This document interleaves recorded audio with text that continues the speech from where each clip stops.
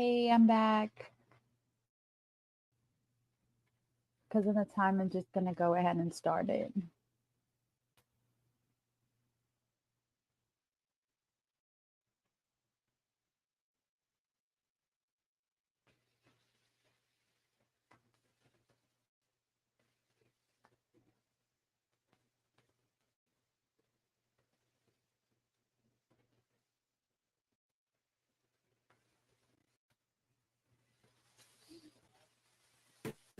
Raise your right hand. Do you swear the testimony that you provide will be the truth and nothing but the truth under the pains and penalties of perjury? Yes, I do. You can have a seat and make yourself comfortable. There's some water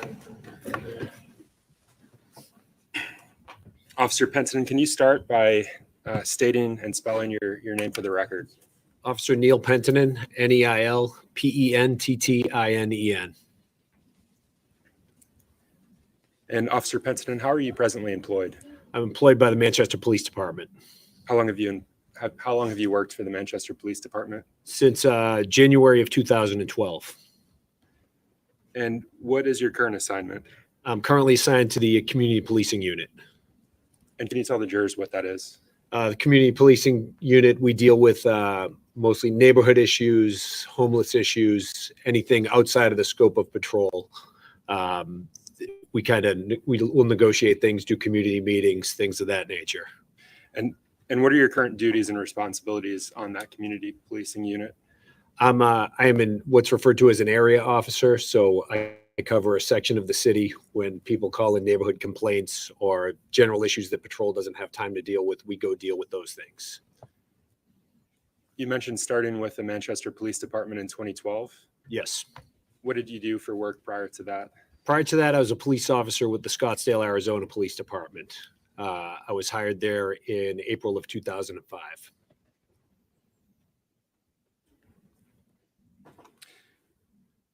And when you came from Scottsdale to New Hampshire, did you go through the police academy?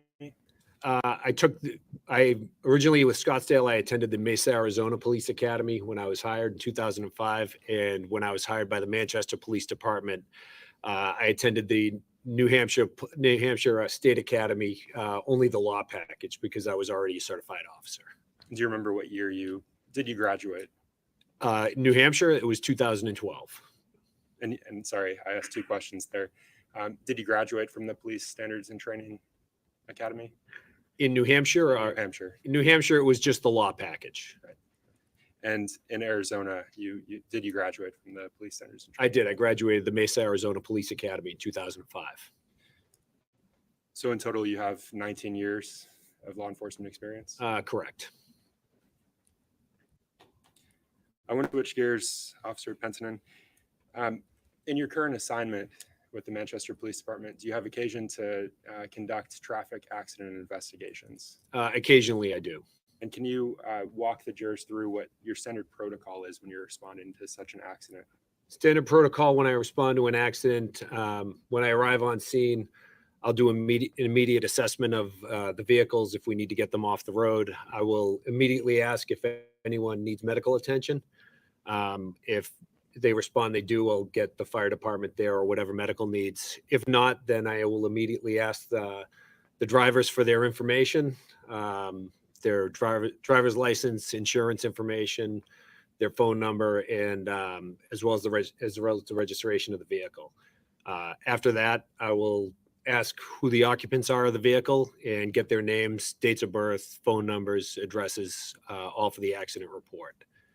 So you mentioned speaking to the drivers of the vehicles, and then you mentioned getting the vehicle occupant information. Where do you usually get that information from? I'll ask whoever's there. I'll speak to each person individually and get their information. Unless it's a child, then I will ask the adult who's on scene with them. Do you typically speak to every individual other than children? Do you typically speak to every individual in each car? Yes, I do. And what's the purpose of that? To get a brief synopsis of what occurred in the accident from different perspectives. And do you document these investigations? I do. How do you document them? I will immediately take notes on a notepad and then I will fill out an accident exchange form for the individuals involved in the accident, which will include insurance information, phone numbers, addresses, and which is required by the police department. And then when that is all done, I will make a traffic accident report documenting everything from the scene. And again, is it necessary during, and we're still talking your standard protocol, is it necessary during these investigations for you to see every individual involved? Yes, I will need to see who's there. And can you walk us through how that occurs? How do you see those individuals? Do you order them all out of the vehicle or something else? If it's a minor accident, most of them will just stay in the vehicle. If they are on scene, I will ask who is in the vehicle and take a look at each person. You do have occasions where people will show up who weren't involved in the accident, might be related. But I will make sure that I look at each person. Officer Pentinen, I want to turn your attention to November 29th of 2019. So with that in mind, were you working in your official capacity as an officer with the Manchester Police Department on November 29th of 2019? Yes, I was. And are you familiar with someone named Adam Montgomery? Yes, I am. And can you tell the jurors your familiarity with him? On that day, I responded to I was dispatched to a traffic accident at South Wilson Street in Vinton involving two vehicles. And Mr. Montgomery identified himself as the driver of one of the vehicles. Now, you mentioned these reports that you write following your investigation. Did you write a report following your interactions on that day? I did. And have you had a chance to review that before you came here to testify? Yes, I have.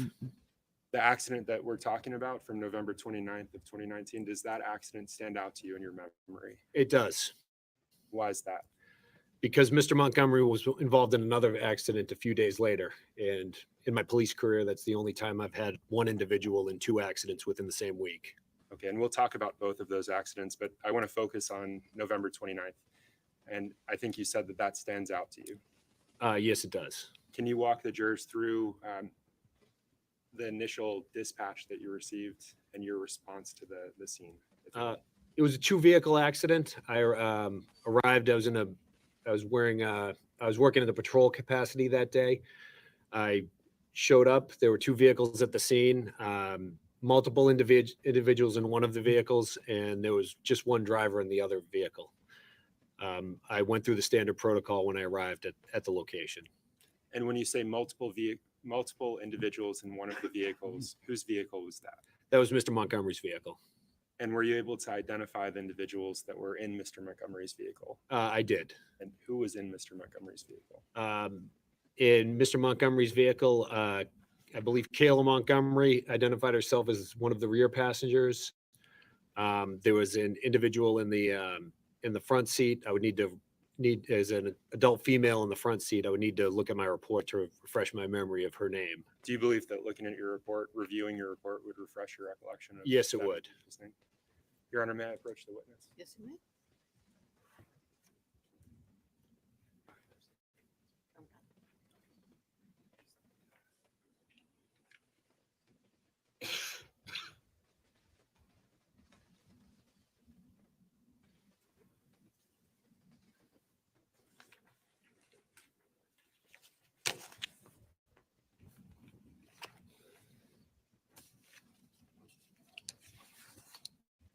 Take your time, review, and just look up when refreshed, if it's been refreshed. The front passenger identified herself as Tabitha Scott. And Officer Pentinen, who else, if anyone, did you observe in the vehicle? There were two children in the vehicle. Did you obtain their names? I did obtain their names. And what were those two children's names? Again, I'd have to look at my report to refresh my memory of those. Please do so. You can't read from it. You can't read it out loud, but feel free to refresh your recollection and just look up when you're done.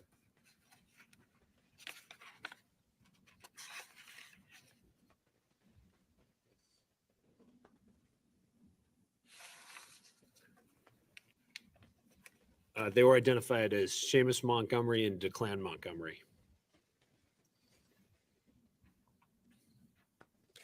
Did you note their relative seating locations? I did. And what were they?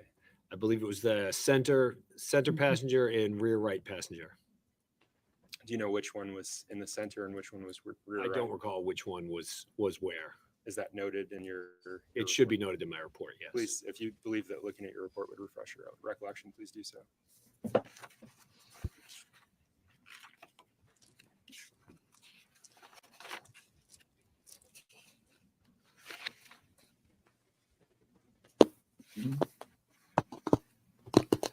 Seamus was in the rear middle and DeClan was in the rear right. Did you see any other children in the defendant's vehicle? I did not.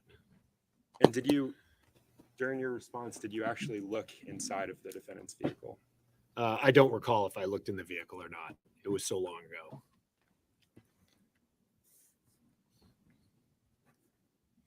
Other than full of people, how would you describe the defendant's vehicle?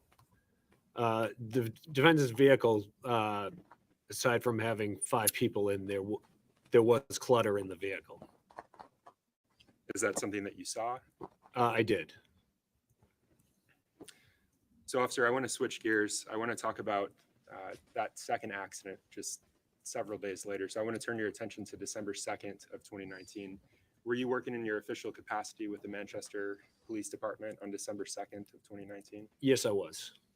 And on that day, did you respond to another accident involving the defendant? I did. And can you walk the jurors through your response, how you initially became aware and what you did after getting that information? I was dispatched, I believe it was on Franklin Street, or in that general area, to a 2-vehicle accident. And again, same thing. It was there were only 2 drivers in this accident. I immediately recognized Mr. Montgomery in the vehicle, having dealt with him a few days prior.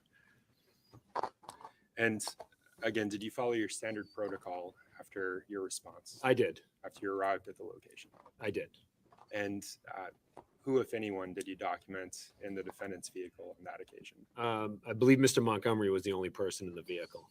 Do you believe that looking at your report might refresh your recollection? Oh, yes, it would. I can have just a minute. Can I approach you? Yes.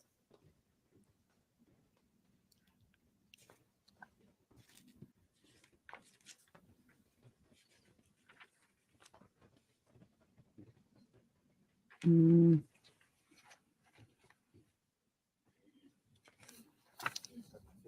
Mm.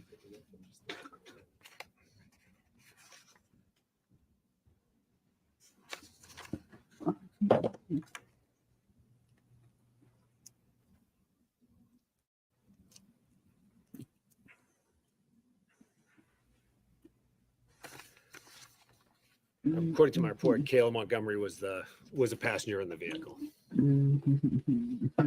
And during that response, did you note her relative seating location? She was in the front passenger seat. On that occasion, did you look inside of the defendant's vehicle? I don't recall if I looked inside or not. Did you note anything about the defendant's vehicle? On this occasion, it was the same vehicle I dealt with the week before. The only thing that I noted about it was the new damage on the vehicle. And I'm sorry, I want to go back to that November 29th response that you had. Around what time that day did you respond to the scene? Again, I would have to look at my report to refresh my memory at the exact time.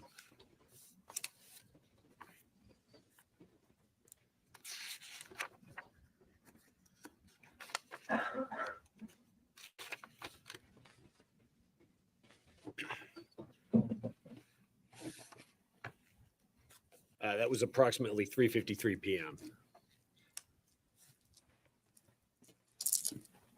And how about on December 2nd? What time did you arrive on the scene?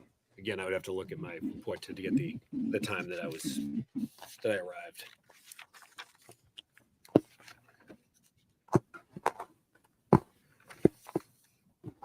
That was approximately 10:43 a.m.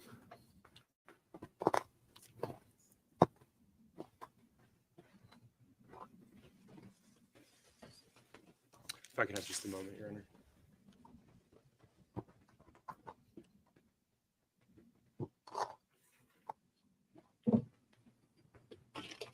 No further questions. Thank you, Officer Pentiner. The defense may have some questions for you. Good morning. Morning. My name's Caroline Smith, and I do have a couple of questions for you. The first one involves the December 2nd accident Bam. that you were just talking about in 2019. You And want where to was frost that that cake? I would need to Do look you at my wanna report frost to get that the king exact cake? address. Do you still have it up there? I have it up here. Okay, go ahead.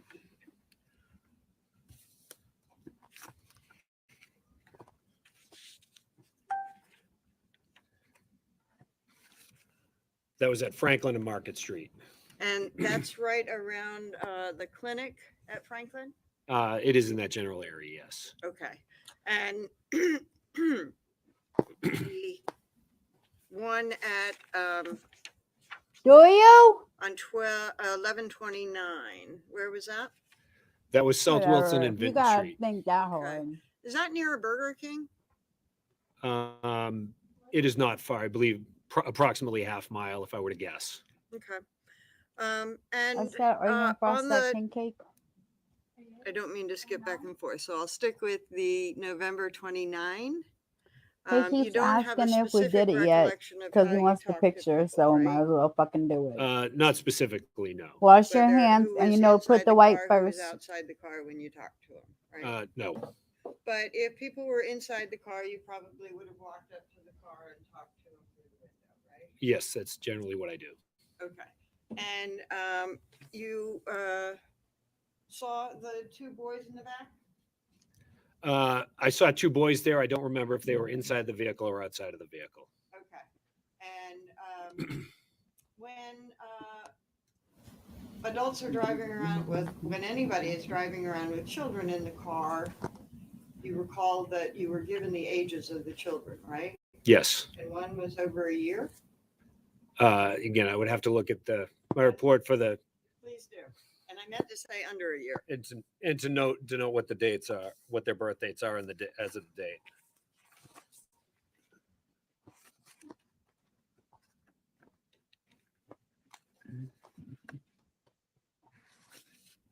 Yes, one would be under a year or approximately that age. And when adults are driving around with a child under one, that child is to be in a baby seat, right? Yes. And if the child is not in the baby seat, what happens? Generally, it's against the law and would be up to the officer's discretion to issue a summons for that or not. Okay. And the second child was under 3? Approximately. And what are the restraints to be on a child under 3? Also in a car seat. Okay. And how about a child of 5?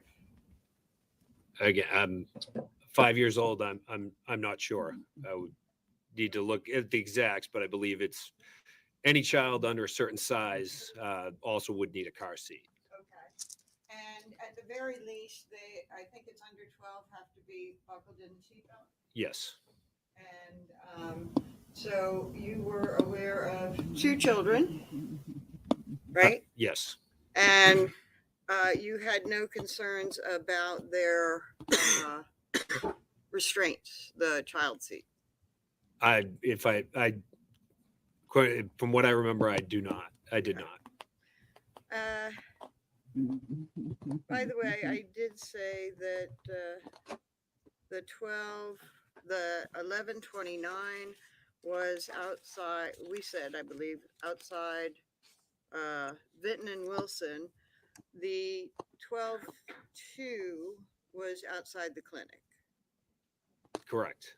And the 12-2 outside the clinic was 10:43? Approximately, yes. Okay, still morning hours. Yes. And the 11:29 was in the afternoon, 3:53, 4-ish, Correct. still light out, right? For that time of year, yes. Okay.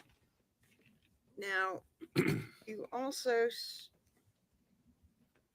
said that you gathered pertinent information about the driver in the car, like the license, registration, insurance? Correct. And Mr. Montgomery had a license, right? He did. He provided me a New Hampshire license. Okay. And as far as you could tell, it was valid, right? Yes. Because otherwise there would have been a problem there too, right? Yes. Another thing I do is I will have dispatch do a driver's license status of any individuals who are operating the motor vehicles. Okay. And so then on the accident on the 2nd, there were only people in the front seats of the car, no one in the back seat, right? That's what I documented. I don't recall the specifics of the vehicle, but that's what I documented. Okay. And again, whether you talk to the driver inside the car or outside the car, you would have talked to the driver, right? Yes. And if the passenger was inside the car, you would have walked up to the passenger side to talk to her, right? I would speak to him either through the driver's side or depending on the situation, sometimes through the driver's side, sometimes through the passenger side, but I will speak to them directly. Okay. And you did not see any children on that day, right? No, You didn't see any boys in the car? no. If I did, I would have documented it. Okay. Let me see, what am I saying? Oh, yeah. Seating on the, I'm sorry, I'm going back again when I said I wouldn't. On 11/29, you specifically documented the seating, Correct. and Seamus was in the middle. I believe so. So there would have been Declan. You can check your report. I think you documented it, right? Yes. And so Declan was on one side, Seamus on the other, and then you would have noticed Kayla or been told that Kayla was on the other side, right? Correct. Okay. Thank you.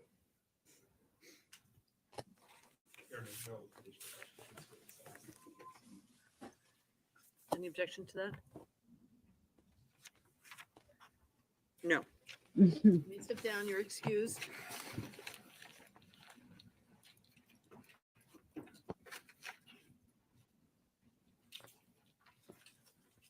State may call its next witness. State will call Mr. Matthew Gendron to the stand, please.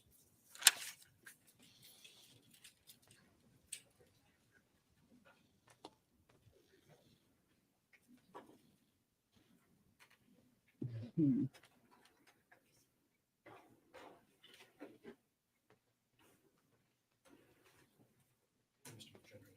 Hmm. Hey, baby, what are you doing up there? Mr. Gendron, if you would remain standing for just a brief moment, please. Thank you. Would you please raise your right hand, sir?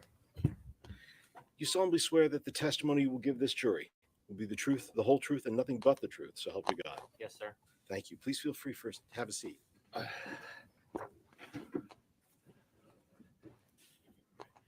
Mr. Gendron, thank you for coming today. I wondered if you would please go ahead and state your full name and then spell both your first and your last name for the record. It's Matthew Gendron, Mathew Gendron. And Mr. Gendron, what town are you currently living in? Manchester. How long have you lived here in Manchester? About 12 years or so.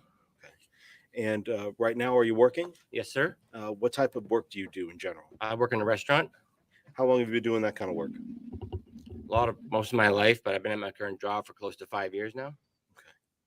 Let me ask, at one point in 2019, did you ever work at a Dunkin' Donuts? Yes, sir. And where was that Dunkin' Donuts? It's located at Beach Street in Manchester, New Mhm. Hampshire. While you were there, did you ever work with somebody by the name of Adam Montgomery? Yes, sir. And with regards to Adam Montgomery, do you know who his wife is? Kayla Or was? Montgomery. Did you meet her there as well? Yes, sir. And how long did you work there with Adam Montgomery and Kayla Montgomery? Probably around a year or so. How long overall did you work at that Dunkin' Donuts? I think I worked there 2 years. Did you get the job, or were you working there when Adam Montgomery started working there, or was he working there when you got there? He was already employed when I got there. And what about Kayla Montgomery? Same. Same thing. All right. Did you ever hang out with Adam Montgomery? A few times. And did you ever friend him on Facebook? Yes, sir. Uh, would you send messages back and forth to each other? Yep. All right. And back in 2019, about how often would you guys talk with each other? I try to initiate a conversation every week or so. Were you still working at Dunkin' Donuts when Adam Montgomery stopped working at Dunkin' Donuts? Yes. All right.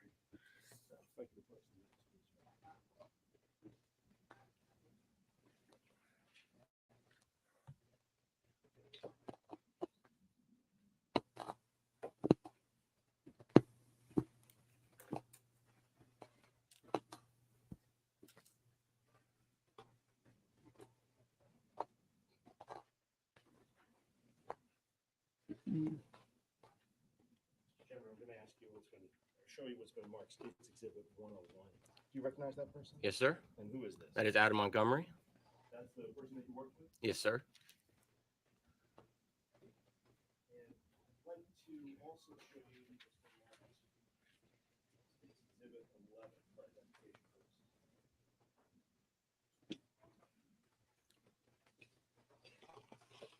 mark State's Exhibit 11 for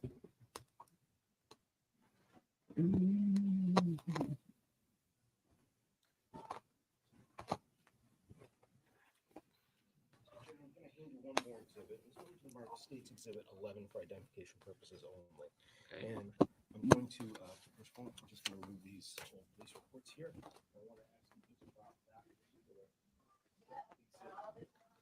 I wonder if you could go ahead and flip through all three pages just for a moment to yourself, just to orient yourself with it.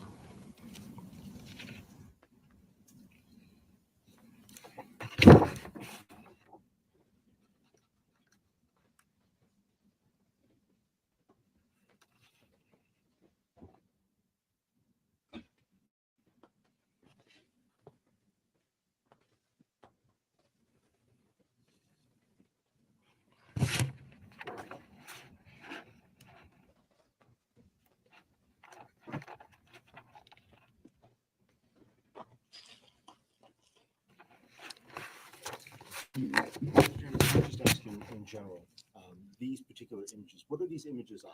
Of a Facebook chat with myself and Adam and Kayla. And was that on your Facebook page? Correct. With regards to the conversation that you had there, do you remember that conversation? Yes. And do you remember having looked at those images at the time that you received them? Yes. Other than the fact that they're on paper and there's a little red sticker down on the bottom of the first page, any sort of alterations or changes to those images compared to when you saw them when you first got them? Not to my knowledge. And are they accurate in terms of the time and date that you remember getting this message from the defendant? Yes, sir. At this point, Your Honor, I'd ask for the identification to be stricken from State's Exhibit 11 and to publish. Any objection? I'm sorry, you said no objection. Without objection, thank you. The ID is stricken. It's entered as a full exhibit.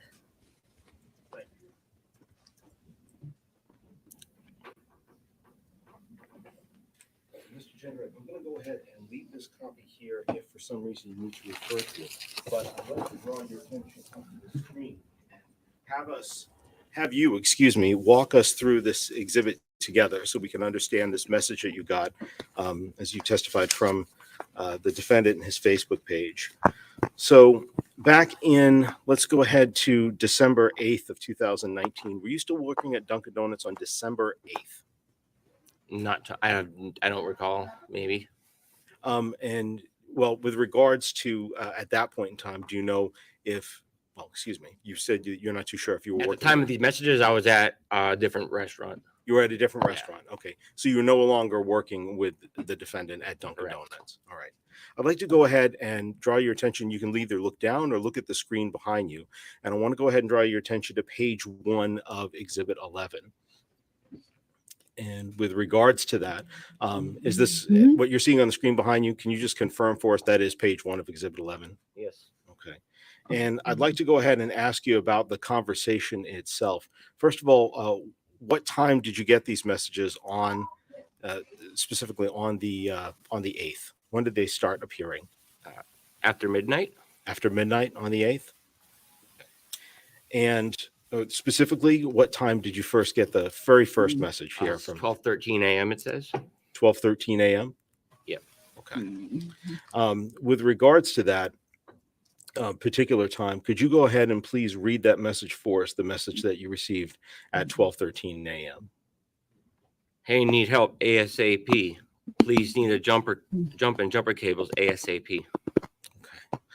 And separate from that, did you get another message right afterwards, or excuse me, shortly thereafter?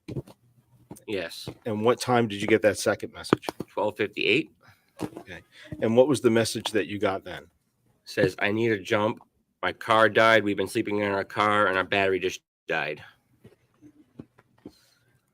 Now, separate from that, did you then start responding back to this Facebook message from Mr. Montgomery? Yes. All right. And what did you write?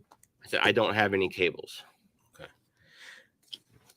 And then what's the next message that you received in this conversation? This is Kayla. Will you bring me to a store to get them? I'll give you gas money. We will literally die tonight. And with regards to that message, at that point, when it says this is Kayla, who do you believe now has the phone? I believe it was Kayla. That was a joint account they had together. Okay. In general, when you received messages from this account, were you able to tell who it was from, whether it was from Adam Montgomery or whether it was from Kayla? Not until they identified themselves. Okay. And what about with regards to how they wrote, the type of words that they used? Did you notice a difference? Not really. What's the response that you wrote back after that? You received that message about we will literally die tonight. I just got home from work and have to get up early for work tomorrow. What's even open and where are you guys? Okay. So to clarify, at this point when you're writing, you said I don't have cables. Was that true? Yes. Okay. So you didn't I didn't have have jumper jumper cables. Okay. And when you say when you move on about having to get up early for work tomorrow, you asked where they were. Is that right? Yeah. All right. Why did you ask that question? I was just curious as where they wanted me to drive all around to at that hour.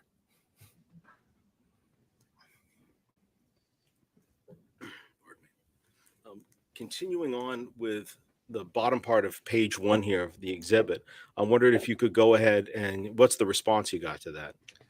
It's okay, Matt. I don't know what it is open. I'm sorry.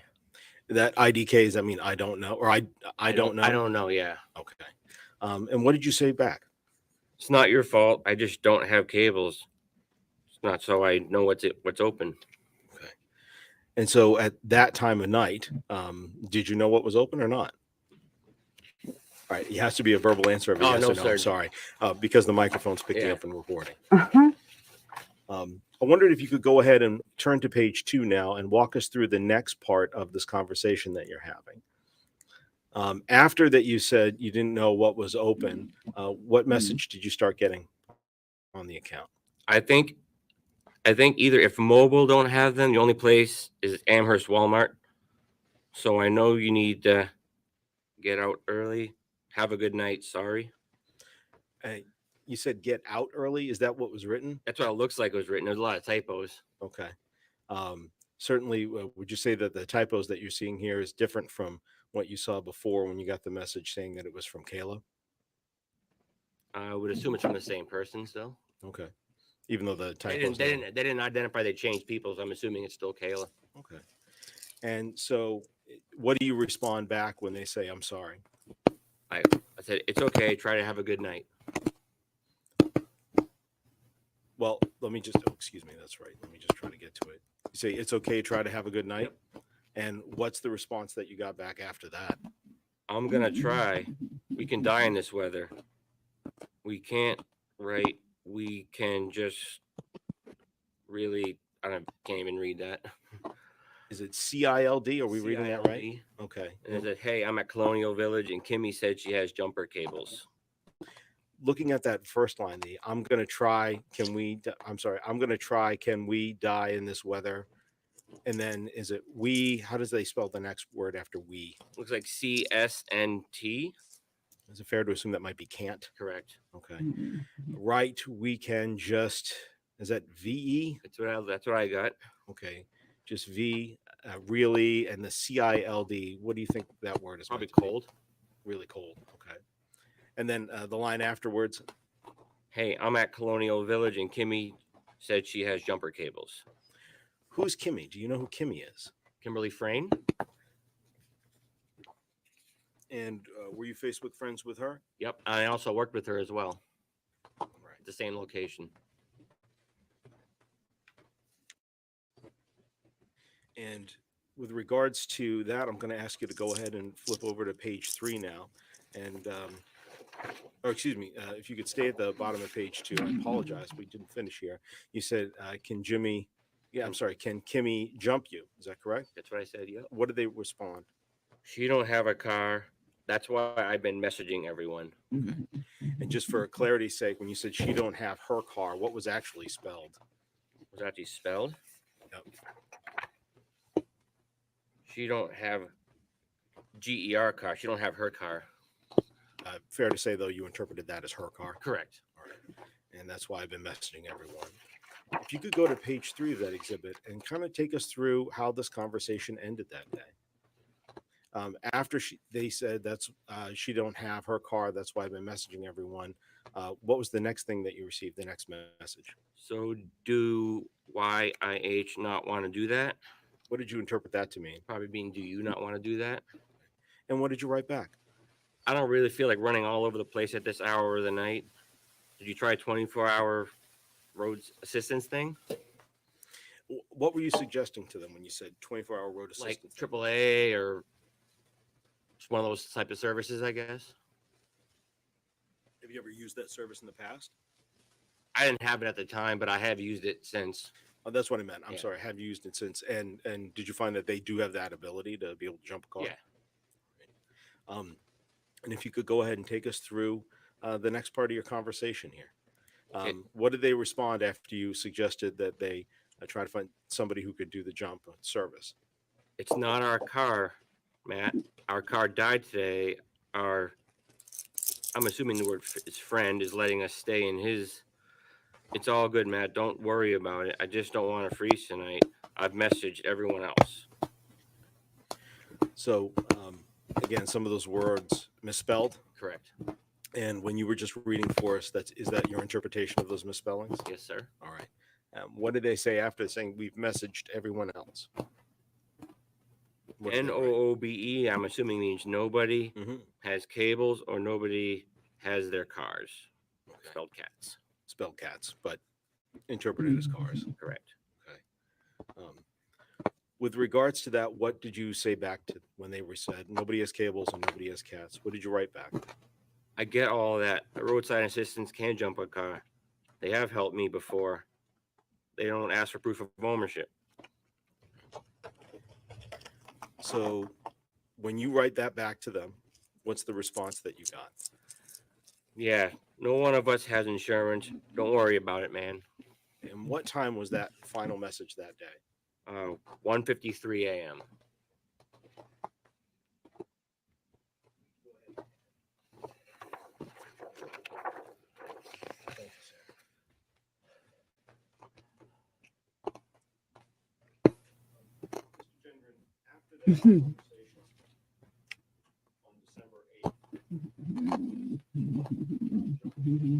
Frame. Let me ask, did you, let's say, I don't know, maybe a month later in January of 2020, did you have any other Facebook messages from Adam Montgomery or any other discussions with Adam Montgomery about what happened that night? Not to my knowledge. At any point in time, did you ever, was there ever a conversation with Adam Montgomery with regards to you not responding that night? Also not to my memory. Not to your memory? It's been a while. Okay. I could just have a moment, please, Your Honor.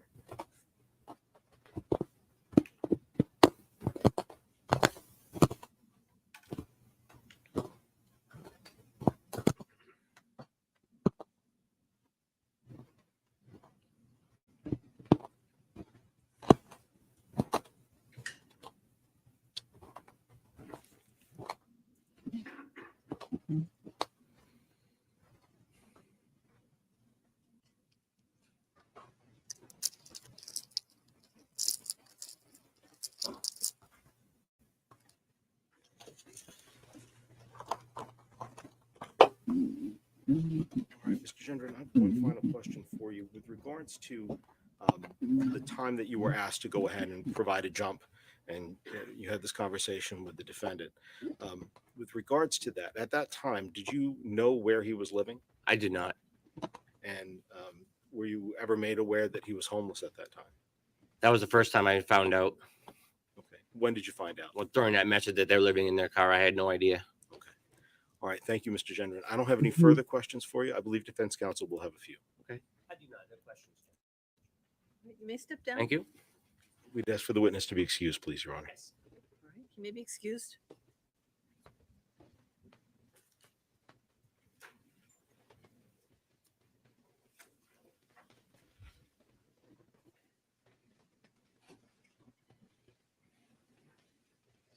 Just a moment.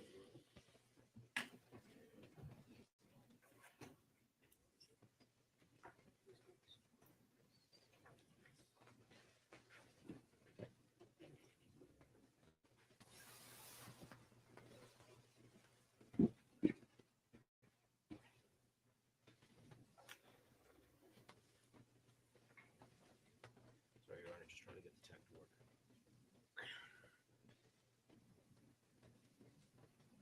At this point, the state would call Mr. Aaron Sweeney to the stand.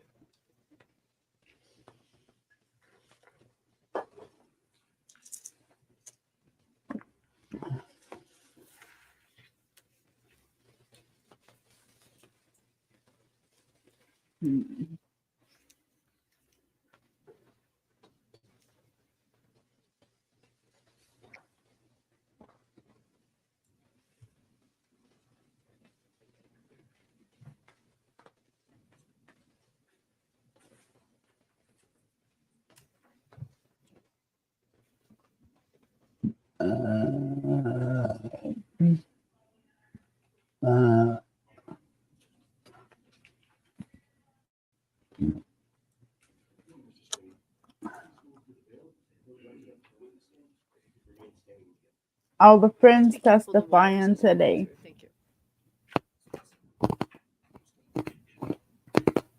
Mr. Sweeney, if you would go ahead and please raise your right hand. You solemnly swear that the testimony you give this jury. Yep. The whole truth and nothing but the truth, so help you God. Yes. Thank you, sir. Please feel free to have a seat.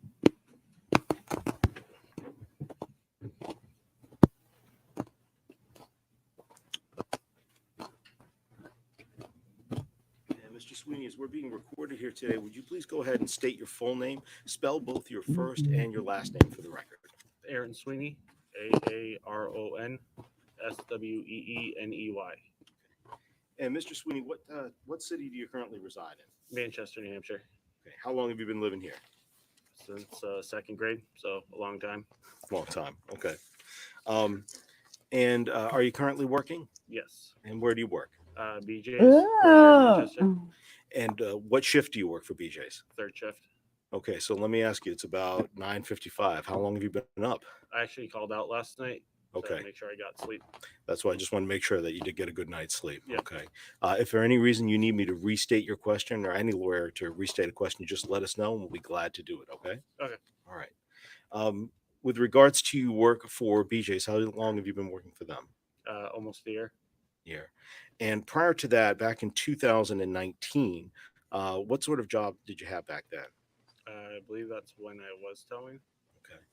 And were you towing for a company called Auto City Towing? Yes. All right. I'd like to ask you about a particular tow back on December 7th of 2019 at the intersection of Webster and Elm Street around 12:52 in the afternoon. Do you remember that tow? A little bit, not fully. Okay. Well, let me ask you, when you go ahead and you tow a car, can you kind of explain to the jury what sort of procedures that you go through when you're making a tow? Our office just calls one of the drivers and we're handed a piece of paper saying where we're going and what it's for. And then we just proceed to the location. What about when it's a vehicle that has broken down? Is there a way that Manchester Police Department might dispatch you out for a tow? Well, yeah, they call our tow company and then our guy at the front desk dispatches us out unless the individual themselves call for a tow. Do you end up making contact with the police department before you go through? No. Just go straight from It goes straight to our front desk, and then we're handed a piece of paper, and then we go right to the scene. When you get to a scene for a tow, what are some of the very first things that you do, just generally? Just contact whatever vehicle's involved and find out what's going on and where it's going. And from there, when you do have to use a tow, what kind of tow truck are we talking about? Flatbed. So the big Flatbed? ones, yeah. And could you go ahead and please explain to the jury what's the process you have to go through to put a car onto a flatbed as compared to, say, putting on a car where you're just kind of putting two wheels up and the back two wheels are rolling? We just get in a good spot, we hook it up, and then we pull it up. That's it, really. And what about when you have to do documentation of this tow? How do you document the tow that you're doing? We have a separate tow slip like the drivers use, and we just write like general information on it.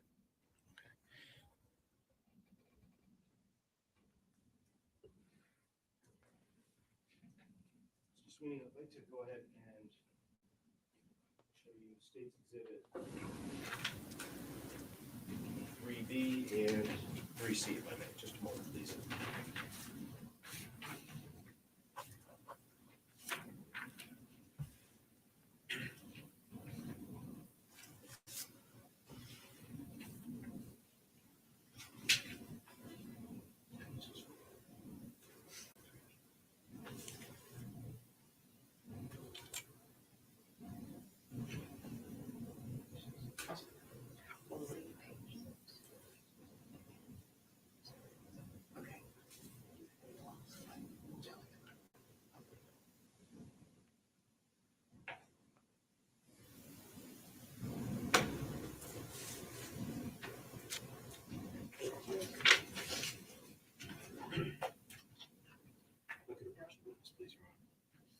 Mr. Sweeney, I'd like to go ahead and show you what's been marked State's Exhibit 3B for identification purposes only. And I'd also like to show you what is page 6 of what's been marked State's Exhibit 3C for identification purposes only. And just have you take a look at those two documents for a moment, please. That's where I want to be.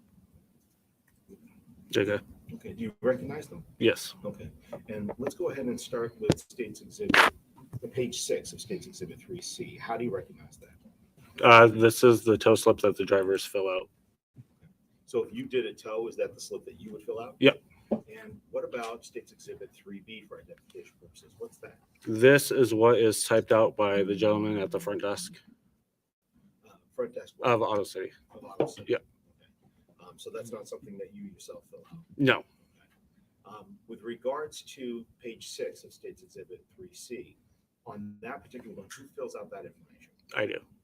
And when do you fill that out? We fill out just very little bit before the tow. Once we get to the tow, we can fill out more, or if we have to, we fill it out once we get back to the lot. And by the time that you are done with that tow, when you drop the car back off at the lot, at that point, you have to have the rest of that filled out? Yep. So the rest of this is filled out, and then we give it back to the gentleman who types out the other one. And with regards to, other than the fact that if you look at State's Exhibit 3C, page 6, other than the fact that it's obviously not on the original paper, it's been photocopied, do you notice any other sort of changes or alterations from when you would have filled that out? No. Do you recognize your initials down there? Yes. And did you fill this form out? Yes. At this point in time, Your Honor, if I'm going to take these back from you for just a moment, sir. The state is going to move page 6 of State's Exhibit 3C. We move for identification, for the identification to be stricken from page 6, and to make the child exhibit of 3C, we get 3C1. The objection? To page 6. So should it, if the exhibit is more than one page, should it be a separate exhibit? Like 3D? Maybe approach?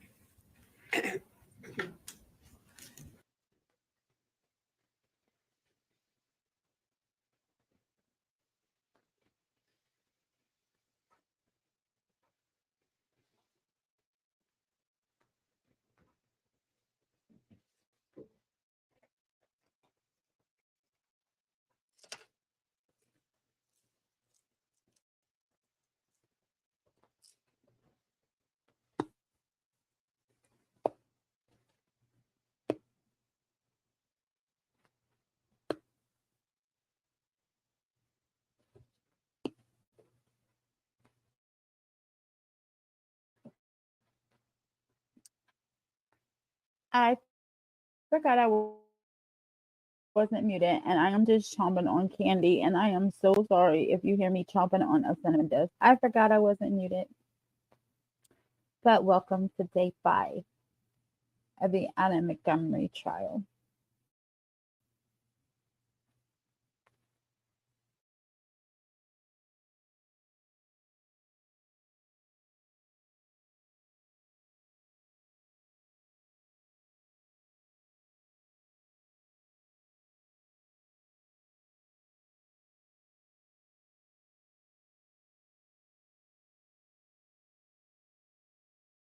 Correct. And I apologize, Mr. Sweeney. I just want to show you that page 6 from State's Exhibit 3A, and then I'm going to show you, excuse me, 3C. I'm also going to show you State's Exhibit 3A for identification. Are those the same toe slips? Yes. And again, other than the fact that this one's a little bit easier to read and on it with a red sticker, any other sort of changes or alterations between those two? No. Thank you very much. At this point, Your Honor, State moves for strike ID from State's Exhibit 3A. No objection. All right, the ID is stricken on 3A. It is entered as a full exhibit.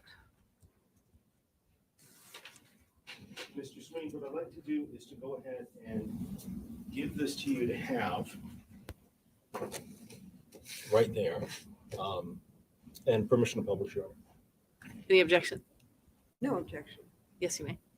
And Mr. Sweeney, I'm going to go ahead and have you be able to look at that photocopy up close. But I'm also going to have it projected on the screen behind you. I'd like to ask you a couple of questions about the different sections of this form Okay. and the information you filled out.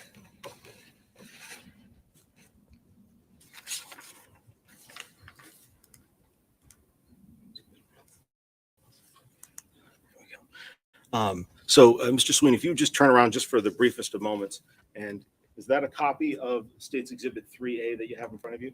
Yes. Fair to say it's kind of hard to read at that size, isn't it? Is it easier on the paper? Yeah, I can read it. Well, I'd like to go ahead and kind of go through a little bit of the information that you filled out on this form, and you could tell us a little bit more about the tow. First of all, where did you go to make this tow? Corner of Webster and Elm. On corner of Webster and Elm? Yeah. Okay.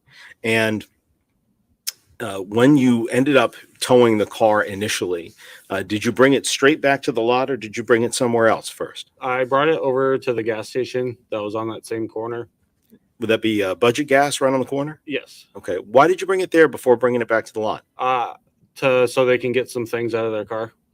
Do you always do that? Only if it's safe enough, or if there is a safe enough area to do it, I will. If not, I just direct them to come back to the shop. Okay. When you were there, where did you park in the gas station parking lot? Just close to Elm Street, like out of the way of the pumps. Right. And at that point, did you allow some people to get some stuff out? Yes. Okay. Who got material out of the car? I just only remember 2 gentlemen. 2 gentlemen? Yeah. Okay. Excuse me.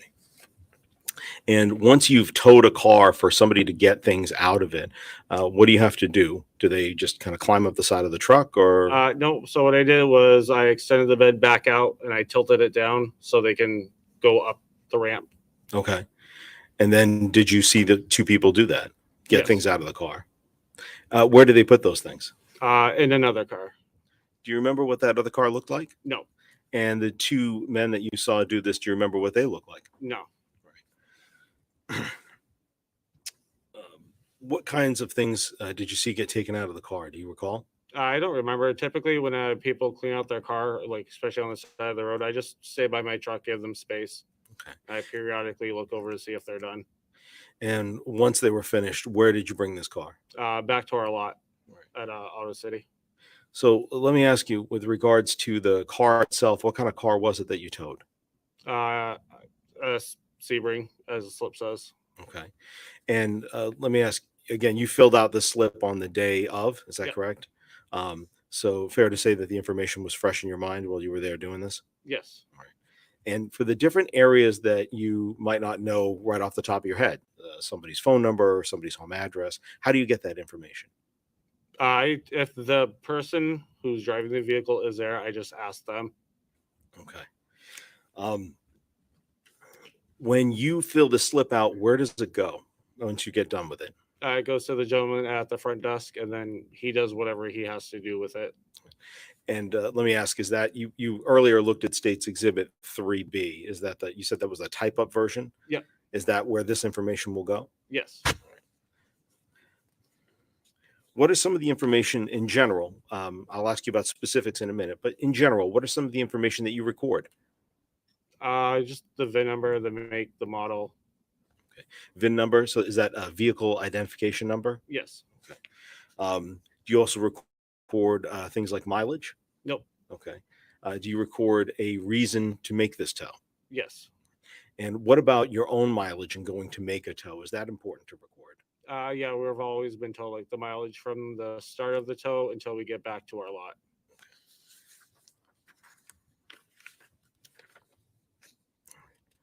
So what I'd like to do now is go through the different sections of the tow slip with you on States Exhibit 3A and have you explain what we're looking at and the information that you filled in that day. All right? Okay.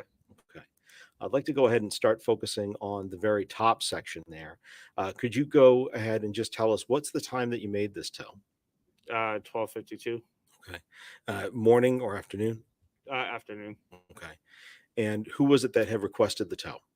Manchester PD. Is that typical? Yeah, it's normal. All right. What was the reason that you were towing the car? Disabled vehicle. And the intersection itself, could you say where that was? Webster and Elm Street. Pardon me. Where did you bring the car to? Out of the city. Where's their tow lot? It's on Commercial Street. It's right in the same building Okay. as our office. Same building as your office? Yeah. Okay. If you could go through as well the information of the owner of the car, the driver, who do you get that from? The driver, if they're there. And what information did you write down in this report? Adam Montgomery. What address did he give you? 77 Guilford Street. And this information would have come from him? Yes. All right. Next area I'd like to ask you about is a phone number. Did you get any phone number to contact him on? No. Did you ask for one, or would you have asked for one? We usually ask for one, and if they don't give us it, then we don't expect them to come back Don't expect them to come back. What does that mean? for their car. At that point, it's believed that the car is going to be abandoned? Is that thing? That's what we assume. Okay. All right. Let me ask you about some of the other information. How do you, the information that you write down about the car itself? I know you said the VIN number. Can we see that on the tow form? Yes. Okay. And what about the year of the car or the make of the car? That is on there as well. Okay. And could you again just give us the year, the make, and the model of car? 2010 Chrysler Sebring, silver. Okay. Was there a license plate on this car? Yes. And what license plate was there? 4368206. Was that a New Hampshire plate? Yes. And the color of the car, what was the color? Silver. All right. I see that there was something else that was initially written and then crossed out. Yep. Blue. Okay. Who would have done that cross out? Me. All right. Looking at some of the other information on this, I believe you just read the license plate for us. Is the VIN number on there as well? Yes. All right. And could you go ahead and read the VIN number for us, please? 1C, 3C, C, 5F, B1, AN, 137502. Thank you. I'd like to talk about the mileage that you write down. Is that your mileage? It says service, right where it says mileage and service time. Yeah. Yes. Okay. So that's not the car's mileage. No. All right. And the service times, what are the two times that you put down? 12:52 is when I left, and 1:39 is when I got back. Okay. And when you say left, left where? Left a lot. Left the lot. Oh, left the lot to go make the tow. Yeah. Okay. Thank you. And then separate from that section, I'd like to ask about the reasons. What were the reasons that you checked off for why you were towing the car? It was disabled and the type of truck that we have.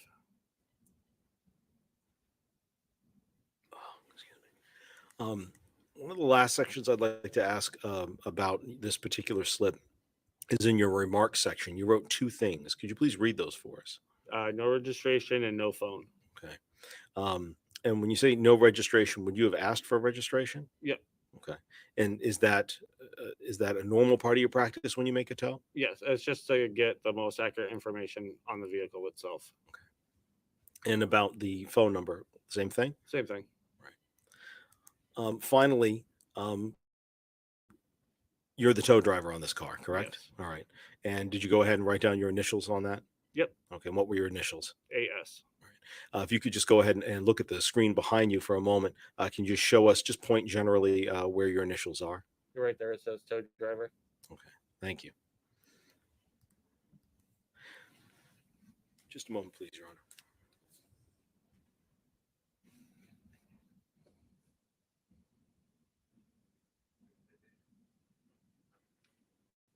Mr. Sweeney, I know that you stated that when you made this tow, there were two male individuals that helped get things out of the car.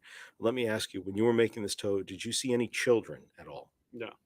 None whatsoever? No. All right.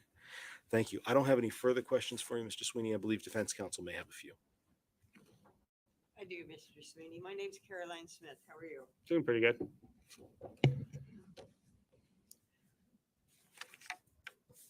So the car was about 20 years old?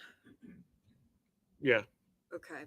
And when you respond to that location, is Manchester PD still there? Typically, yeah. Okay. Because once a car is disabled, especially in a busy intersection, they want to make sure people are moving around pretty safe, right? Yep. And your flatbed actually has to go a little bit into the intersection to put the car on the flatbed, right? Yeah, depending on the angle of the car. Okay. And if a car is parked straight as if going straight through a traffic light, that's the kind of thing that you would get straight in front of it to put it on the flatbed? Yep. Okay. And was the car unlocked? I think so. I don't remember. Okay. Do you go in to like make sure the brakes aren't on or anything like that before you tow? Nope. Okay. With a flatbed, you can just lift it up? We pull it up with a tow cable. Okay. And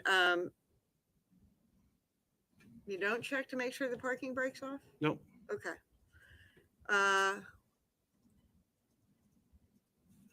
Fair to say that you probably were there within 20 minutes of when that car broke down? Yeah.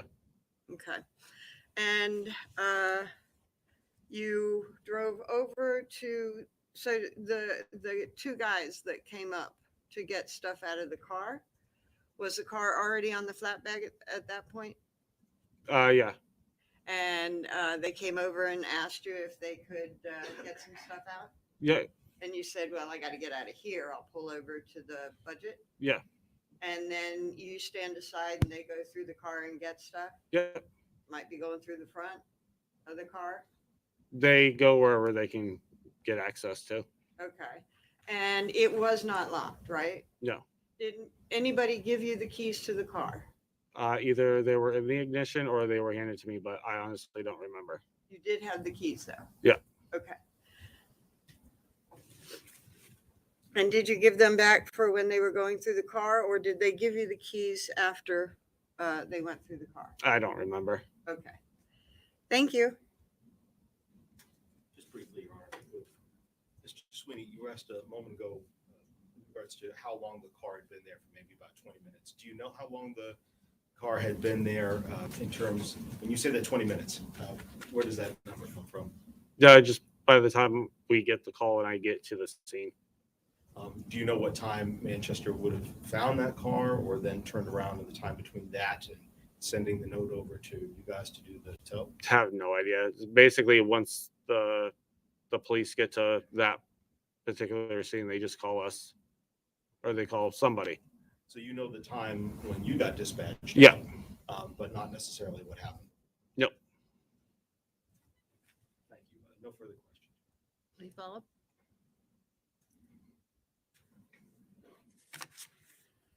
When a car is broken down at a busy intersection, you try and get out there pretty quick, right? Yeah. Because that's a dangerous situation, right? Yeah.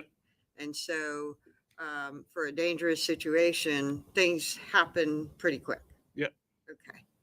Thank you. We'd ask the witness to be excused, please. You may step down. Any objection to his being excused?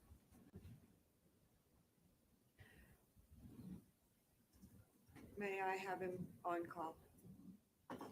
Yes. So you'll advise the witness. Counsel approach. Thank you, Your Honor.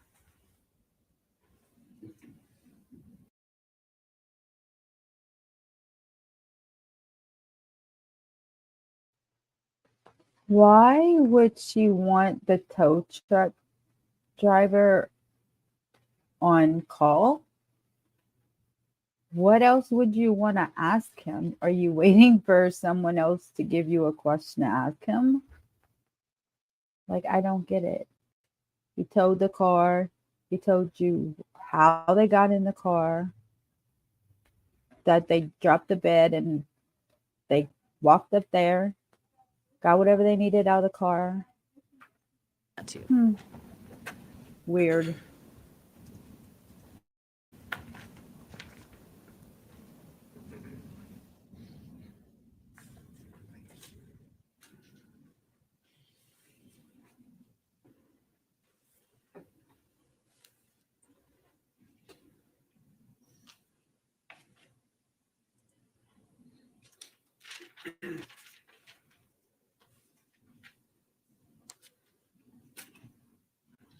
Thank you, Your Honor. The state will call specifically Mr. Joseph Tucker to the stand.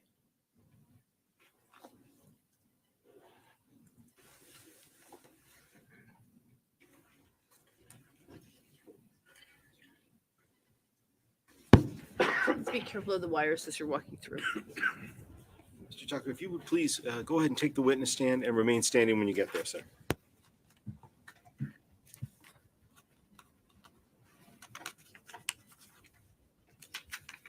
we go. And Mr. Tucker, if you would please raise your right hand. You solemnly swear the testimony you will give this jury will be the truth, the whole truth, and nothing but the truth, so help you God. Yes, sir. Thank you, sir. Please feel free to have a seat. Mr. Tucker, as we're being recorded here today, would you please state your full name and spell both your first and last name for the record? Yes, sir. Joseph Tucker, Joseph, and Tucker. Okay. And Mr. Tucker, are you currently employed? I am, yes, sir. Okay. And where do you work? The Catholic Medical Center. How long have you been working for them? I just started back up in January. Okay. And what do you do for them? I'm the cybersecurity manager. And prior to working for a Catholic Medical Center as the cybersecurity manager, where did you work? Solution Health. Solution Help?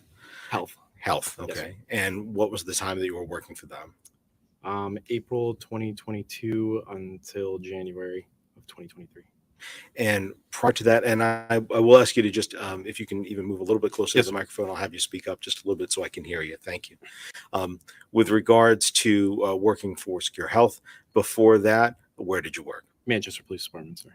And again, I'm going to have you just kind of keep your voice up a little bit if you can. Yes, sir. I'm sorry. How long did you work for the Manchester Police Department? Since 2015, so 8 years-ish. Roughly that long? Yes, sir. Okay. And were you working there in January of 2022? Yes. All right. I'd like to ask you a couple different questions about when you were a Manchester police officer. First of all, were you a full-time certified officer? I was, yes, sir. Okay. And did you graduate from the New Hampshire State Police Training Academy? I did, yes, sir. When was that? 2012. Around 2012? Yeah. Okay. Do you remember your academy class number? 163. 163. All right. And let me ask you, with regards to your work with the Manchester Police Department, were there any other sort of law enforcement jobs that you had prior to that? I worked for the Laconia Police Department before I went to Manchester. How long in Laconia? 2012 to 2015. 2012 to 2015, and then Manchester from 2015 to 2022? Yes, sir. I retired full-time from Manchester PD, and then I did about a year as a reserve officer working in like cybercrime. Okay. So I don't know if you include that. Okay. Yep. That's what I'm asking about, is all your experience there. With regards to your different duties in the Manchester Police Department, could you explain to us some of the different units that you work at, different assignments that you had prior to you working in the areas of being a detective? Yes, sir. I worked in patrol. I worked midnights for all 3 shifts, midnights, 4 to 12 day shift. I had a canine saber. We were primarily on 4 to 12. I helped create the drone unit, so I was part of the drone unit, and then went up to detectives at that point, sir. And then went to detectives after that. Yes, sir. As a detective, what were some of your responsibilities and duties? I was fortunate enough. I was a cross between general detectives and then also the cybercrime unit. So I assisted in both, like digital cases, ICAC tips, cybercrime tips, and then I also did general caseload for detectives. General caseload, what does that mean? Anything from, financial crimes, fraud, homicides, violent crimes. Sure. And how long did you do that? I believe I went up in detectives in 2021. 2021? Yes, sir. Separate from that, in detectives, did you have any work in doing processing, specifically looking at physical items to see if there's any evidence on them? Yes, sir. And in January of 2022, were you asked to assist other officers in doing a search of a 2010 Chrysler Sebring, New Hampshire registration 436-8206? Yes, sir. Where was that search done? At the Manchester Police Department, and we have a vehicle processing bay, which is right outside of where the Sally Port is. I imagine we might hear some testimony later on about this bay. So could you go ahead and describe it for the jury, please? Sure. The bay itself, you can only access it from the secured back lot where we park most of the police vehicles. There is a 2 garage Sally Port. The left side used to have like tactical vehicles, and then the right side is where we would drop prisoners off or transport prisoners. Just to the right of that is a single bay garage door that opens up, and then there's also a side door to access it. Both are secure. You need your ID has to get in, and then inside of that bay, it could probably fit a full-size pickup if you took the pickup and went sideways. But So it's a good sized garage. yeah, and then we had tools in there for disassembling vehicles, and then we had evidence supplies down there. So if it was inclement weather or it was a long search, you could utilize the bay. Okay.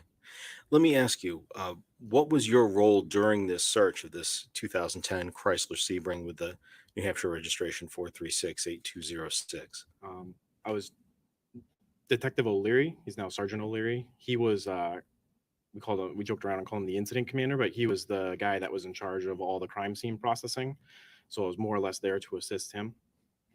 And what were some of the things that you did to assist him, just generally?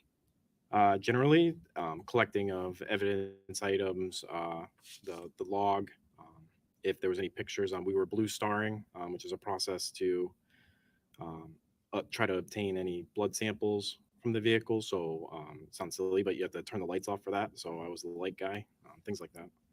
The light guy, so literally Light guy. turn the lights off, Yes, turn the lights on?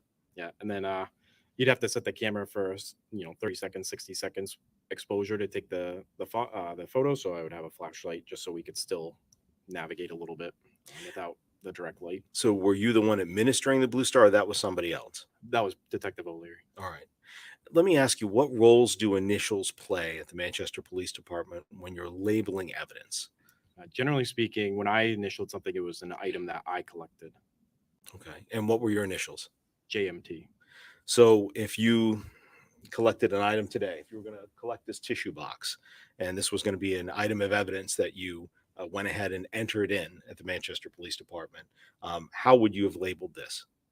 If this is your first item of the day? Sure. The box itself would have been JMT1, and then any items inside the box, like tissues, would be JMT1-A-B and subsequently. Okay. Oh, I could see that. So something like, let's Like say in a backpack. like a backpack. JMT1, and then if you have an item in the backpack, you want a 1A, signifying that that item A came from 1. When you were assisting in doing the search of this car, were there other officers there to help you as well? Besides Yes, just but there- yourself and Sergeant O'Leary? Initially, there was a lot of in and out, a lot of people checking in. All right. And with regards to the items of physical items of potential evidence that you collected, do you remember how many that you directly took and initialed in the way that you just described for us? 8. 8. Yes, sir. So that would have been what, JMT 1 through JMT 8? Yes, sir. All right. Was one of those JMT 7 a pink toothbrush? Yes, sir.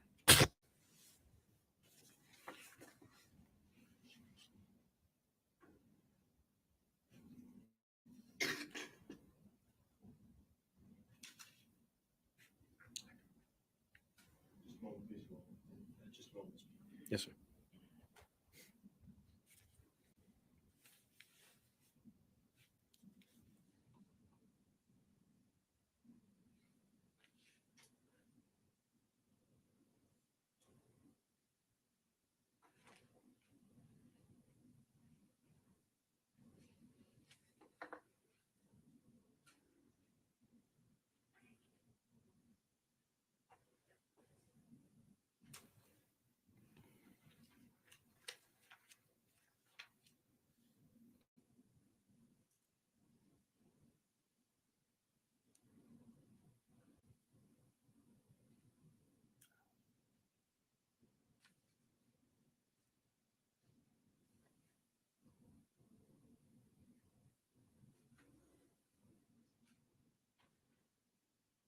Mr. Tucker, I'd like to go ahead and hand you a couple of photographs. Have you look through all of them, and then afterwards, I'm probably going to have a couple of questions for you. Yes, sir. First, I'd like to go ahead and show you what's been marked States Exhibits 4 through 10. And then separate from that, I'd like to go ahead and show you what's been marked States Exhibits 104 through 106. At this point, all of these are for identification only. And take your time. I know there's a delay.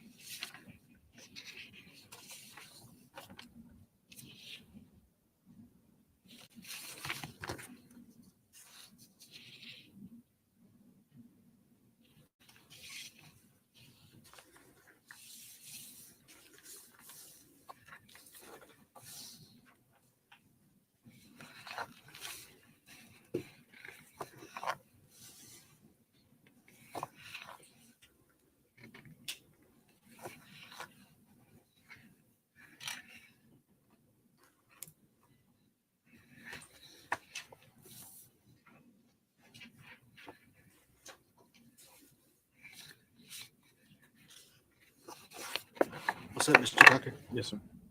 Generally, with regards to the photographs, do you recognize those photographs? Yes, sir. What are they photographs of?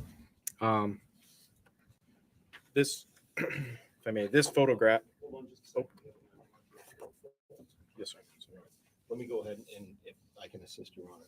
With regards to, let's go ahead and start with States Exhibit 10. What's that a photo of? This is the photo. We're just going to keep it down low. We haven't published it Okay, yet, so I sorry. can't show the jury. Let me ask you this. I'll just go one at Sure. a time. For States Exhibit 10, do you recognize this? I'm sorry. Apologize. Reading the ID upside down. States Exhibit 5. Do you recognize that photograph? Yes, sir. All right. What is that photograph of? It's the evidence processing bay that I was describing earlier with the silver Chrysler Sebring in there. The one that you searched? Yes, sir. Okay. And other than the fact that it has a red sticker on it, does that picture show the car as it appeared to you at different times during your search of the car? Yes, sir. Okay. I'm going to put that one to the side for right now. Separate from that, I'd like to go ahead and ask you about States Exhibit 4 on this particular one. Do you recognize that photograph? No. Okay. With regards to that particular vehicle, do you recognize the vehicle at all? It looks like the same vehicle, but without seeing the back, it's hard to say. But it, Let me ask you, I'm going to direct your attention to the top right-hand side of the windshield in that particular vehicle, and then have you make a comparison with I'm regards sorry, Your Honor, I can't hear Attorney Agati. Okay. Sure, I apologize. Officer Tucker, what I'd like to do is have you go ahead and look, if you would please, at the top left-hand side of the windshield on States Exhibit 4 in comparison to 10, and look at the two windshields as a comparison between the two. Yes, sir. It's got the same numbers. Okay. written on it. And with regards to, also, I'm going to have you look at the lower left part of that windshield underneath the hood on State's Exhibit 4 and compare it to the lower left part of the windshield on State's Exhibit 10. Yes, sir. Okay. And other than do those particular numbers match? Yes, sir. If you could please ask you about the next exhibit. See, yep. Going to this exhibit, State's Exhibit 6. Do you recognize that photo? Yes, sir. Okay. What do you recognize it to be? It's the same vehicle, but it's the driver's side, front and rear of the vehicle, but the doors have been removed. Okay. The doors have been removed. Yes, sir. And let me ask you, when you were searching this car initially, was there anything that was inside the car? Yeah, like all the car parts and stuff, sir. All the car parts? Yes, sir. Okay. And let me have you, and are those reflected in that photograph? Yes, sir. All right. If you could go to the next photo then. I'm referring to State's Exhibit, excuse me, is it? I read upside down. I 7. apologize. State Exhibit 7? For State's Exhibit 7, do you recognize that photo? Yes, sir. What is it a photo of? The front of the vehicle, the driver's seat, passenger seat, but looking in on the driver's seat. So looking in the driver's seat. So where the steering wheel is. Yes, sir. Okay. And does that photo show the car as you saw it when you were searching the car? Yes, sir. All right. If you could go to the next exhibit, please. It should be State's Exhibit 8. Yes, sir. What's that a photograph of? Same context, except from the passenger or from the driver's front, it's the driver's rear. All right. So move so right behind the driver's seat. Yes, sir. Okay. And does that photograph also accurately reflect the vehicle as you saw it the day that you helped out with the search? Yes, sir. And the next photograph. And that particular one, State's Exhibit 9, I believe. Yes, sir. All right. What's that a photograph of? It's the trunk of the vehicle, sir. The trunk of the vehicle? Yes, sir. If you could please, I'd like to direct your attention from 9 and also direct it to State's Exhibit 103, 4. Have you look at those two. Do you recognize, let's start with State's Exhibit 103. Do you recognize that photo? Yes, sir. What's that a photo of? It's the trunk of the vehicle, but with more items in it. Is that how the vehicle initially appeared, or Yeah. did you fill it with items, or did you empty it from items? No, we emptied it, sir. Okay. And does it also show the registration for the car there? Yes, sir. Okay. State's Exhibit, the next one there should be 104. Yes, sir. Okay. And what is that a photo of? Just another close-up of the trunk area with all the items in it. Okay. What kind of items are they? It's like steering components. Looks like the front CV shaft and maybe a cross member. Okay. A cross member? Yeah, like the front frame, like the cross member. Oh, okay. Okay. Working our way around the car, I'd ask you to look at State's Exhibit 105 and see if you could tell us a little bit about that particular photo. What's that a photo of? The right rear, the passenger side rear, with the door open, looking in. Did it also have car parts in it, that side of the car? Yes, sir. Can you see that in the photograph? Yes, sir. And is that accurate from when you saw it, when you helped with the search? Yes, sir. And if you could go to the next smaller exhibit there, yes. That's 106. 106. What's that a photograph of? The passenger front seat. So now we've worked our way around the car to the passenger front seat. Yes, sir. Right front. And does that appear as you saw it when you helped do the search? Yes, sir. What were some of the items that were in that seat? More car parts, broken glass, snow, just trash.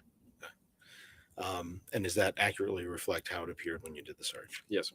Thank you. One last question for you, separate from these.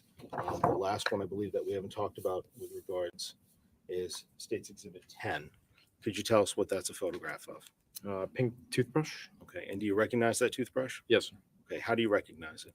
It was in the back of the Sebring, sir. Okay. In the back of this car? Yes, sir. Okay. And is that a toothbrush that you seized and put into evidence? Yes. Okay. And you remember what was the initials that you gave for that one? JMT7. JMT7. Yes, sir. Okay. Thank you. With regards to the photograph, does it look, other than the fact that it has a red label on it and somebody on that photograph has put their initials, other than that, any sort of changes or alterations to it from how you remember it looking when you collected it? No, sir. All right. This time, Your Honor, the state, if I can take these back here, please. The state would move to go ahead and strike the identification, specifically from state's exhibits 11, 10, 9, 8, 7, 6, 5, 4, as well as from state's exhibits 104, 105, 106, excuse me, 103, 104, 105, 106. Any objection? No objection to the 100s, and no objection to 4 through 9. I thought I heard something about 11.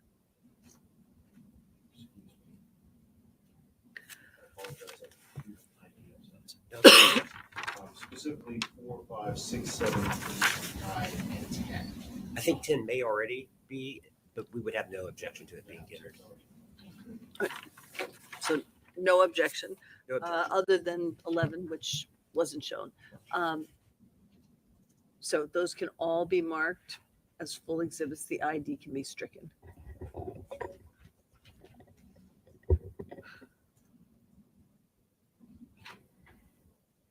Mr. Trucker, what I'm going to do in a moment is I'd like to give these photographs back to you to be able to have up close, but I'd like to also project them on the screen behind you, so you can feel free to look either at what is in front of you or what is behind you. Does that matter? Okay. Yes, sir. Maybe approach. Yes.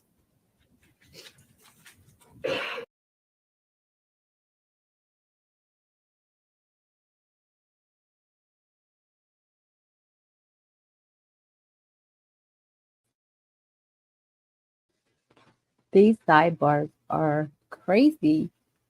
Let me see. I think there was like one other trial that I watched that Looks had like this is a multiple natural sidebars. breaking time, so I'm gonna, we'll take our 15-minute mid-morning break now. I remind you, don't discuss the case with each other or with anyone else. Don't do any independent research. We'll see you in video. about 15 minutes.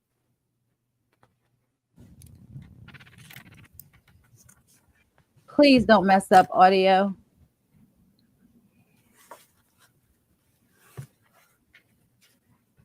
Waiting on the lawyer. Everybody ready? Yes. We'll rise for the jurors, please. There it goes.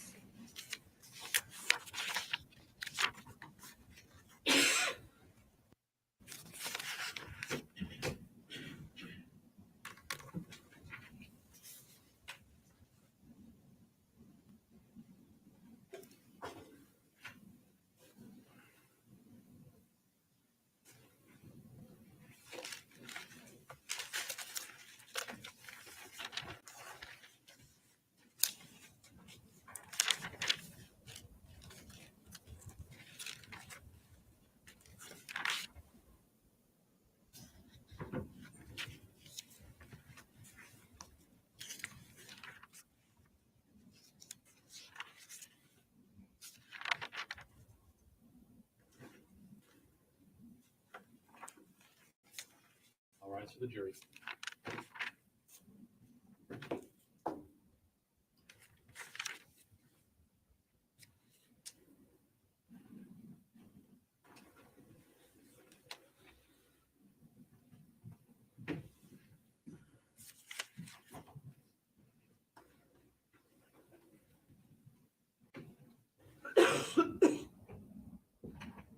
Please be seated.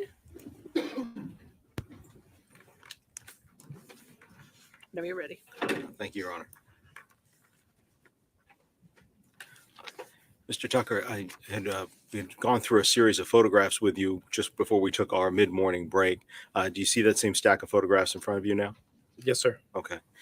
Again, what I'm going to do is I'd like to be able to ask you questions about these photos, and I'll go in roughly that order and be able to, you can either look at the photographs in front of you or feel free to look at the screen behind you, whichever one's going to be easier. And I've got a series of questions for you about how you conducted the search and the appearance of the car. All right? Yes, sir. All right. I'd like to go ahead and start with State's Exhibit 103. And I wondered if you could go ahead and describe this photograph for us. Yes, sir. This is the trunk of the Sebring with the car parts in it. Okay. And you said the car parts in it. Could you just kind of generally point with your hands where those are again? Yeah, this is all part of the car parts. Okay. And do you know where those car parts came from? I believe they came from the front of the vehicle. Okay. I believe that's like a CV shaft. Has to do with power to the wheels on the front of the vehicle, but I'm not a mechanic. Okay. And with regards to the license plate, can we see the license plate on the car? Yes, sir. And could you read the license plate for us? 4368206. Moving around to State's Exhibit 5, what are we looking at here? That's the front of the vehicle, specifically the driver's side. And is this also, again, how the car looked that day when you searched it? Yes, sir. And so I guess from that question, is this the bay that we were talking about, the evidence bay that you can do the search in? Yes, sir. Okay. I can't help but notice it doesn't have a wheel. Did it have any wheels? No, I don't think it did, sir. Okay. But I wasn't there when they took it from the junkyard. This is the first time I saw it. Was I came into work and was instructed to go down and help Detective O'Leary. All right. Right, sir, I'm gonna need you to speak, maybe slide your chair over a little Yes, so ma'am. that you're speaking into the microphone. Yes, because sorry. This is recorded and we do need to get your voice. Thank you. Yes, ma'am.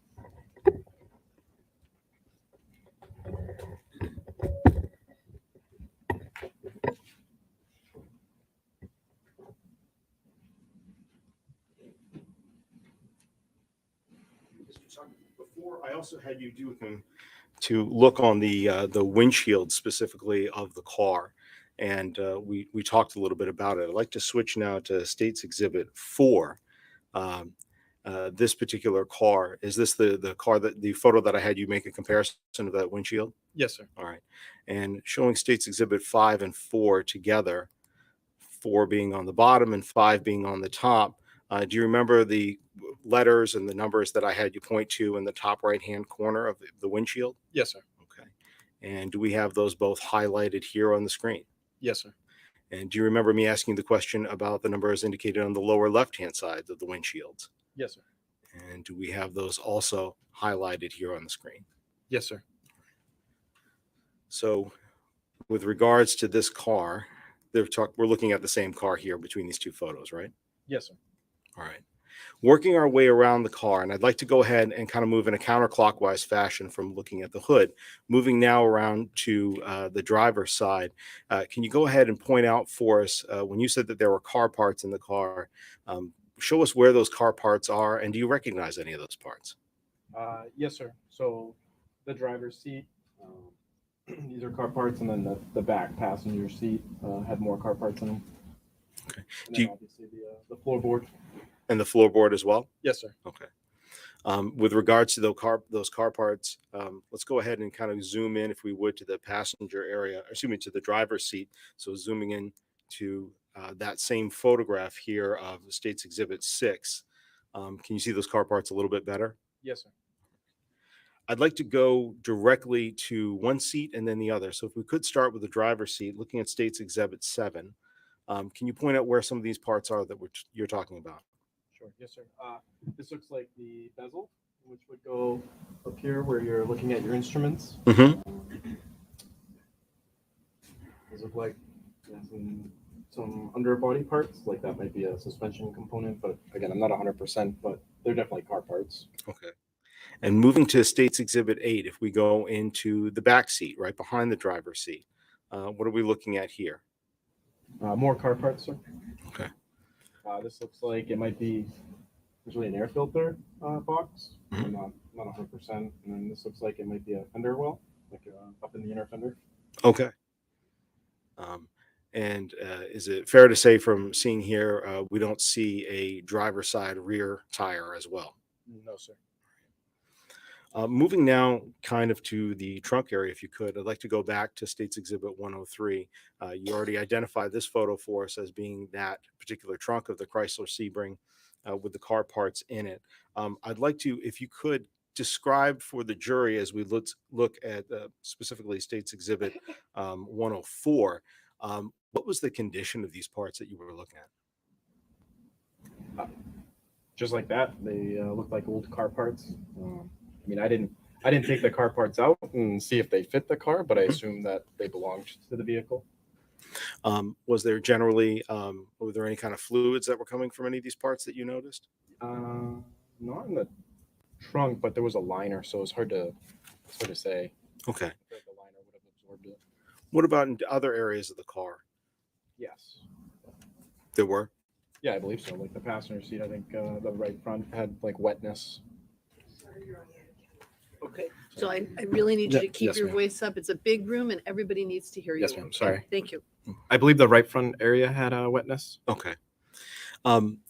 Thank you for that. I'm gonna zoom in. Did you help remove these parts from the vehicle to help do the search? Yes, sir.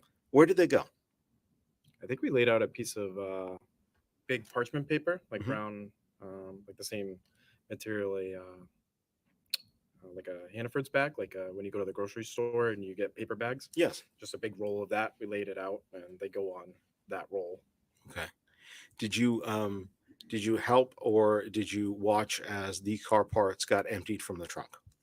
I helped, I believe. Yeah. Okay. And I'd like to show you now States Exhibit 9 zooming in on this portion of States Exhibit 104 in the back corner. Can you tell if there's any particular of a color that's in that photo? Color, sir? Yeah, any color that doesn't look like a car part.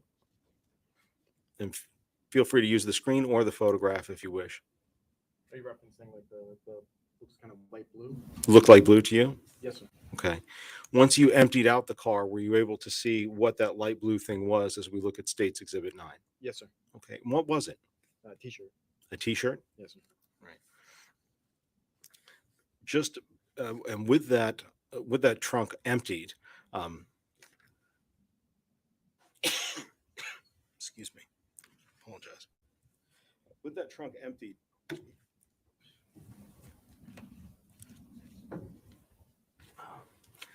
were you able to look farther to the back of the trunk? Yes, sir. Okay. And from there, what were the different items that you saw? I think it was all clothing, and then the toothbrush. You can see a little bit of it right there, Right where? right here, sir. And that's inside that circle? Yes, sir. Were you able to see it? Let's say you can see it here from the photo, I take it, correct? Yes, sir. Zooming in on States Exhibit 9, can you show us again where it is that you see it? Yes, sir. Right here. Right there? Yes, sir. And showing again States Exhibit 10. This is the toothbrush that you recovered from that trunk? Yes, sir.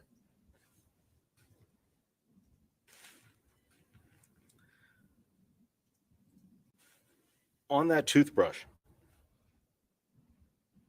I believe you testified earlier on in direct that it was identified that you logged it in as JMT7. Is that correct? Yes, sir.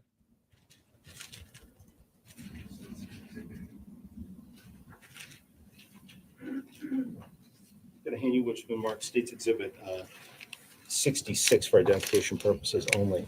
Yes, go ahead and look at the label and feel the bag.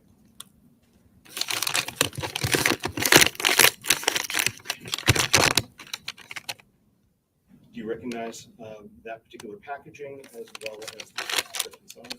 Yes, sir. Okay, and what is that packaging? How do you recognize the packaging? It's the brown bag that I place it into. And does it have your initials on it, JMT7? Yes, sir. At this point, Your Honor, if I may borrow a pair of scissors, I'd like the witness to be able to open the bag.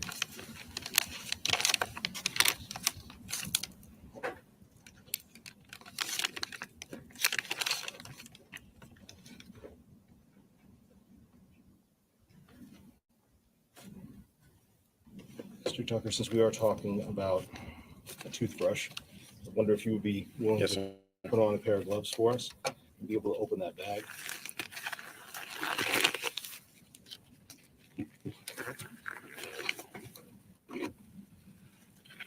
And then before you're going and putting on a second glove, can you please tell the jury why?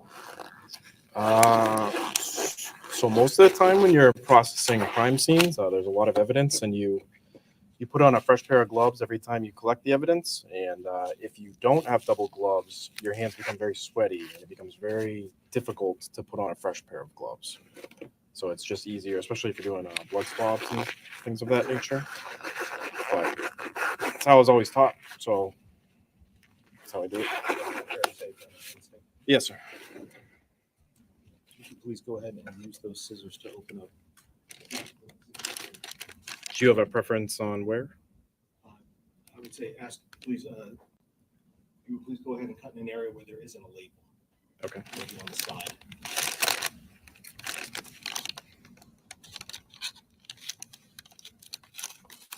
Just large enough for the item.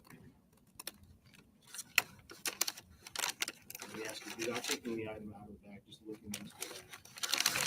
Do you recognize what Yes, sir. what do you recognize it to be? The toothbrush from the vehicle. Just wanted to ask for the identification of the strictly relevant for State 66. Without objection. All right, the idea is stricken and it is entered as a full exhibit. Mr. Tucker, if you please go ahead and show us the toothbrush.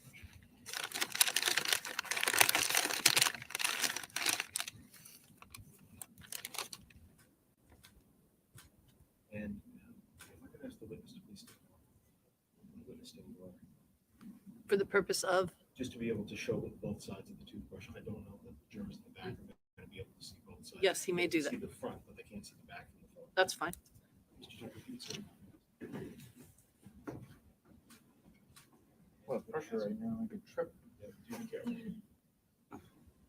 Step right over here. If you can, please, we can see the front of the toothbrush on the State's Exhibit 9, but I wonder if you would please go ahead and show the toothbrush, both show the front, and then also turn it around and show all the sides slowly so that all of the viewers can see. And if you could please turn it around to the back so that the jurors can see what the back of the toothbrush looks like.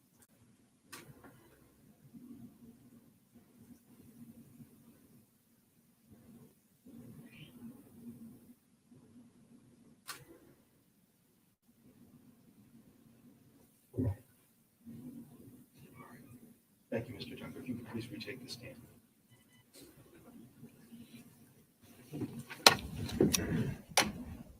Thank you. And Mr. Tucker, let me hold the bag open.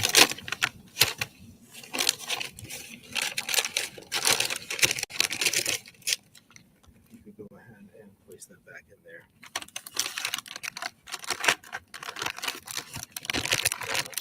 Hold on just a moment.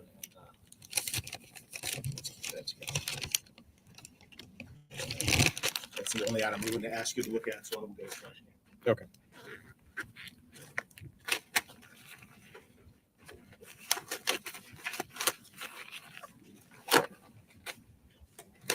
Thank you. Thank you.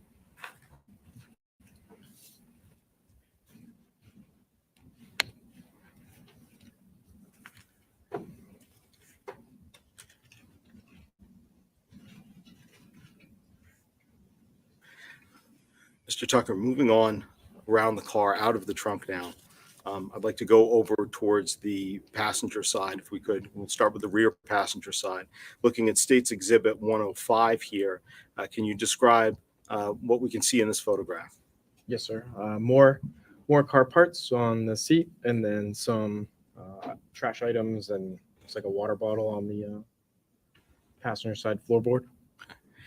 And I see here that we've got a door on this side. Yes, sir. All right. And on the previous side, on the driver's side, were there any doors there? No, sir. Moving on from this particular one then to State's 106, could you please describe what we're seeing here and what part of the car? It's the right front, the passenger side front. Looks like the headlight is on the floorboard, and maybe a reservoir for like washer fluid, Okay. something of that nature, and some snow. And some snow. Can you point out where the snow is? Yes, sir. Thank you. And that headlight, the reservoir, the snow, all of those were there when you saw the car in that garage bay, correct? Yes, sir. None of those were placed there by officers to your knowledge. Not to my knowledge. Let me ask you, with regards to some of the other evidence that you looked at and collected on this particular item, this particular car, separate from the toothbrush, were there also a series of swabs that you took in the trunk? Yes, sir. Okay. And how many of those swabs did you take? 4. 4? Yes, sir. And how were those labeled? Your James- initials again? Yes, sir. Okay. And it was just 1, 2, 3, 4? Or? Yes, sir. JMT 1, 2, 3, and 4. 4. Okay.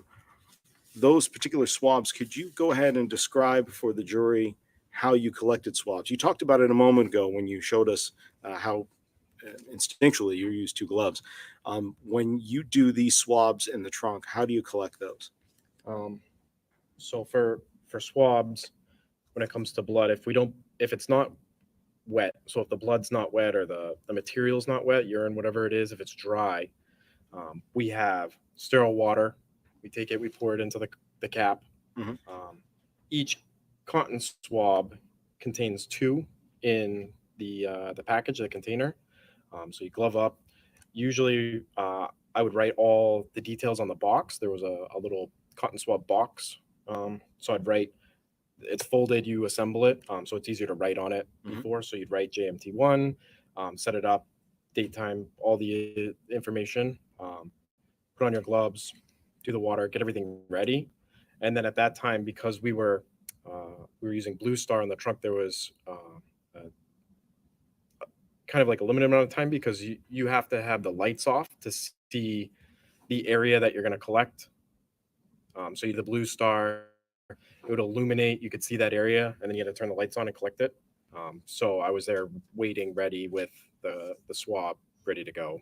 I see. So to make sure I understand this right, you're not necessarily administering the Blue Star, but you've got the swabs that you've opened up. Are each one of these swabs, the water that you put together, the boxes, are each one of those sterile before you open them to take a swab? Yes, sir. Okay. And is that also very important for you for taking a swab, to double glove and to make sure you're using sterile materials? Yes. Those 4 swabs and the toothbrush, are you aware whether or not those were sent on to a laboratory for examination? I believe the toothbrush was. Okay. But I wasn't aware at the time. I assumed everything that we were doing was going to end up at a lab. If I can have just a moment, please, Your Honor.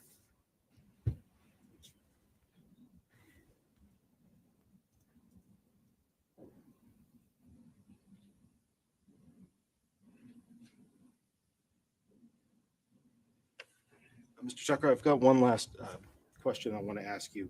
The trunk liner itself, with regards to the 4 swabs that were taken, did you also collect, I believe you said at the very beginning, there were 8 evidence items that you took. Could you please tell us what JMT 8 was? What was the last thing that you cut out? I don't remember. Okay. If you had a chance to look at a report written from the search that day, do you think that might refresh your recollection as to what the 8th item was? Yes, sir.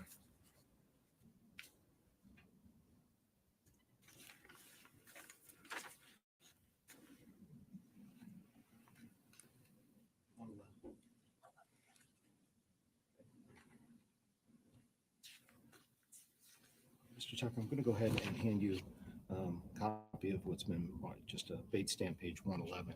I'm going to direct your attention down at the. I'm going to need you to raise your voice so everybody can hear you, please. I apologize. Mr. Tucker, I'm going to go ahead and hand you what's been marked Discovery page 111, and I'm going to direct your attention down to the bottom of the page. First of all, after having a chance to read through that document, I'm going to ask, is that a write-up of what the search was that you were a part of for these photographs and for your taking of evidence? Yes, sir. Okay. And I'm going to have, my question for you is going to be, what was the 8th and last thing that you collected?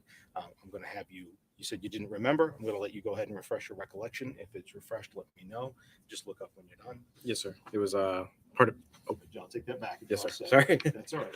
And do you recall now what JMT 8 was, that last thing that you collected? Yes, sir. What was it? A piece of the trunk liner. Piece of the trunk liner? Yes, sir.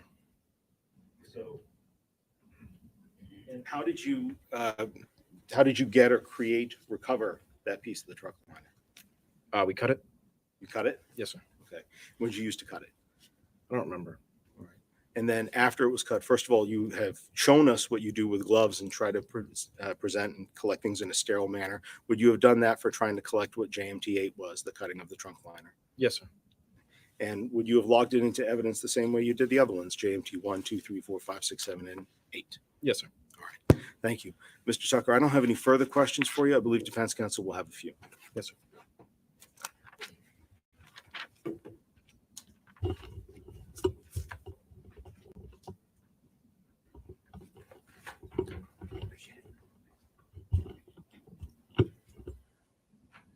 morning, Detective.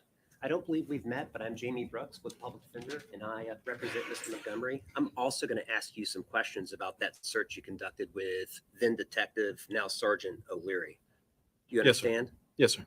Yeah, and this search was on January 1st. Your participation in the search was on January 1st, 2022. Yes, sir. And it was the Chrysler Sebring, right? Yes, sir. And it was already in the Manchester Police Department bay when you saw it. Yes, sir.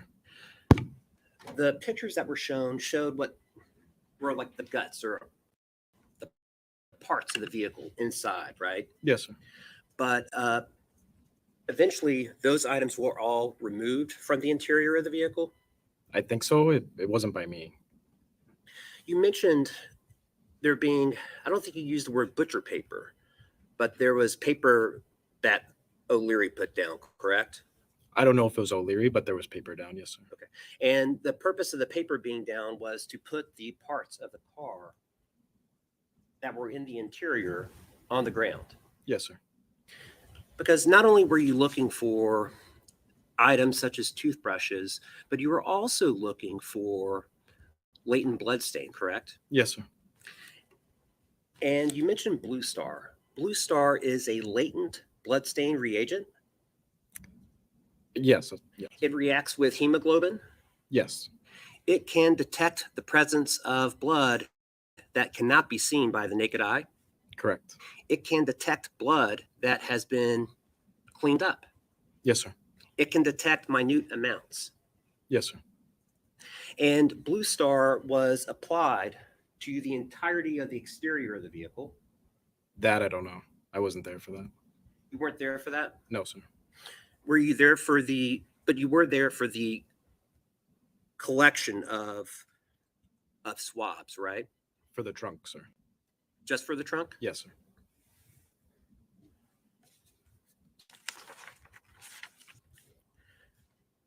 All the same, you were there for when the Blue Star was applied to the exterior of the vehicle. I don't remember that. I remember the trunk. So, okay. Are you aware of Blue Star being applied to the exterior of the vehicle? Not that I can remember. And what about the interior of the vehicle? The trunk, yeah. The state just had you look at a report, Yes, sir. correct? And that's from the state's discovery, Yes, sir. Bait stamp 111 through 114, state's discovery. If you say so.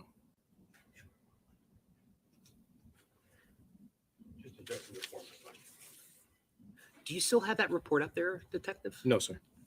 If I may.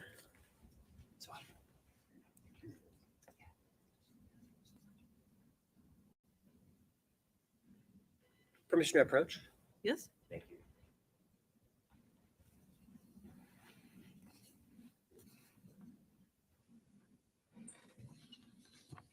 Do you recognize this document, Detective? I do, yes. And you indicated you could not recall the extent of the use of Blue Star to the vehicle, I remember the trunk, sir. but you don't remember any other portions? No. Would it help you to look at that report? Yes, but this isn't my report.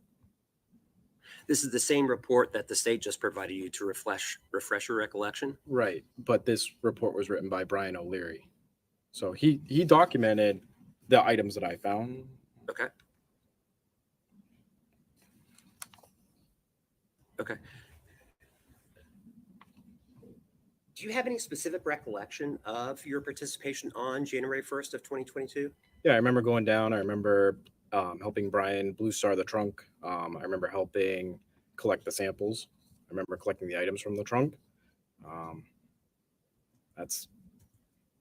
don't remember doing much more than that for the vehicle. So for you believe it was just the trunk? Yes, sir. For the most part, yeah. Well, while we're at it, let's go ahead and talk about the trunk then. So Blue Star emits a reaction to the hemoglobin, right, by chemiluminescence. Right. It's like a neon green looking color, like neon green, neon blue. Some people say blue. Yeah. Light blue. Right. And your role in this was to make sure that the lighting was correct. Yes, sir. So it doesn't have to be pitch black for Blue Star to work, right? No, but you want darkness for the camera. You want dim light. Right. And was part of your role to make sure that the camera was functioning? Nope. Nope. Detective O'Leary set that camera up on the tripod and had all the settings. You had to use specific settings, like shutter length that it's open for, type of thing. And you were just ready with the swabs. Yes. And then And what you were waiting for was to see a reaction, right? correct. And it would manifest itself with a light blue color. Right. It's a light blue color that would last for roughly 30 to 60 seconds. Yeah, it's not very long. But that 30 to 60 second reaction would suggest the presence of blood. Yes, sir. Blood that the naked eye cannot see, Correct. blood that could have been cleaned up. Correct. So when there was that reaction, you would take those swabs, right? And get samples Right. from that area that was illuminated. Correct. And you mentioned 2 swabs. One swab would be used to later provide to the state forensic laboratory. Right. The second swab you would use for a hemostick, right? It depends. I think the second swabs in this case, I just used it for the next sample. Okay. Let's talk about swabs you collected. JMT1, would that be something that you collected? Yes. And what was that? Do you recall? No. Would it help you to look at something to be able to recall that? The report, yes. Feel free to do so and just Okay. look up when you're done.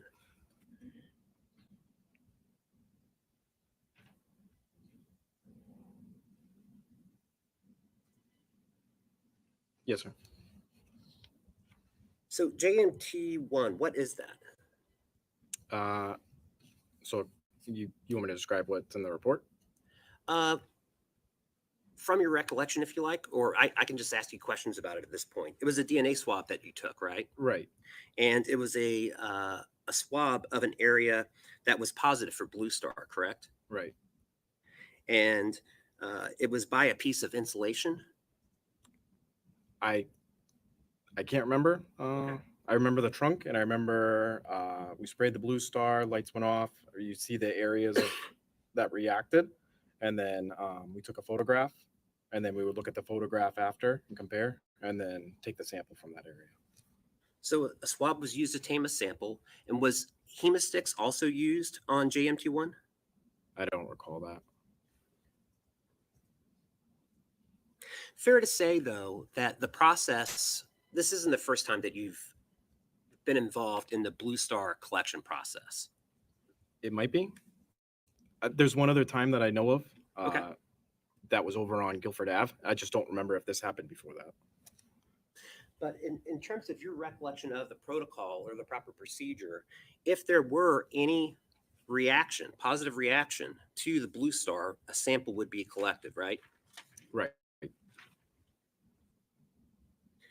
So JMT1 reflected a swab from an area of the trunk that tested positive for hemoglobin. Let's talk about JMT2. Do you recall what that is? From reading the report, it says in a trunk by a candy wrapper. And this was a swab you took because the item tested positive, reacted positively to the Blue Star mist. Right. JMT4, that's also a swab that you took? Yes, sir. And this was also due to a reaction to the application of Blue Star in the trunk? Yes, sir. This was in a bumper crease area by the rubber gasket? I don't remember.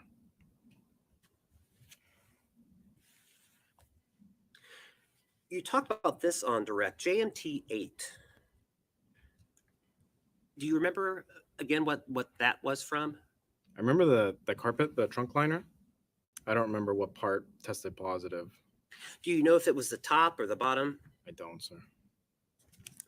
But in any event, because that area tested positive, and it was probably something you couldn't really swab. Right. So because you couldn't swab it, you still wanted to make sure that you collected it. Yes, sir. And that's why you cut out a portion of it, Right. the portion that tested positive. Yes, sir.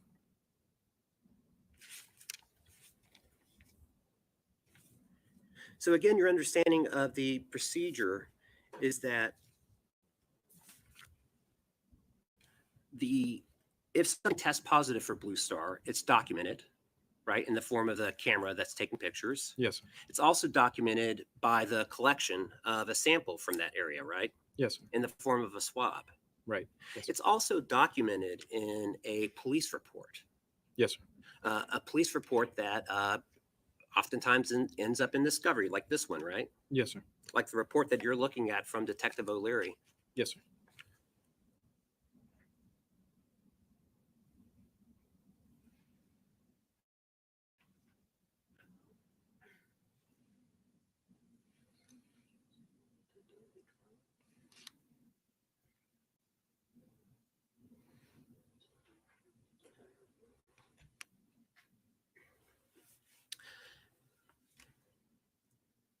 So, Detective, I'm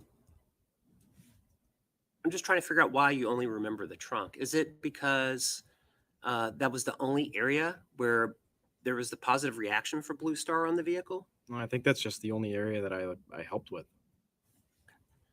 And to the best of your recollection, you don't know how many days of processing the Sebring took? No, sir. You were just there for one day? Yes, sir. And that would be January 1st, Right. 2022. I was in and out a lot, sir, but the day in question, yes, sir. Okay. Thank you. Yes, sir. Anything further? Briefly, Your Honor.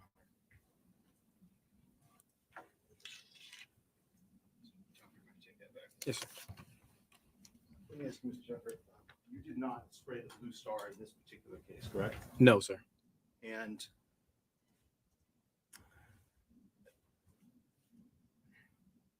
we're asked about training and experience with Blue Star. How many times had you applied Blue Star in the past at different crime scenes to try to discover evidence? I can't remember if Guilford Ave happened before. I sprayed some there.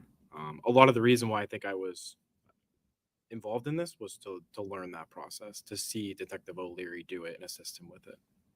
So at the time that you're assisting with this process, how much did you know about Blue Star? You were asked a lot of questions about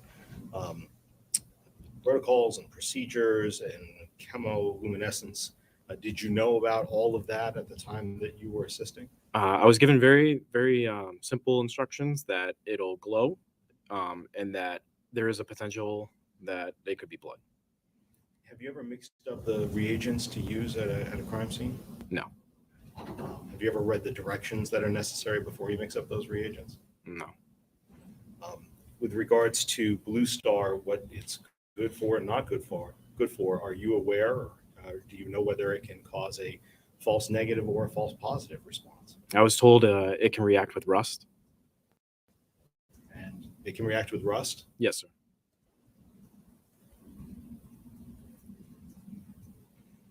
You still have the photos? Yes, sir. Just a quick question. I'll just take State's Exhibit 104. That's State's Exhibit 104 with the registration. Am I reading that correctly? I think it's 103. So, excuse me, 103. 103. Could you find 104, please? 104? Yes, sir. Do you think that it might react with rust? Yes, sir.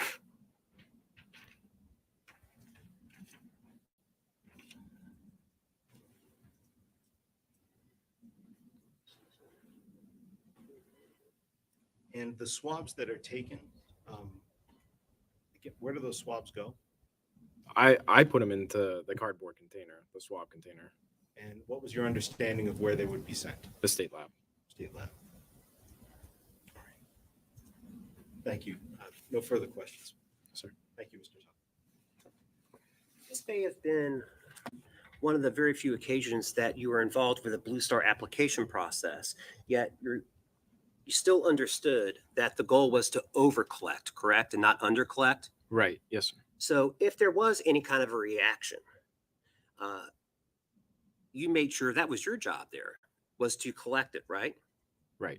So that it could later be determined if it was a true positive, if it was the result of interaction with blood or from something else, correct? Yes, sir. And when you were there, whatever your participation was, you made sure that you were collecting anything that reacted to the application of the spray. Right. Not every. There were some areas that were very, very, very faint. That when Detective O'Leary and I looked at it, we said that clearly was like a rust seam or something of that nature. So we didn't collect those. But anything else, yes. And Detective O'Leary, to your knowledge, was very familiar with the application of Blue Star.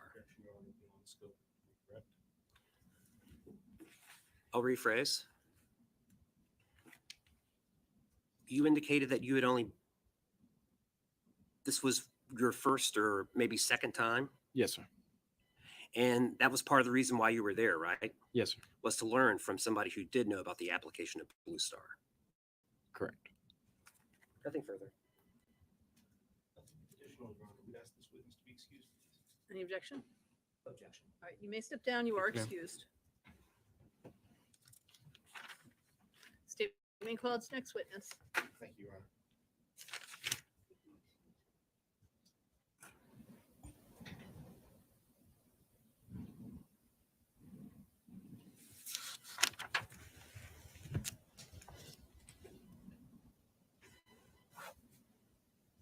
Sorry, Your Honor, just making sure that the tech is ready.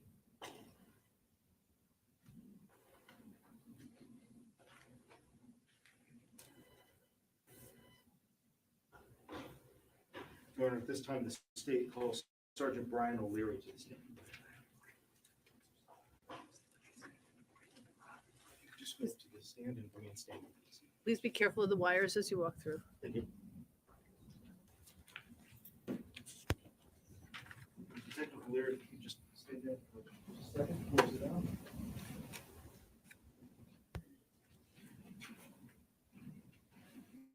Please go ahead and raise your right hand. You solemnly swear that the testimony that you give this jury will be the truth, the whole truth, and nothing but the truth, so help you God. I do. Thank you, sir. Please Thank you. raise your hands.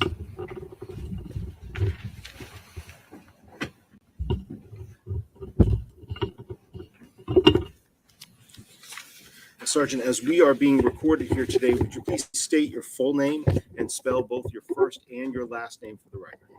Brian O'Leary, BRIAN_OLEARY. And Sergeant, I'm going to guess, go ahead from your title, but where are you currently employed? With the Manchester Police Department. How long have you been working for them? With Manchester for 17 years. 17 years? That's correct. Okay. And are you a full-time certified officer with the department? Yes, I am. Do you remember when you graduated the full-time police academy? I did in 2003. 2003. Do you remember your academy class number? I do, 132.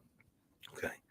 Currently, what unit are you working in inside the Manchester Police Department, and what shift? I currently work the midnight shift as a patrol supervisor. Okay. Did you work last night? Yes, I did. And what time did you get off work? About 6 o'clock this morning. Okay. Have you had a chance to get any sort of sleep before coming over I have, here? yes. Okay. If you need us to slow down, if you need us to restate a question, please let either myself or any attorney know, and we'll be glad to do that. I will. I'd like to ask, what are some of the different departments and units you've worked in at the Manchester Police Department? I've worked in the patrol division and I've worked in the detective squad. Okay. And how long have you been in the detective squad? I was there for approximately 9 years. 9 years. Yes. And what are the dates of those years, if you could? 2013 until I got promoted in 2022. What were some of your duties when you were in detectives? I investigated crimes that happened in the city of Manchester, as well as processing crime scenes. Back in specifically January of 2022, were you involved in the investigation into the disappearance then of Harmony Montgomery? Yes, I was. Okay. And did you continue to remain involved in that for several months? Yes, I did. I'd like to ask specifically about the very beginning of that investigation. Were you asked to work with other officers in doing a search of a 2010 Chrysler Sebring at the Manchester Police Department, Evidence Bay, with New Hampshire registration 4368206? Yes, I was. What was your role in the search of that car? My role was just, to oversee and to help locate, identify, process pieces of evidence, and label pieces of evidence. How long did it take to do this search? We did over the course of 2 days. And with regards to the first day, did you have a detective by the name of Joseph Tucker who was assisting you that day? Yes, I did. And was he also assisting you the second day, or was that other people? It was a separate, a different detective the second day. Who was assisting you the second day? Detective Ray Lammy.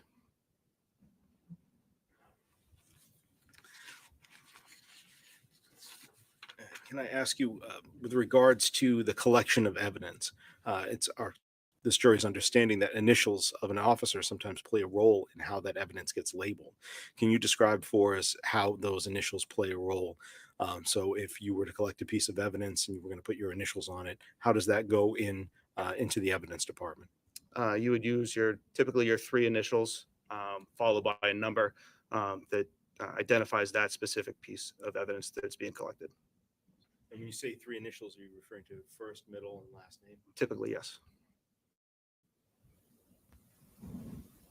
Excuse me, sir. Apologize, Sergeant. Just trying to make sure that this is working properly. With regards to those initials, what are your 3 initials? BEO. And did you collect evidence in this particular case from this vehicle, or from this 2010 Chrysler Sebring? Yes, I did. Okay. So safe to say then it's going from BEO 1 to 2 to 3 to 4 and on up. That's correct. At some point in looking at this particular vehicle, did you also test it with a substance known as Blue Star? Yes, I did. Could you go ahead and why don't you go ahead and tell us what Blue Star is and what it can do, what your training has been with it as well? Blue Star is a chemical that detects the hemoglobin in blood. So we would generally spray it out of a spray mist container, and we would get a reaction to the hemoglobin in blood. The reaction that we get, I would identify it as the color of the tissue boxes in the front there, the top part. It comes up as a fluorescent blue. And you're referring to these tissue boxes in the very top of the jury panel? That's correct, yes. The top blue or the lower blue? The top blue. Okay. And how would you describe that blue? What words would you use? Chemiluminescent. Chemiluminescent? Yes. Okay. Bright blue? Bright blue, yes. Okay. Excuse me. How do you apply Blue Star to something, whether it's an object or a large area? The process, it comes in, there's a plastic container, spray bottle, and then a small little foil packet that has 3 tablets in it. We open up the 3 tablets, put it in the plastic container, and then we agitate it. We swirl it around, not to shake it vigorously. And once the tablets have dissolved, we adjust the spray nozzle on the nozzle so that it's a fine mist, not a stream. And then once we have the fine mist, then we start spraying whatever we suspect to be an area where blood could have been or is.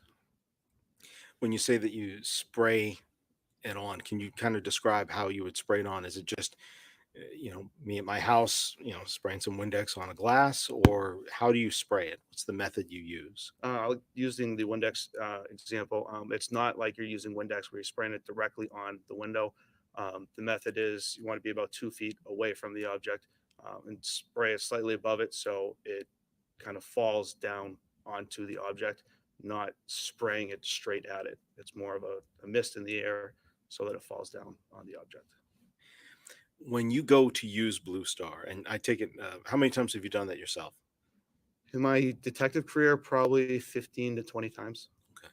When you go to do that, is there a certain process that you follow each time? When you say, okay, I have to go use Blue Star, I'm going to go get reagents. What are the first steps that you do before you get to that step of mixing and agitating? The first steps, I look at the item or the area that I'm going to process to kind of develop a game plan to figure out how we're going to do this. And once I've determined that whatever the area is, it's going to be processed, I'll go mix the Blue Star, as I mentioned before. While that's agitating, I'll get a camera ready. For the camera, we have special functions that we have to set up on the camera. In my time in detectives, I had one camera that was set up, so I would just have to press a button so that it would automatically go to that function. I would double check to make sure that it was on that correct function, that nobody had altered the program before.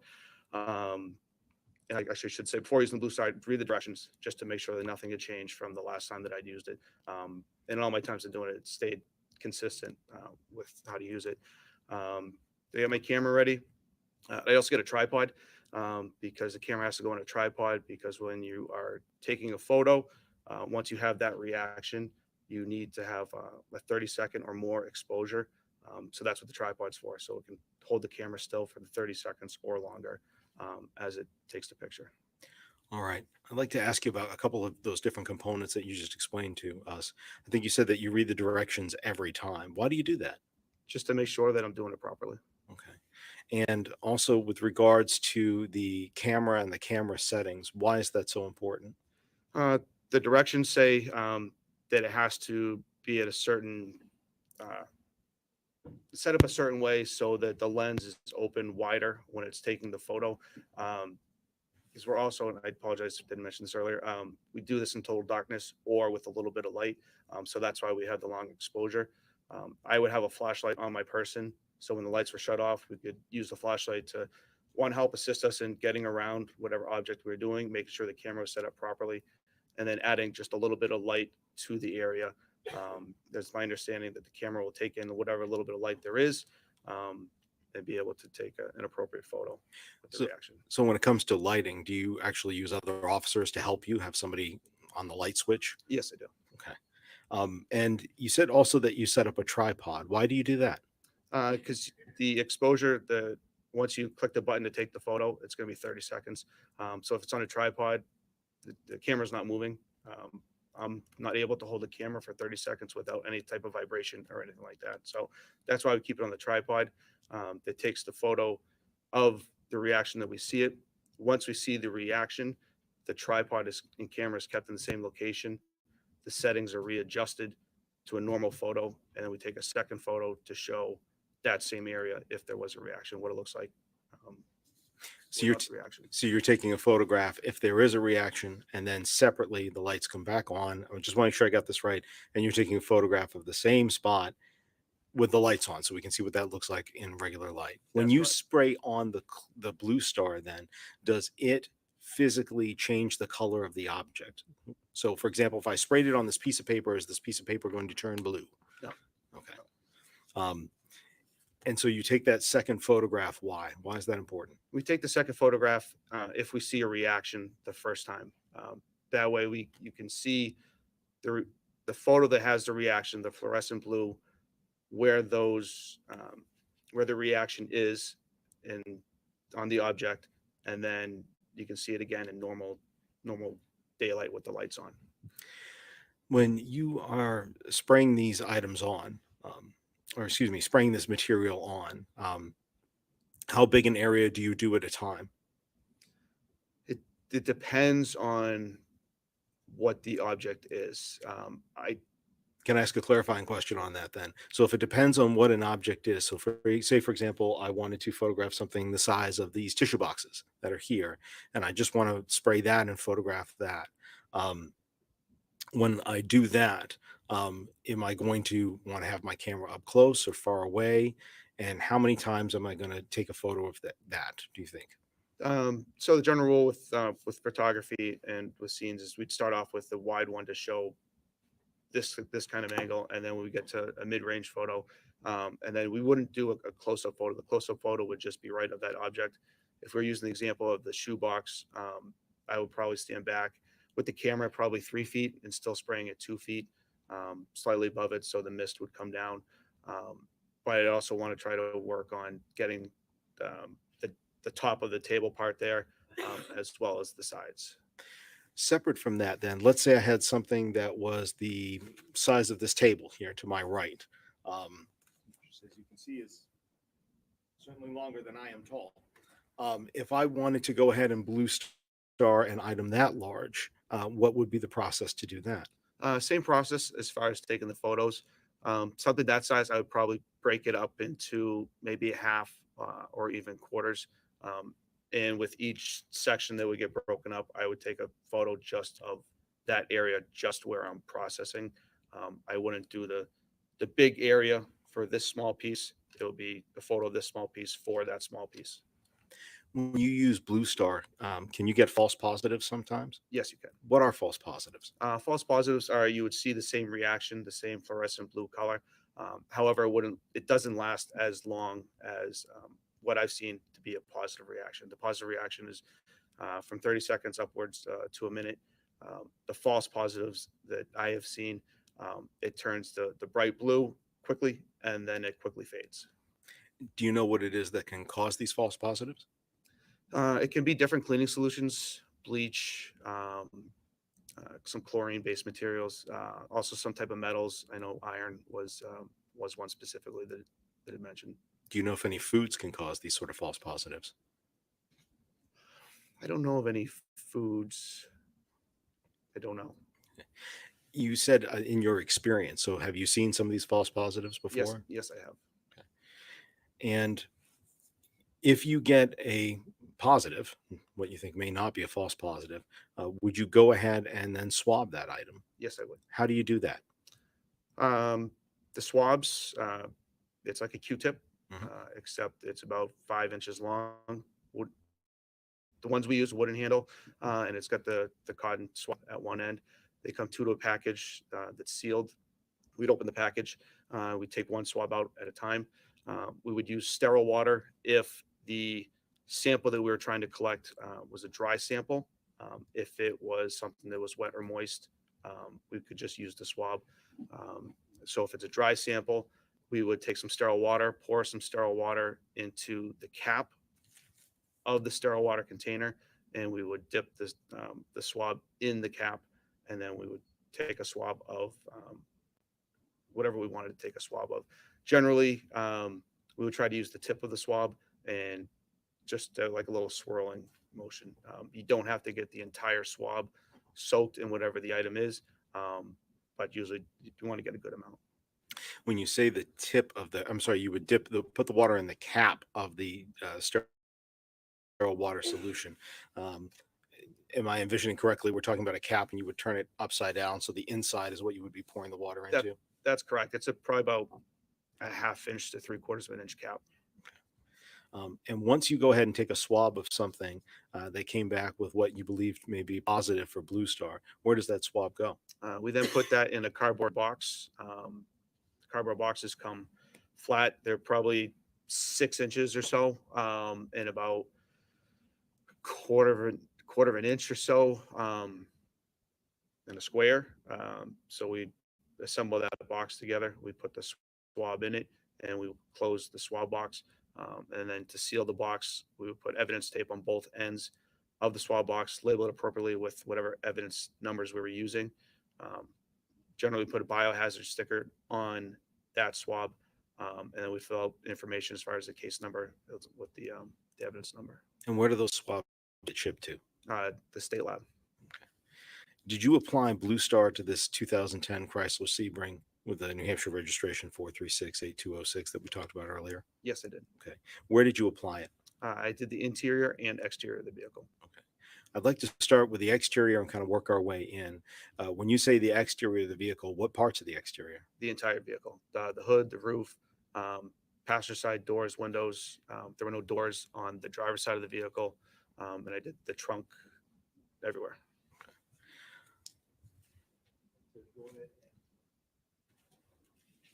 Sergeant, you've got a series of photographs in front of you that are photographs that specifically are numbered 4 through 10, as well as states exhibits 103, 4, 5, 6. I'd like you to go ahead and look through those for a brief moment. Some will be down there and some will be up there. This one as well. Yes, if Okay. So I'd ask you to go ahead and look through 103, 4, 5, and 6 are the smaller standard vehicle ones. 4 through 10 are the larger.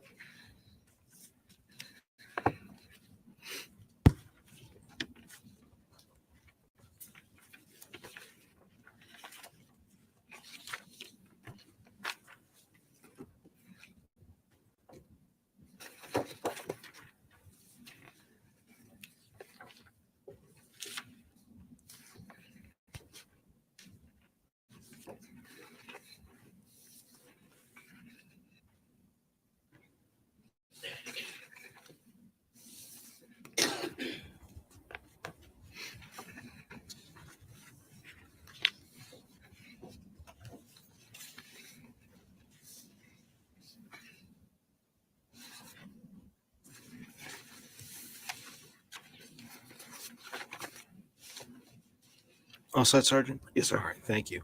Specifically, I'd like to go ahead and start, and you can feel free to either look at the photographs that are in front of you, or you can also look at the screen as I project them behind you. Either one's going to be fine. I'd like to go ahead and start with State's Exhibit 103. Sorry, I don't know why.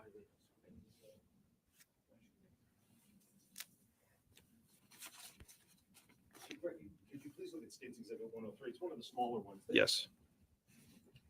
Do you recognize that exhibit? Yes, I do. I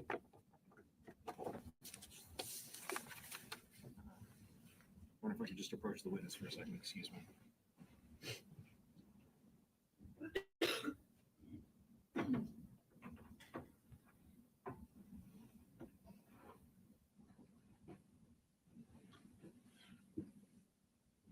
Bring it down, unplug it, plug it back in. State's Exhibit 103. You recognize that exhibit? Yes, I do. What do you recognize it to be?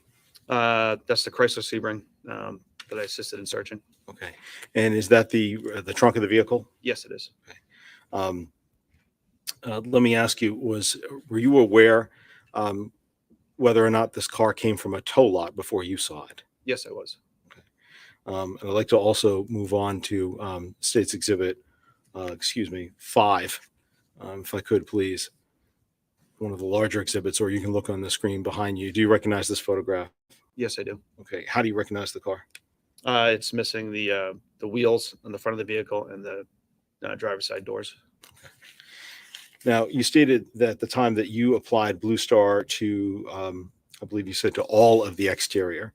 So does that include all of the hood that we can see here? That's correct. All right. Did you also apply it to the roof of the car? Yes, I did.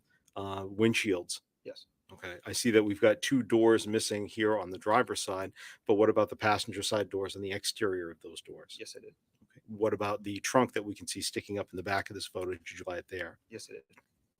From the Blue Star that was applied to the exterior of the car, did you receive any positive reactions? No, I did not. Excuse me.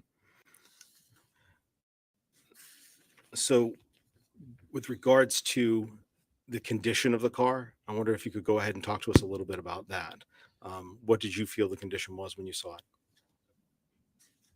I mean, it's obvious that it had been in a junkyard for a couple years. It was missing.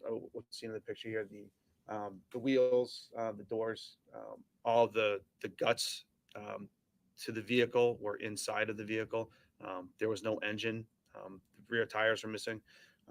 Inside, there were a lot of rust flakes, dirt, dust, and it had like a moldy scent. Some areas were wet and still had some snow and ice in it. So it still had snow and ice in it. That's correct. With regards to the missing parts here, did you also notice whether or not the engine was missing? Yes, it was. Overall, what was the smell of the car? It was the musty, damp, gross smell. Okay. I'd like to go to Exhibit 4 for a moment, please. You recognize this photo? Yes, I do. Okay, what's that a photo of? The same vehicle, the Chrysler Sebring. The Sebring. When you applied the Blue Star, what appeared as possible positive tests in the trunk area of the car? Did you get any possible positives there? Yeah, that we saw a couple areas that had some possible positive reactions. Okay. And was that on the second or was that on the first day That was on you the looked first in the day. car? Who was assisting you that first day in collecting those swabs? Detective Joe Tucker. And you said Joe Tucker? That's correct. And those 4 swabs, were they all from the trunk area on the interior or were there any on the exterior? Interior. Once those 4 swabs, did you photograph them and apply the blue star in the same manner that you described for us a moment ago? Yes, I did. And once you collected those swabs, where were they sent? New Hampshire State Lab. Did you also use any tools on swabs? The jury's heard this question before, something called a hemastick. Yes. All right, what is a hemastick? Hemastick is a small strip of paper that has one end, a small portion of it has some sort of chemical on it that also reacts to the hemoglobin in blood. And did you use any hemasticks here? Yes, we did. Okay. Did you use them on any of the spots where you had those that blue star positive results? When we had the blue star positive results, I think I did. I don't want you to necessarily guess. So Yeah, I let can't. me ask you, if you had a chance to look at your report, or did you write a report on the search of that car? Yes, I did. All right. And if you had a chance to look at that report, would that help refresh your recollection as to whether you used hemasticks on any of those 4 swabs from the trunk? Yes, please.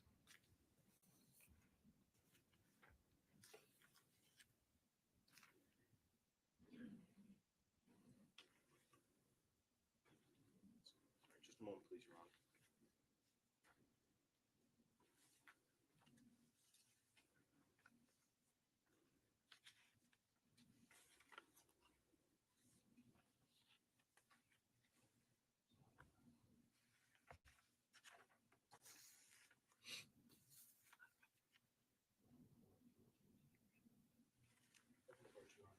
Mr. Mayor? Sergeant Leary, I'm going to hand you what's been marked, has been marked. Bait stamp pages 111 through 114. I'm just going to ask you, do you recognize that document, General? Yes, I do. What do you recognize that to be? This is the report that I did that documented the search of the Chrysler Sebring. If you had a chance to look at that report, do you think that might refresh your recollection on whether or not you used hemasticks on any of those 4 swabs that were taken from the trunk? Yes. If you could please go ahead and do that. Take your time. And then, does that refresh your recollection? Yes, it what does. that is? Thank Let you. me take the report. Were there any of those that you used hemasticks on from those 4 in the trunk? Yes. Okay, how many? 4. 4?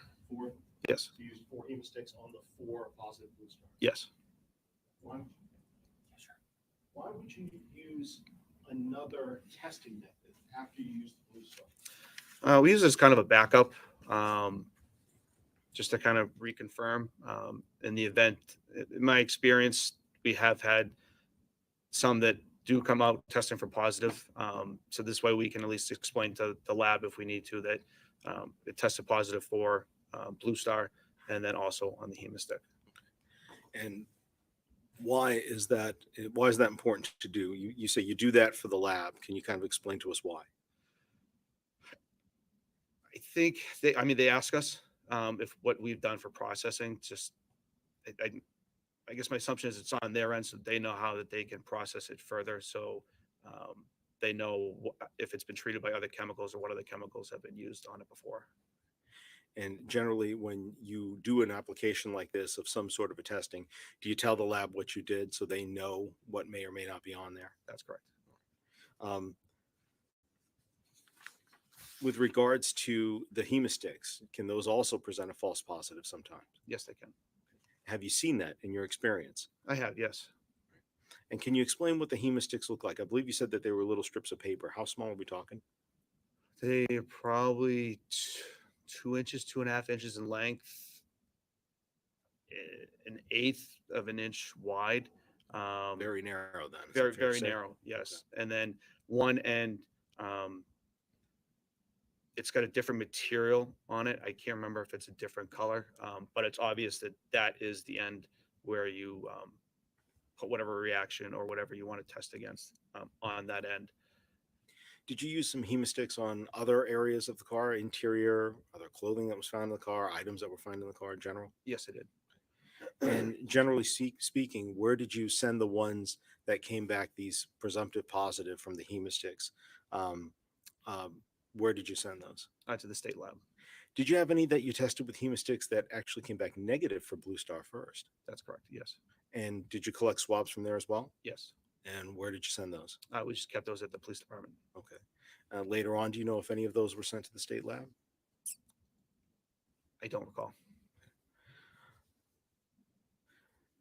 Did you also, I believe you said before that you had, oh, excuse me. No, you didn't. Were you ever involved in a search of 77 Guilford Street? Yes, I was. And what was your role in that search? I was asked to Blue Star a little section of the basement area. Of a section of the basement area. That's correct. Okay. And other than that, did you have any other role to play in the search of that Guilford Street address? I had to go back another time for a secondary search using Blue Star in a different area of the basement. And then I also assisted in a search of the property at 77 Guilford Street. With regards to the two Blue Star applications at 77 Guilford Street, were they, so you said one was in the basement. Where was the second one about? In the basement as well. And also in the basement.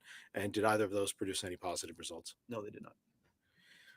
What about the search of 644 Union Street later on? Were you present during a search of that residence? Yes, I was. All right. And who was primarily doing the search of that residence?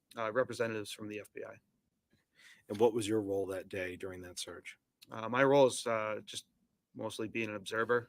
If they identified something that's going to be taken as evidence, they would physically collect it from where it was, pass it off to myself, and I would bring it down to another representative from the FBI who would complete the evidence log and collect that piece of evidence and do their own documentation. Just a brief moment, please, John.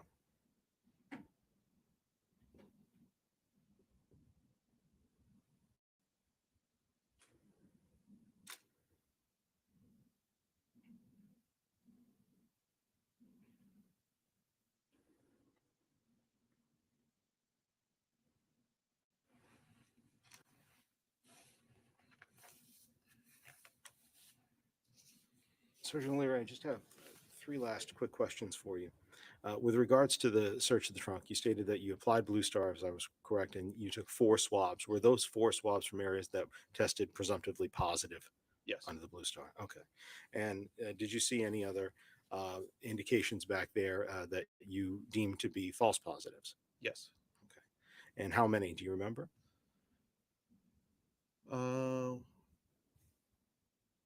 Maybe 3 or 4. Maybe 2 or 3 in the trunk area. Okay. 2 or 3 in the trunk area. Okay. And with regards to the other areas of the car, did you find food wrappers in that car or food containers? Yes, I did. Okay. Just one or multiple? I found multiple. They're like snack packs, some baby bottles, some baby food containers, and other miscellaneous wrappers for food. In your search of the car, were there a large number of pieces of evidence that were taken out that were assigned with your name, BEO1, BEO2, BEO3, things like that? Okay. And were those ones that all that you had seized and then again got logged in under your initials? That's correct. At this time, Sergeant Leary, I don't have any further questions for you. I believe we may need to see the court for a brief moment, but then defense counsel will have a few. Thank you.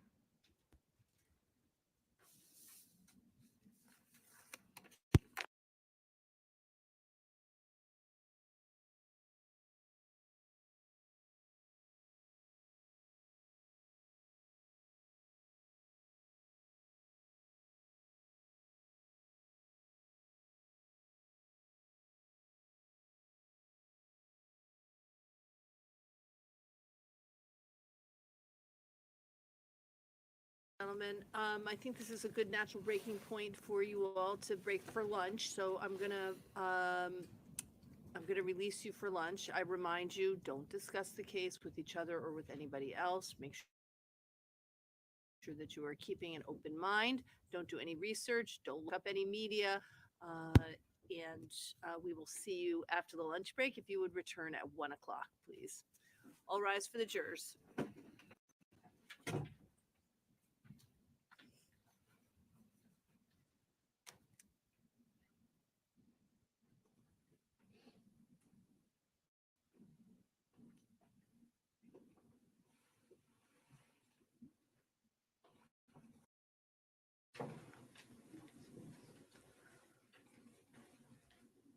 Please just watch the wires, sir.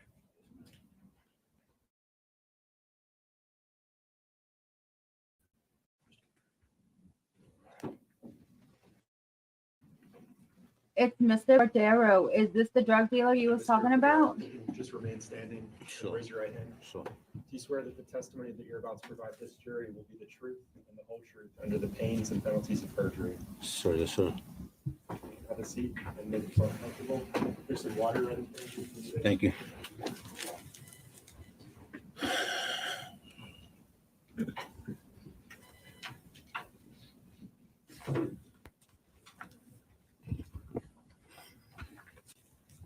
How are you doing today, Mr. Badero? All right.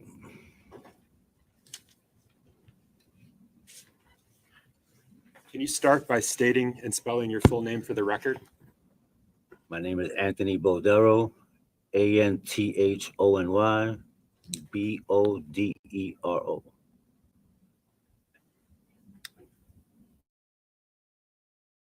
And sorry, we're just getting that, Mr. Badero. I apologize. It's okay. Take your time. You're actually approaching, just try to plug that back into it. Go ahead. That's fine. Just gonna be For stepping sure. behind you for a minute there. Sure.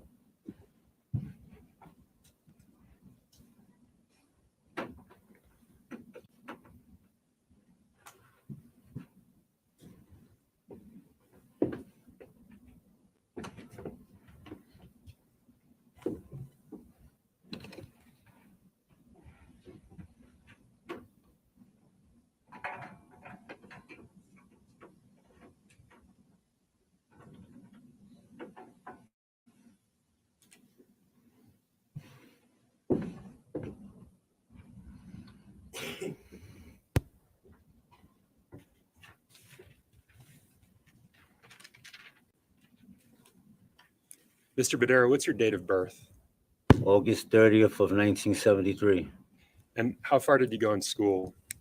High school. 11th grade. 11th grade. What's the current city that you reside in? Manchester, New Hampshire. And how long have you lived here in Manchester? 13, 14 years. Mr. Badero, are you familiar with an area in Manchester called the Colonial Village Apartments? Yes, sir. And how are you familiar with that area? I used to reside at the residence there. And again, Mr. Badero, we're making a record, so I'm just going to ask, there's a little microphone in front of you. I'm just going to ask that you speak into that and as loud as you can. I used to reside at Colonial Village. How long did you live in Colonial Village for?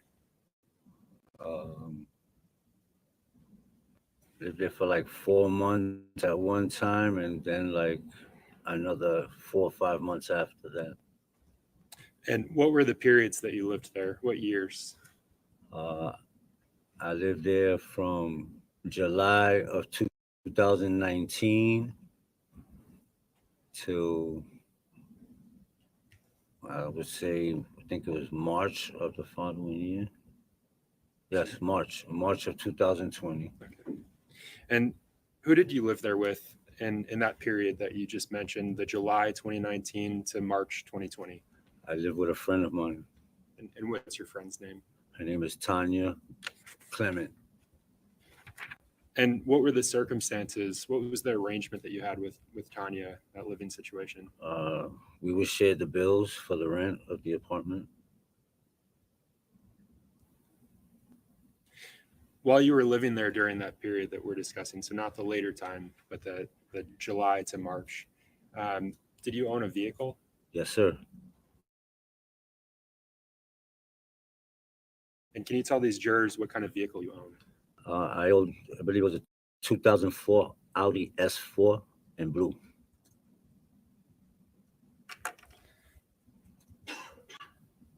Would you recognize that vehicle if you saw it today? Of course. Yes, you may.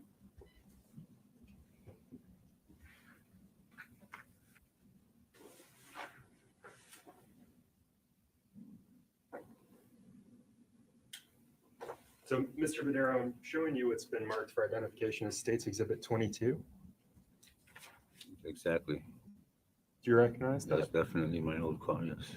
And so you recognize it as your old car? Yes. I'm sorry, sir, I'm gonna ask you, it's a big courtroom Just and speak everybody wants to louder. hear you, so Okay. please keep your voice up. Yes, that was my vehicle. Okay. Is this a fair and accurate representation of your vehicle? Is Yes. this what your vehicle looked like, in other words? Yes. Your Honor, at this point, I move to strike the ID and mark as full States Exhibit 22. The objection? May we approach? Yes?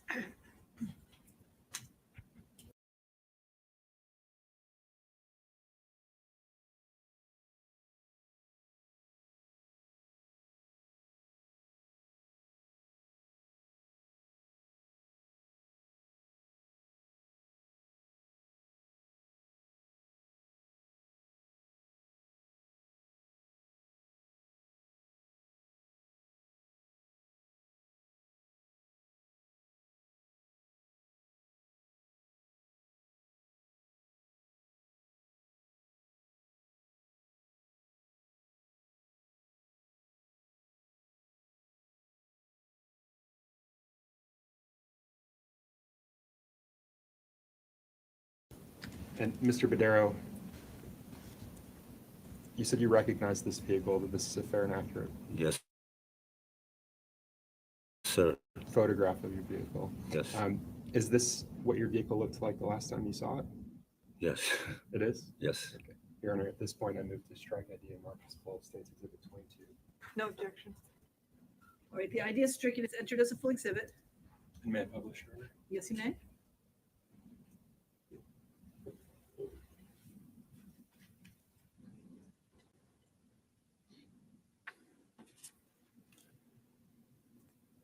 So, Mr. Badero, that exhibit that I just handed you, the photo of your car, I put it up on the screen behind you. Can you take a look at that for a moment?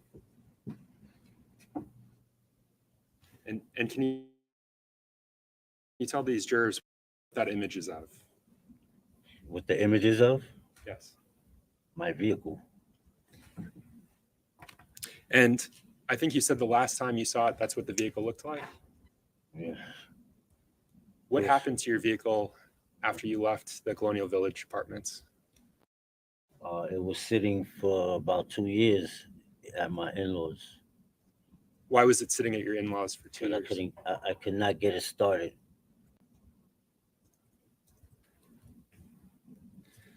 Mr. Badero, at some point between when you left that vehicle for 2 years at your in-laws and today, did you consent to a search of that vehicle? Yes. And was that with the Manchester Police Department? Yes. Mr. Badero, I want to switch gears. Do you know someone named Adam Montgomery? Yes. And you can reposition yourself, that's fine. How do you know Mr. Montgomery? I happened to August of 2019. Your Honor, may I approach? Yes.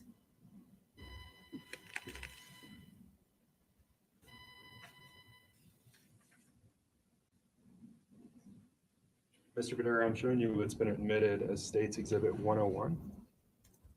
Do you recognize the individual that's depicted in this photo? Yes, sir. And who do you recognize that to be?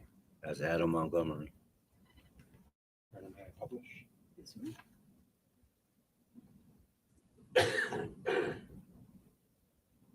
And Mr. Badero, is this the same Adam Montgomery that you That's fine.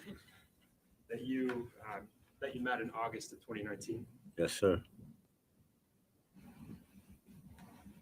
How often would you interact with Mr. Montgomery back in 2019? I saw him maybe every few days or something like that. How about Kayla Montgomery? Do you know someone named Kayla Montgomery? Yes, sir. And how do you know her? I happened to meet her in 2013. 2013? Yes.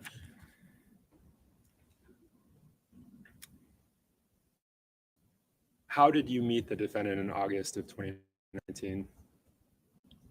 I needed a ride to the Rockingham courthouse to dispute a driving without a license ticket, and I needed a ride, so I happened to call a friend of mine, and he didn't have his car, so he said that he was with a friend of his, and he would ask him if he can give me a ride. He called me back, told me that the guy said okay. Then him and Adam Montgomery came to pick me up to take me to court. And when they arrived with 3 children, with Harmony and the 2 boys. And you mentioned Harmony and 2 boys. Did you see those 3 children after that event? Yes.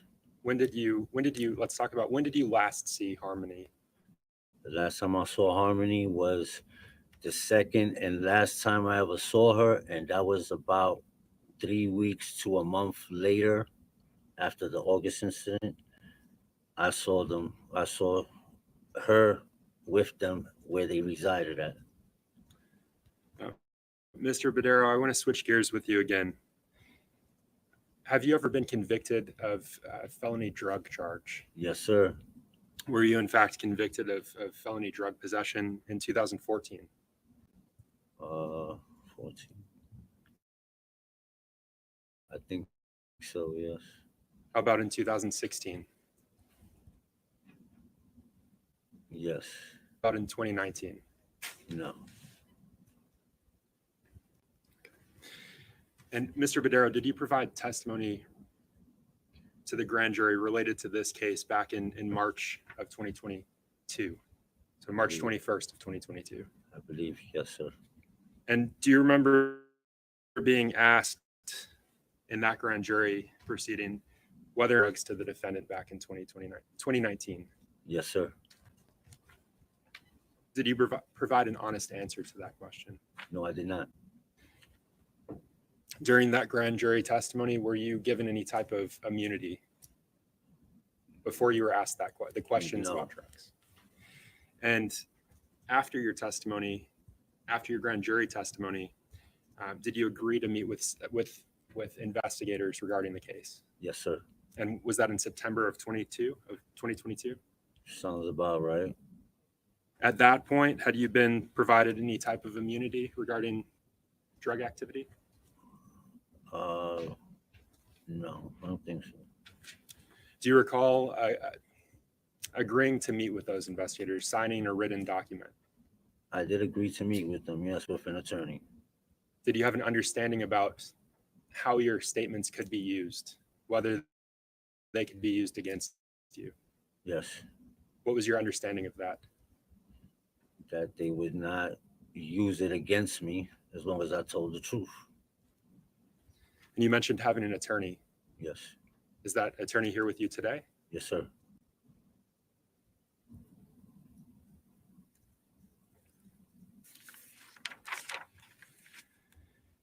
And regarding your testimony here today, have you been provided immunity based on that drug information? Yes, sir. Before testifying today, you were provided immunity. Yes, sir. Based on that, Mr. Badero, I want to ask you questions about your sale of drugs back in 2019. Specifically, back in 2019, did you sell drugs to the defendant, Adam Montgomery? Yes, sir. Did you sell drugs to Kayla Montgomery? Yes, sir. How often would you sell the defendant and Kayla drugs? Whenever I had any available. How frequently was that? Not frequent. Were you actively selling drugs back then? When I did have, yes. And how would they pay you when they would purchase those drugs? They would either pay me with cash or they would sell me food stamps. Let's talk about that. Yes, sir. What do you mean when you say they would sell you food stamps? Well, I would give them half of whatever they gave me in food stamps. Let me back up. What type of drugs were they buying from you back then? Heroin and crack. Mr. Badero, did the defendant, in this case, Adam Montgomery, did he ever sell drugs for you? Negative, no, Did you ever employ Mr. Montgomery to sell drugs for you? no, Did you ever hire him in any capacity? no. Mr. Badero, I want to turn your attention to Thanksgiving of 2019. Does that time frame stand out to you? Yes, sir. And can you tell these jurors why that stands out to you? Because they approached me saying they had no place to live, and I let them stay in my vehicle. And can you describe that arrangement where you let them stay in your vehicle? Well, the reason I had them stay in the vehicle is because I was living with somebody else that it was their apartment, and there was no room for them to be there. So the only choice I had was to let them stay in my vehicle. And do you recall the specific, let me back up. How many days did they stay in your vehicle? 2 for? days. 2 days. Yes, sir. Do you recall the specific days? No, just after Thanksgiving weekend. And Mr. Badero, who stayed in your vehicle? Adam, Kayla, and the 2 boys. Earlier, you mentioned Adam's third child, Harmony. Yes. Where was Harmony during that time where you let them stay in their vehicle, in your vehicle? I do not know. Was she with them? No. Did you see her at any point during that period where they were staying in your vehicle? No, sir. And do you recall how they came to be living in your vehicle? What was? Can you tell the jurors what that conversation was like? Well, from what I recall, they gave me a call and told me they had no place to go. They came to where I was staying at. I let them upstairs. We talked, and I told them, I was like, I could let you stay in my car, but I can't let you stay here because this is not my apartment. That was the arrangement. The car that you allowed them to stay in, was that the same car that I showed you an image of Yes, just sir. moments ago?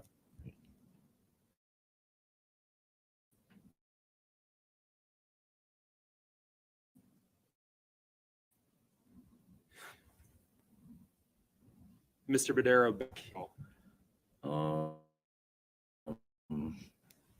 Anthony Tone Capone Bodero. Anthony Tone, sorry? Capone Bodero.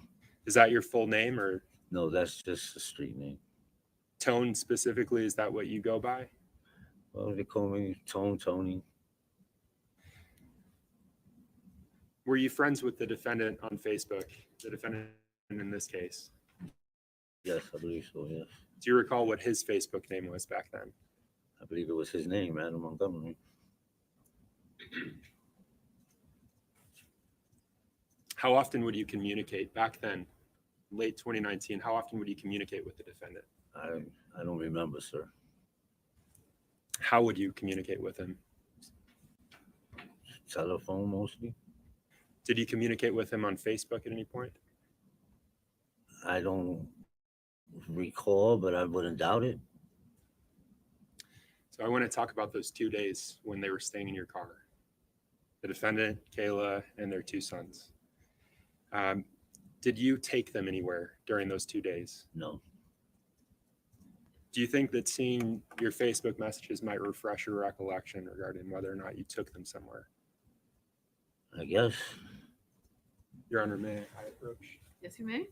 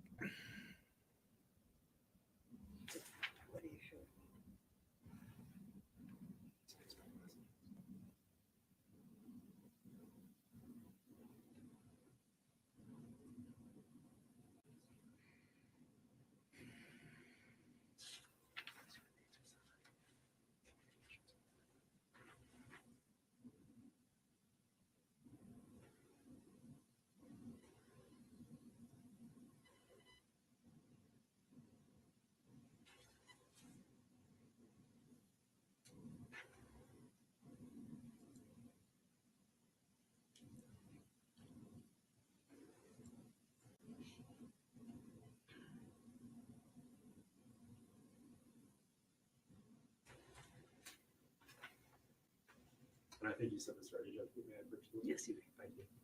So, Mr. Badero, I'm just handing you, and actually, sorry, I can just have this.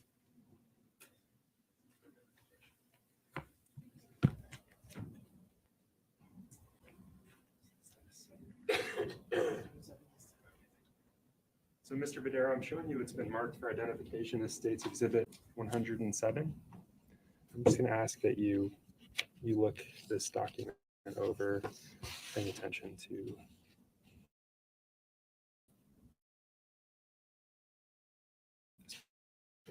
I'm gonna read that. To yourself. The whole thing.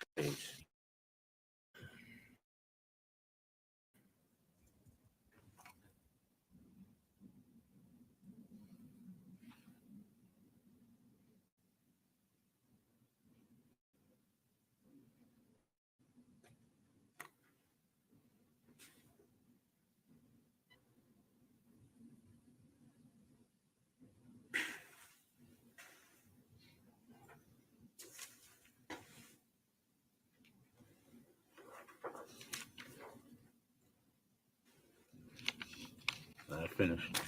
So, Mr. Badero, first let me ask, does that refresh your recollection regarding whether or not you drove the defendant? To tell the truth, I don't even remember. Okay. The item that you just reviewed, what do you understand that to be? Guess they must have reached out to me. They needed to go to the clinic. They asked for a ride, and I guess I must have told them, give me 20 minutes. I just woke up, and I guess I must have took them to the clinic. Okay. Let me ask you this. Is that a conversation between yourself and the defendant? I don't even know. I'm okay with it.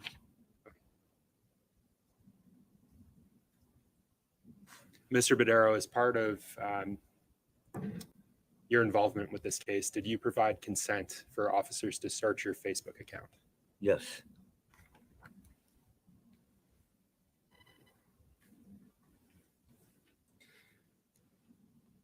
Mr. Badero, during that 2-day period where the defendant slept in your car, did you allow him to drive your vehicle at all? I don't think so. I wouldn't let nobody drive my car. And seeing those messages, does that refresh your recollection at all regarding whether or not you took them to the methadone clinic? It does not, sir. And do you recall specifically having those communications with the defendant? No, I do not.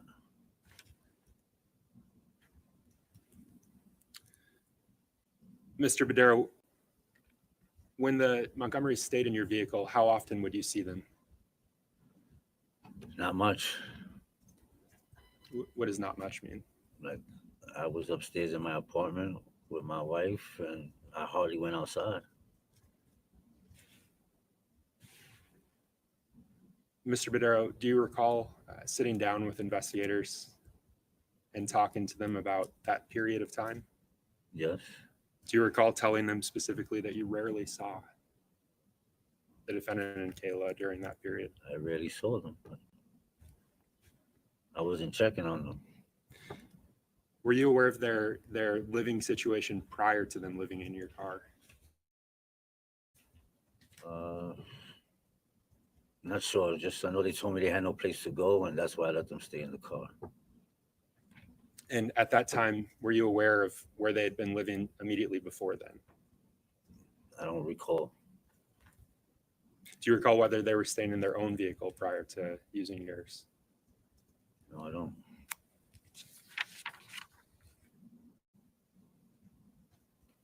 Those rare times that you would see them, how would you see them during that period?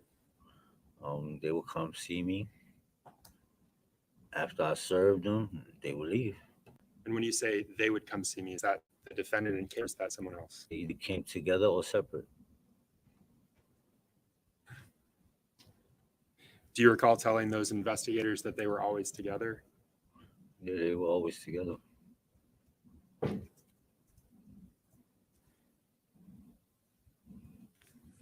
During those 2 evenings or those 2 days that you allowed them to stay in your vehicle, did something happen to your vehicle during that time?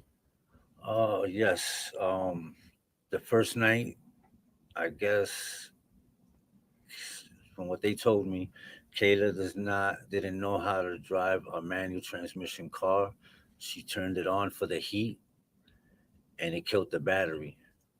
And I guess when he woke up, he went somewhere. Supposedly, from what they said, he went somewhere in the middle of the night to get a portable car charger. So by the time the next day when I came out, they already had the car started. So I don't know. I wasn't around, so I don't know. Mr. Badero, do you recall specifically who told you that information about Kayla starting the car? They were both telling me. They were both together. Do you recall telling investigators that the defendant actually gave you that information? No. They were both together when you learned it. Well, yeah, they were both together. And I'm sorry, you said that earlier. They were always together. Yes. Yeah. Did you provide them any items during their two days in your vehicle? Yes. Can you tell the jurors what you gave them?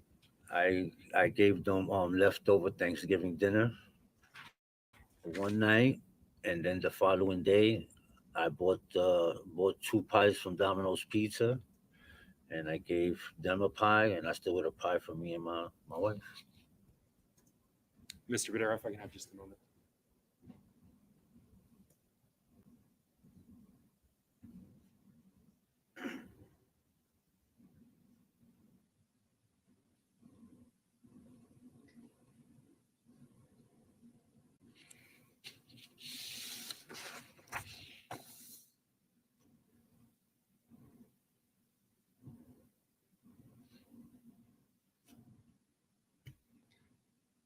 So just brief follow-up, Mr. Badero. You mentioned seeing where the defendant resided. Can you tell the jurors where that was? I always forget the name of where it's at, but I went there one time to bring them some food. Okay. Was it a house, an apartment, something Yes, else? it was a house. How would you describe that house? It was a small little house. And would that have been, what time of year was that?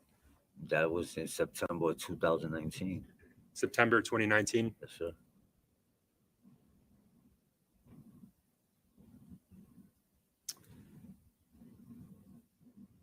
Yeah, I appreciate you.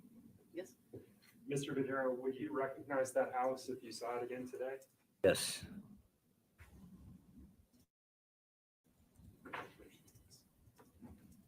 Showing you what's been published, admitted and published as State's Exhibit 1. That's it. And when you say, yeah, that's it, what do you recognize that to be? I recognize to be the house where they were residing in. That house at Gilbert Street. Yes, I believe that's the name. How many times did you go to this house on Gilbert Street? I don't even remember the one time, but it could have been twice. But I remember only one time. I didn't go visit them, so I don't know. Thank you, Mr. Badero. No further questions, Your Honor. I pass the witness. Thank you. Thank you, Your Honor. Good afternoon, Mr. Badero. My name is Caroline Smith. How are you? All right, good afternoon. A little bit nervous? Always. Okay. And I think your first introduction to this case was when marshals came to speak to you Yes, in January of 2022. yes. And you wanted nothing to do with this case, right? Well, I didn't know anything about the case. So, Yeah, except for what you read in the paper, right? except for what the officers told me. Okay.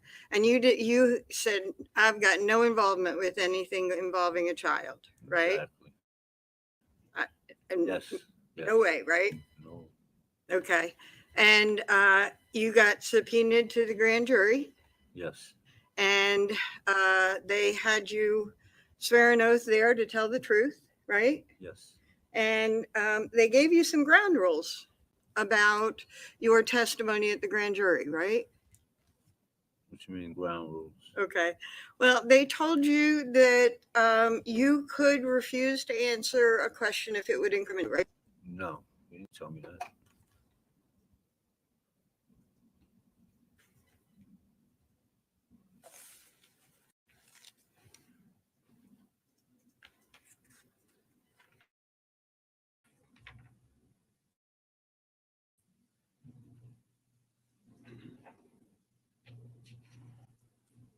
They told you you had the right to be represented by an attorney, right?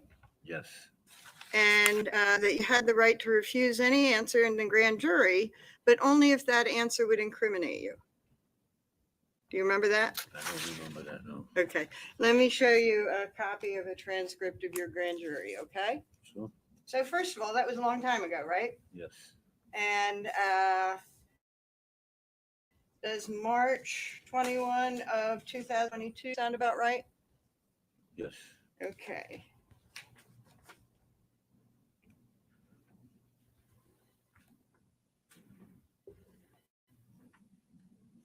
So I'm going to show you a copy. You can see on the outside grand jury proceedings, right? Yes. About the disappearance of Harmony Montgomery. Yes. And you were sworn in at the beginning of the grand jury, right? Yes. And I want you to go through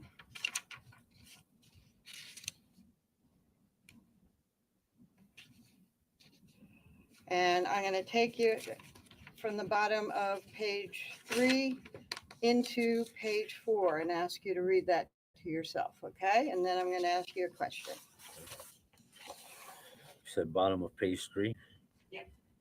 Into page 4. Where the bottom?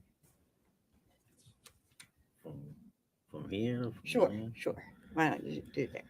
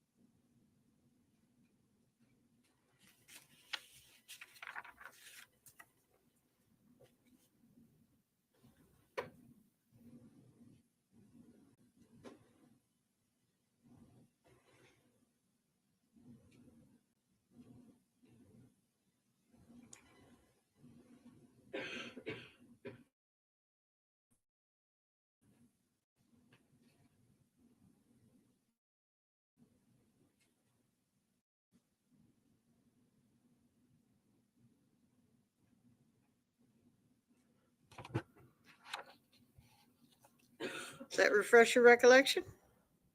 No. Okay. In the transcript to the grand jury, well, while you were in the grand jury, you were advised that you had the right to refuse an answer a question if it might incriminate you, right? From what it says here, yes, I guess. I just don't remember. Okay, that's fine. And it says that, yes, you understood, right? Yes. So you also said you lied to the grand jury, right? Yes. Okay. And being advised that you had the right to refuse to answer a question or you had the right to an attorney, you chose to lie under oath. I didn't know that I was going to need an attorney. Okay. So I agreed to answer their questions. So when the question came up to something that would incriminate you, you chose to lie rather than ask for an attorney, right?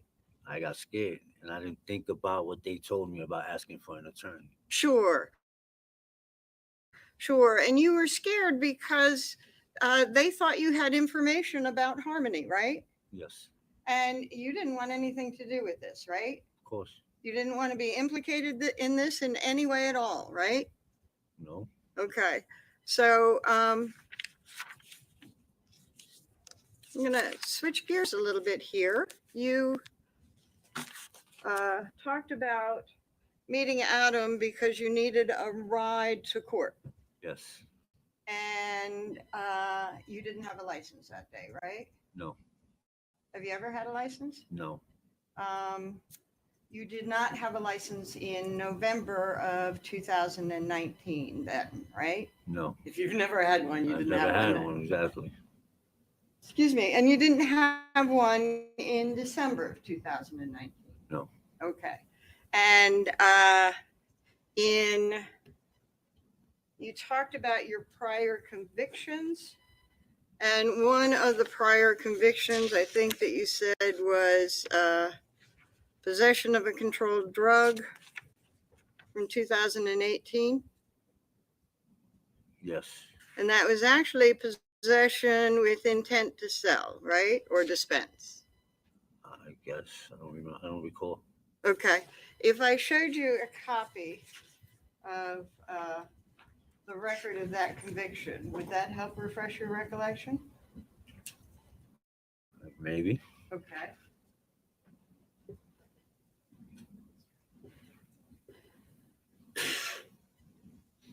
I'm going to show you what is a certified copy of a conviction returned from Superior Court state prison sentence for Anthony Badero, right? Yes. And January 12, 2018, That's when I was released. that was the day you were sentenced. Well, actually, okay. I got released as well.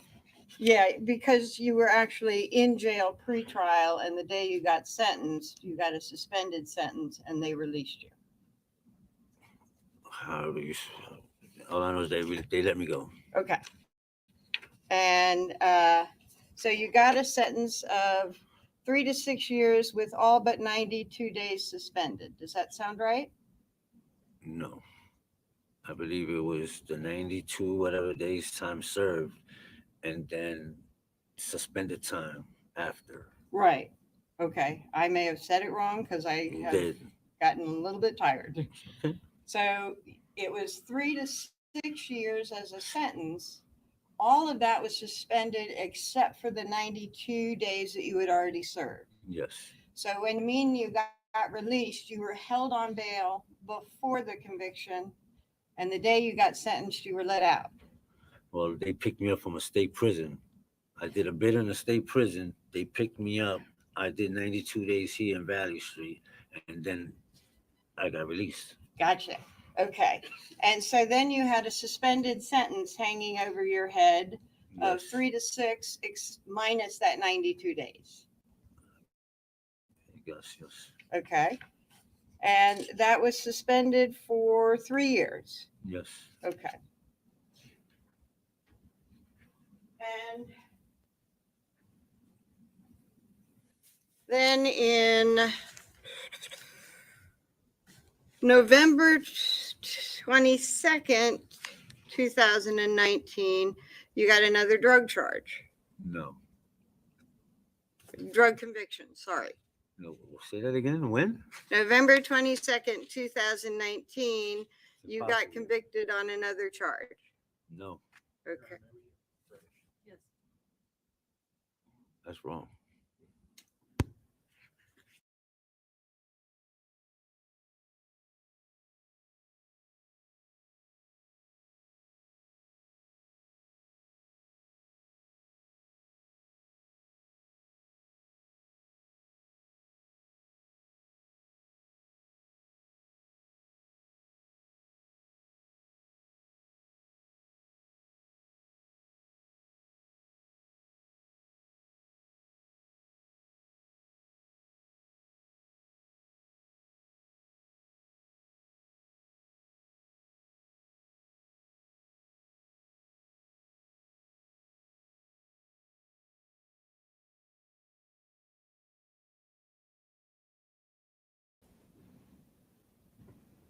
Go ahead, Attorney Smith, go ahead.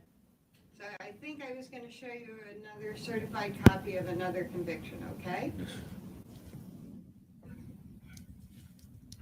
I can show you return from Superior Court, Anthony Badero, sentence November 22nd, 2019.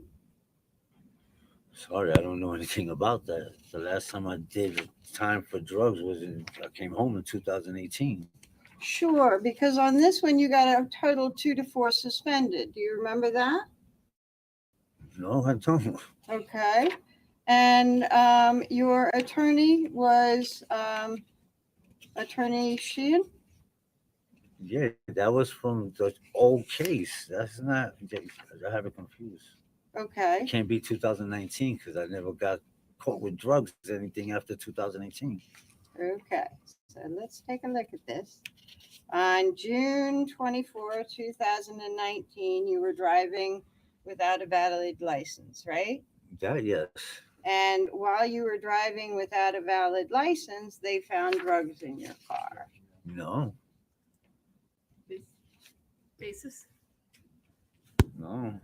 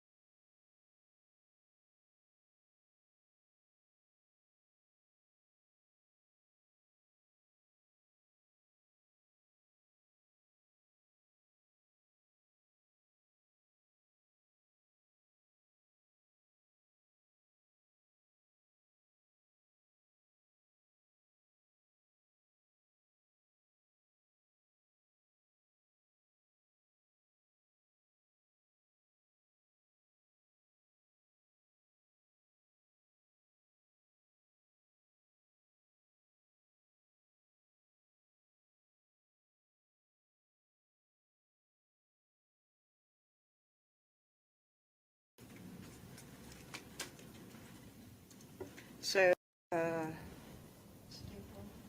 I've moved to introduce this as the next exhibit, and I don't know where we are. Jay?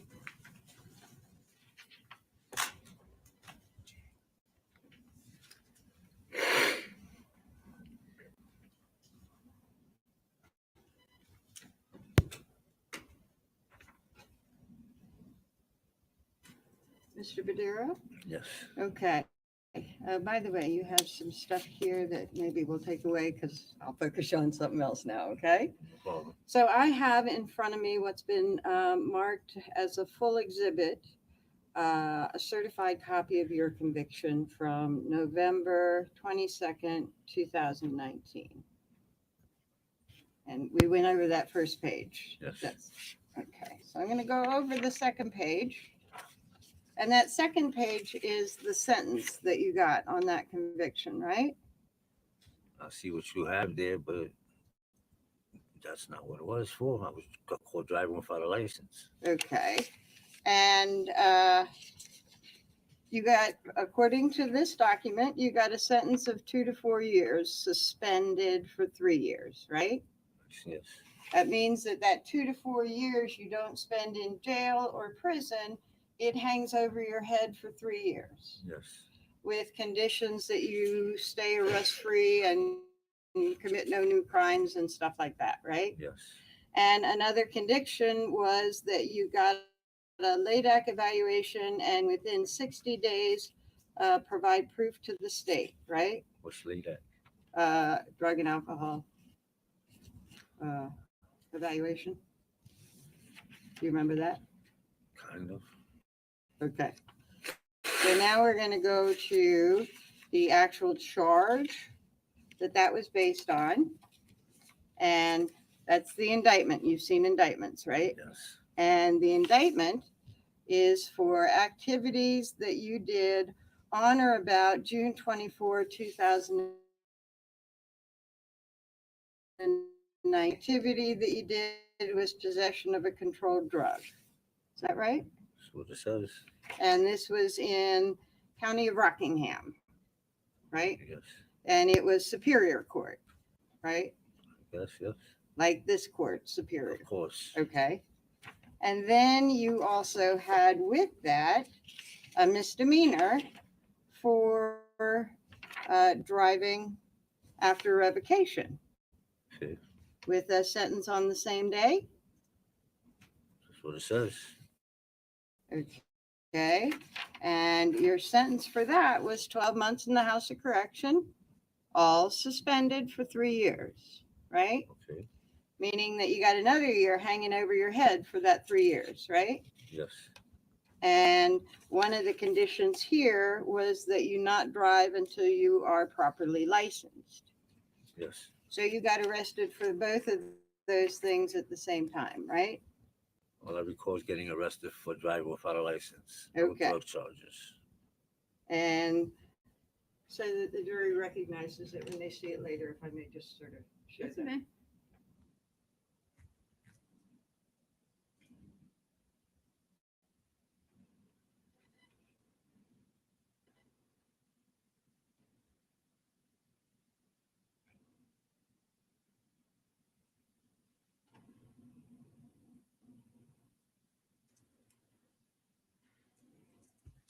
Your Honor, just to clarify, the defense is asking IDD stricken needs to be marked full. The state has no objection. Oh, I thought it went in as full. It did at the bench conference. I indicated that it was full, so.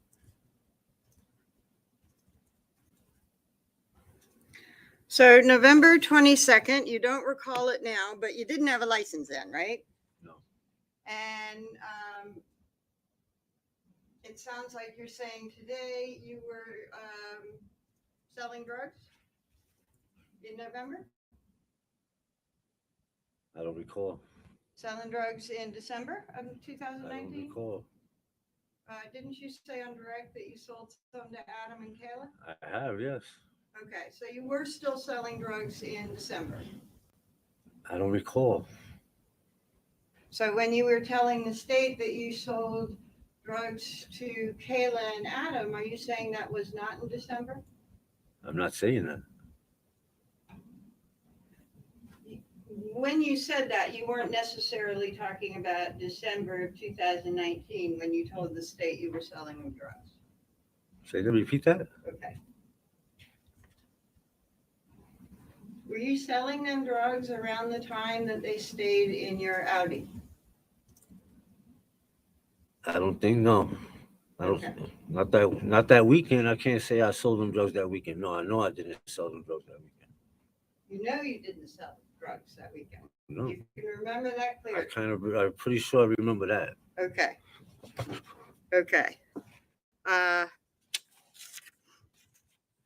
let's talk about those food stamps. Those food stamps, didn't that, they sell you some food stamps when they were in Kayla's mother's home? I don't know where they were at. I just bought the food stamps. Okay. How about when they were at the fit shelter? Okay. I probably did. I don't know where they were at I didn't go. I don't remember where I went to see them for them to give me the card. Okay.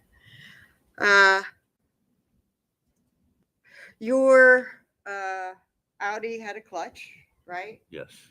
And the problem with the clutch, if somebody turns on the battery without turning on the car, the battery just runs down. Yes. And otherwise, you have to put in the clutch and have it in neutral or whatever and turn it on and keep it in neutral. And then it can run for a long time and the heat stays on. Yes. Right? Yes. And Kayla didn't seem to know that, and the car broke down. Yes. Well, the car battery died. Battery died. Okay. And okay. You said that the picture of your car was in this same condition, and it states exhibit for ID 22. Is it stricken? It's fine. I would agree if it wasn't. Was in the same condition as the last time you saw it, right? Yes. Because the last time you saw it, it had been sitting for a while. It was worse. It was worse. Okay. But when you had it at Colonial Village, it was in good condition. Yes. It was in real good condition. Very good condition. And you like to drive it around. I mean, I drove it, yes, not drive around. Okay. And you kept it in good condition. Yes. You took care of it. Right? Yes. And in November, late November, you had just been convicted of a crime. You had a suspended sentence on your head, and you didn't want to be caught driving that car without a license again, right? True. So you had other people help you drive. Sometimes. Okay. Adam was one of those other people. Yeah, he has driven the car, yeah. Okay. And Adam knew how to drive a clutch, right? Yes. Okay. Because and your clutch, because he had driven that car.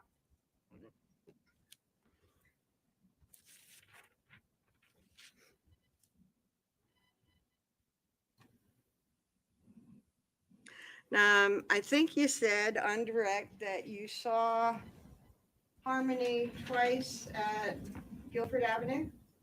No, one time at Guilford Avenue. And what was the other time? Before that, the day he took me to court in August. Oh, so she was in the car. Yes. Okay. And with the boys. Yes. And at Guilford Avenue, she was there and playing with the boys. Yes. And you said that Kayla and Adam needed a place to stay Thanksgiving weekend? Yes. And when they came and told you that they needed a place to stay, you said that you would let them stay in your car for 2 nights. I didn't specifically say 2 nights. I said they can stay in my vehicle, but they happen to only stay 2 nights. Okay. 2 days, 2 whole days. Okay. And one of those nights, it ran out, the battery got drained. From what they say, the first night, yes. Okay. And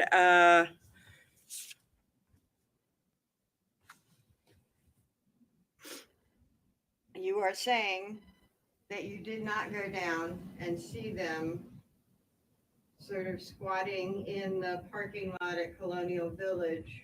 No. In their Sebring. No, I did not. And you are saying that you did not go down on a daily or every other day basis to connect with the family and see Harmony and wave to her. No. And you are saying that Harmony did not wave to you during that time. I didn't. They didn't have Harmony with them.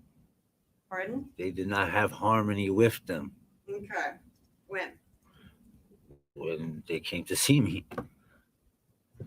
On those 2 days or before those 2 days? It depends when you're talking about. Okay. Did you ever, are you saying you did sometimes go down to the car to see them? I'm pretty sure I went down a couple of times each day. Okay. Okay. But each time they did not have the girl with them. It was Okay. only the boys. And when you were questioned by the police, they actually played a recording of Kayla's statement, right? Yes. And they played a recording of Kayla talking about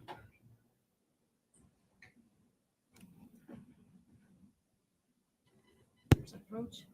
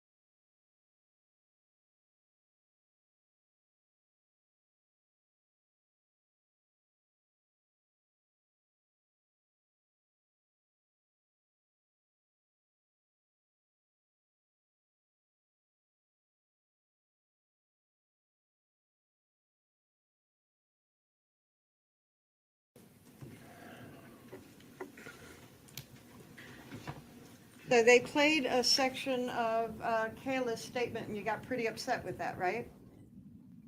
I guess. Got pretty upset with what you were hearing. I guess, yes. And you said that you never saw Harmony I never did. and that you didn't go down there. Let's daily. go. When did I not see Harmony? You're just saying I didn't see Harmony, but where? When? At the Colonial Village. No. And that you didn't go down to the car on a daily basis. Right? Well, 2 days they stood in the car. I went down at least a couple of times each day. For 2 days, you went down a couple of times. At least each a day? couple of times, yes. Those 2 days. Those 2 days. Okay. And you're saying you never waved to Harmony, Never.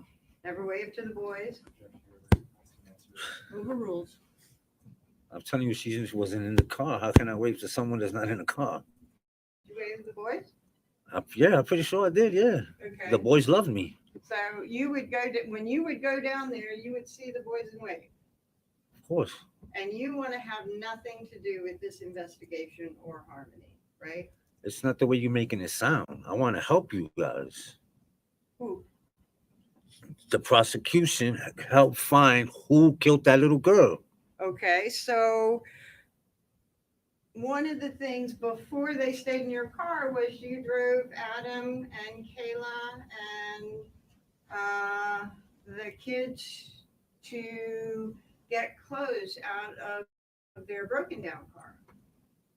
I don't recall that. I don't think I ever did that. I'm not sure, but I don't recall I ever did that. Okay. Why would I? No, I wouldn't stuff my car with anything. Let's put it like that. You wouldn't know what? I would not stuff my car with a whole bunch of furniture or bags or anything like that. Okay, so bags that were from a car that people had lived in for 7 days, you never got them and packed them into your car. I don't recall ever doing that. No, I do not. And so you don't recall taking Adam or Kayla or Adam and Kayla or Adam and Kayla and the boys. No matter how you put it, I don't recall. Okay. And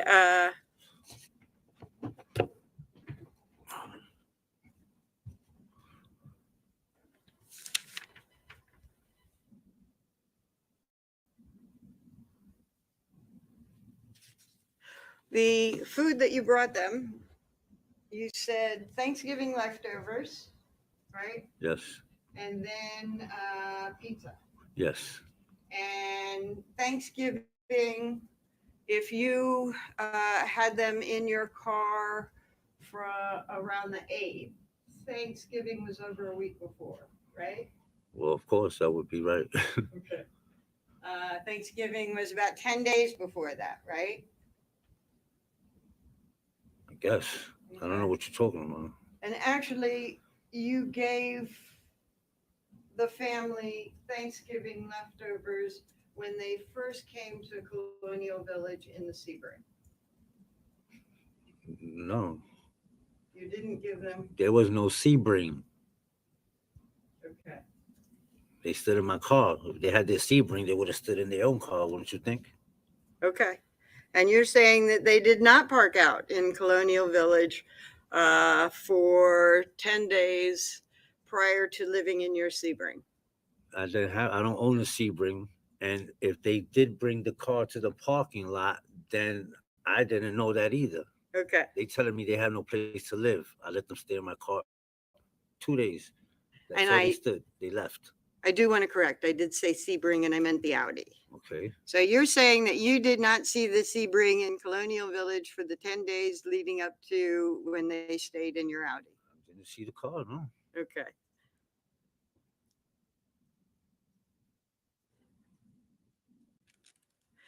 You said that the boys loved you. Had Yes, you they seen the boys I have for not more seen- than those 2 times before? Before and after, yes. Before? Yeah. When did you see the boys before? I they saw stayed? Adam came to see me one time with the oldest one. Pardon? Adam came to see me one time with the oldest one. Okay. And how about the others? I guess the other one, they were with Kayla, I guess. Okay. But I'm asking, so now that's 3 times. No, that's that not 3 you- times I saw Harmony. No. Like, Okay. don't get it confused. I'm not. I only saw her 2 times. I'm backing up. Okay. Okay. First time you saw Harmony, she was with her brothers. Yes. Second time you saw Harmony, she was with her brothers. Yes. You're talking about another time that you see the brother, but not Harmony. Yes. How many other times did you see that brother? Plenty of times. When? Throughout the whole time I knew them. Okay. Did you see the boy prior, more than those 3 times that we're talking about? When prior- when are you referring to? Before Harmony went missing or after Harmony went missing? I'm trying to get there. Before the 8th, when they stayed in your Audi, had you seen the son more than 3 times? Of course.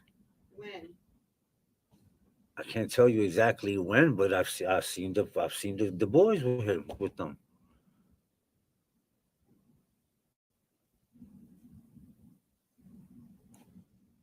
In the 10 days prior to staying in the Audi, you saw the boys with them? I can't tell you exactly how many days prior to the day I let them stay in the car, but I did see them. Yeah. Okay. I seen the boys. Okay. Not the boys. Let me correct that. The boy. The boy. There was only one boy with him. And what circumstance did you see that boy? Was Kayla coming up to see you and bringing her son with her? No, Adam came to see me with the boy. Okay, so Adam would come up to see you and he'd bring his son. Yeah. Okay. And did they ever come in to use the bathroom or maybe clean up their kids? No. Okay.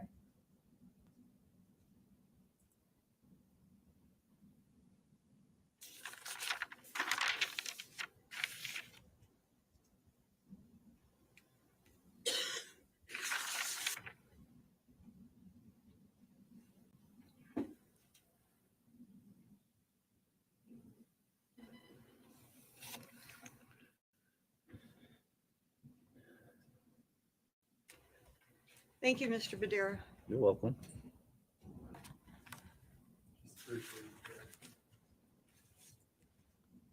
Mr. Badera, what's your involvement been like with the legal system? How Been very bad, sir. I'm not gonna lie. Attorney Smith was just asking you about this time that the defendant came to see you with his oldest son. Yes. Do you recall when that was?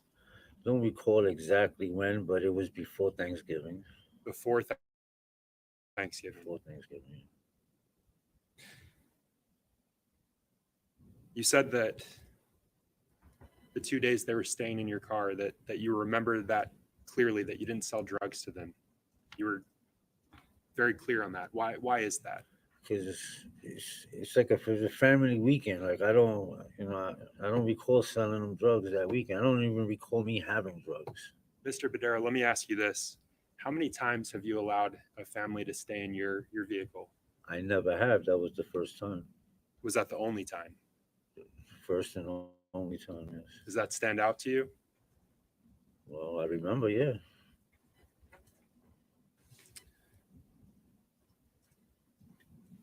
The defense asked you about letting people drive your car. You didn't have a license, is my understanding. Is that right? Yes. And the defense attorney asked about letting people drive your car. I want to follow up on that. You said that you'd occasionally allow folks to drive for you. Not really. I would drive myself. I ain't gonna lie. I didn't have a license, but I would drive myself.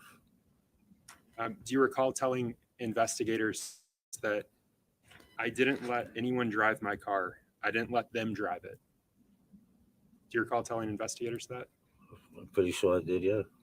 The them that you were referring to, is that the defendant and Kayla?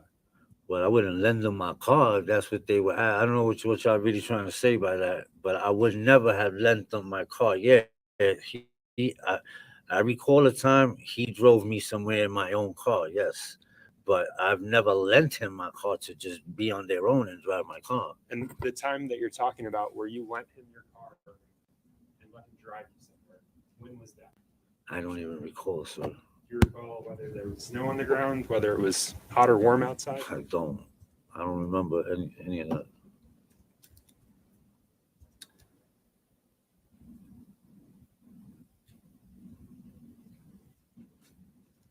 You mentioned seeing the two boys. Yes. And them waving at you, you waving back. Were you referring to the 2 days that they were staying in that the boys were staying in your vehicle, or was that some other time? Actually, yeah, that was some other time. I was just, whenever they saw me, they waved to me. They said hi. I would grab them, hug them. I can't recall every time they said they waved to me. That's what all kids do. They say hi.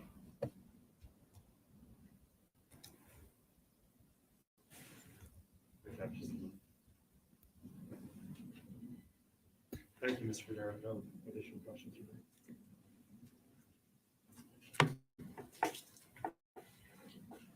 So Adam did drive you around in your car, but you don't recall exactly when.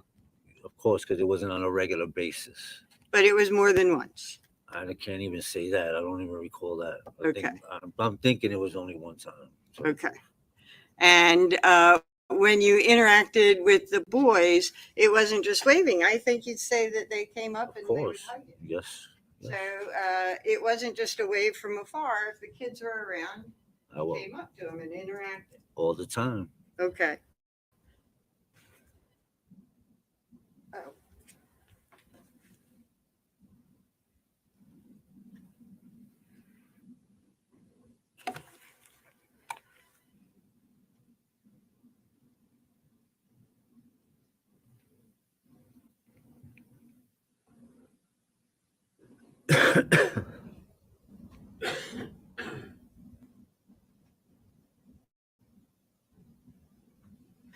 No further questions.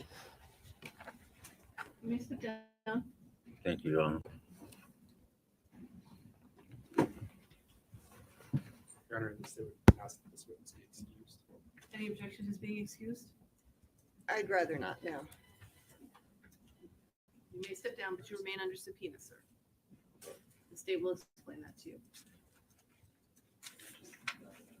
Yes, and I think it's just about 2:30, ladies and gentlemen, so it's a good time for our mid-afternoon break, so we'll take 15 minutes. All rise for the jurors, please. Don't discuss the case. Don't do any independent research.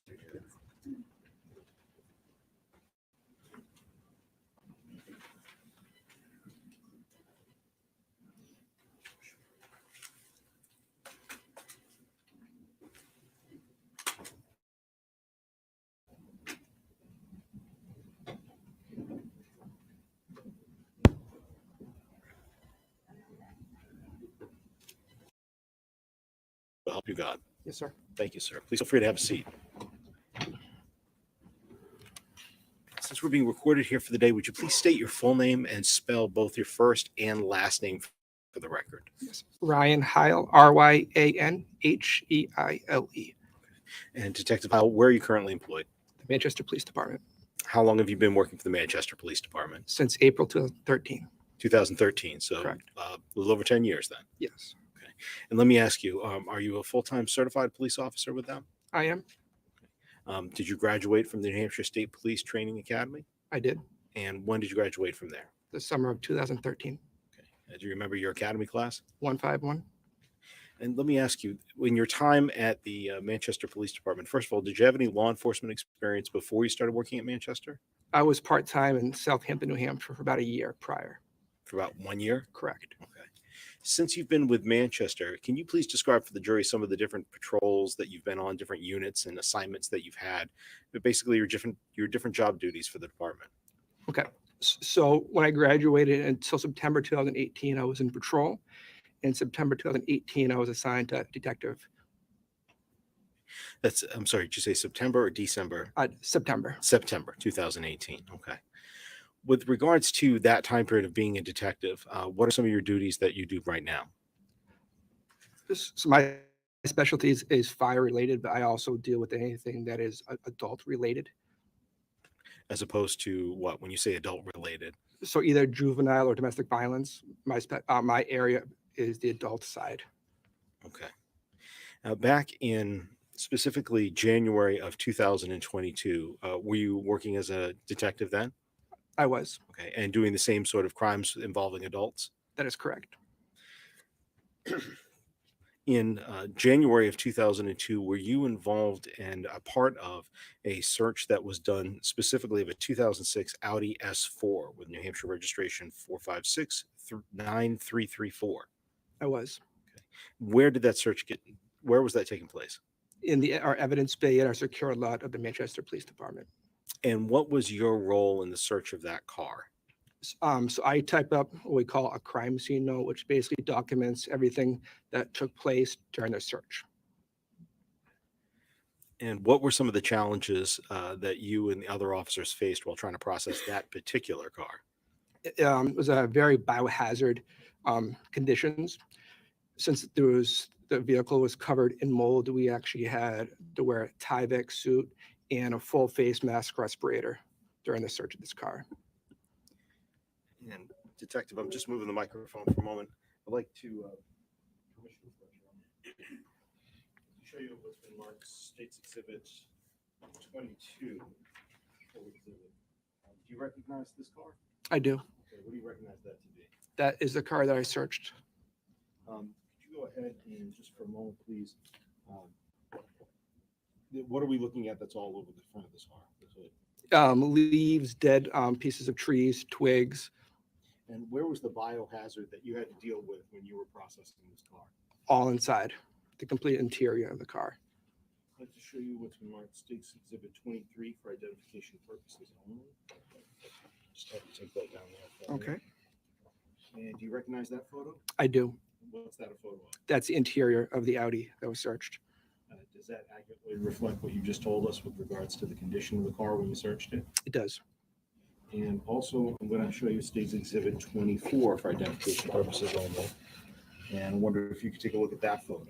That is also the interior version in the trunk of the vehicle that was searched. The trunk of that Audi S4. That is correct. Does that photo accurately depict the condition, the same one that you saw when you were part of that search back in January of 2022? It is. Other than the fact that both of those photos had small little red labels down on the corners, have there been any sort of changes or alterations with regards to that photo based upon your memory of what that image looked like on that day? No. At this point, Your Honor, I'd ask for identification to be stricken from State's Exhibits 23 and 24. Without objection. The ID is stricken, not 22, just, oh, you already have 22 22 is already full, yes, okay. The ID is stricken on exhibits 23 and 24. They're entered as full exhibits.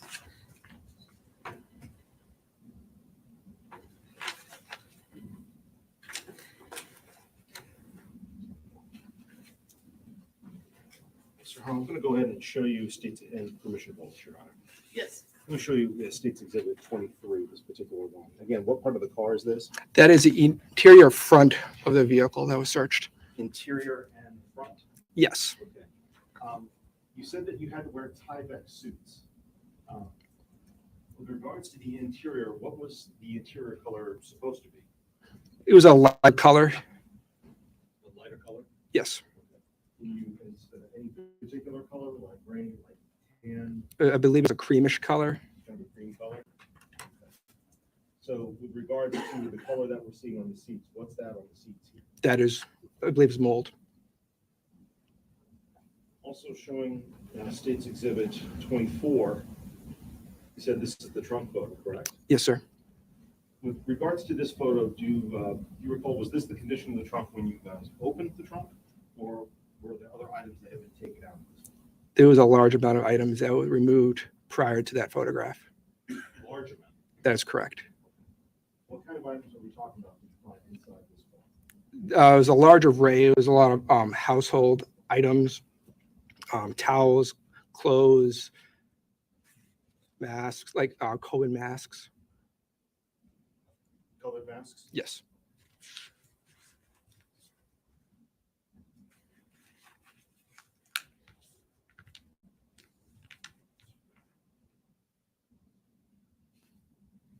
Nonetheless, did you and the other officers still try to process that vehicle? We did, yes. Okay. And how did you go about doing it with a vehicle that looked like that? So all of our skin was covered up just because of the biohazard conditions of that car. We did a very slow search of the vehicle. We did it is we did seat by seat, so make sure we did not miss anything in the car itself. And from that, were there a number of items that were taken and placed into evidence that day, taken out of that car? Yes, there was. And in the end, were you yourself able to determine whether any of those items had any relevance to the disappearance of Harmony Montgomery? Just based on your own knowledge? No, I did not know that. And with regards to those particular items that were taken out of that car, where did they go when they left the evidence bay, or excuse me, the garage bay where you were working on the car? They would have got secured at the evidence, which is on the second floor of the Manchester Police Department. So we were on the ground level, and it would have gone up to the second floor, been secured that way. Are you aware that some of the evidence in this case, in general, was taken down to a place called DNA Labs International in Deerfield Park, Florida? Yes. And how are you aware of that? I was one of the detectives actually that brought some of the evidence back once it was finished being processed from Florida. Did that include any large pieces of evidence? Yes, it did. Okay. Do you recall what those large pieces of evidence were? And by large, I mean physical. Yes. It was a ceiling tile was one of the items. How big was it? We got a full-size SUV, and if you laid it flat, it barely fit in the back seat of the SUV laying flat. So it was very large. Was there any other sort of large items that came back from that particular lab after testing? Yes. What else? We brought three different pieces of evidence back.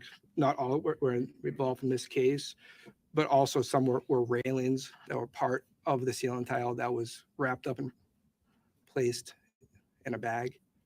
And with regards to getting those back from Florida, can you just describe for the jury how those came back and how you were a part of that? So myself and Detective Scott Riley actually drove from South Florida all the way back up here in the SUV with all the items with us. While driving with those items, did you ensure that they were not left alone at any time during that drive? That is correct. It was secured in our session the whole time. Let me just have a moment, Your Honor.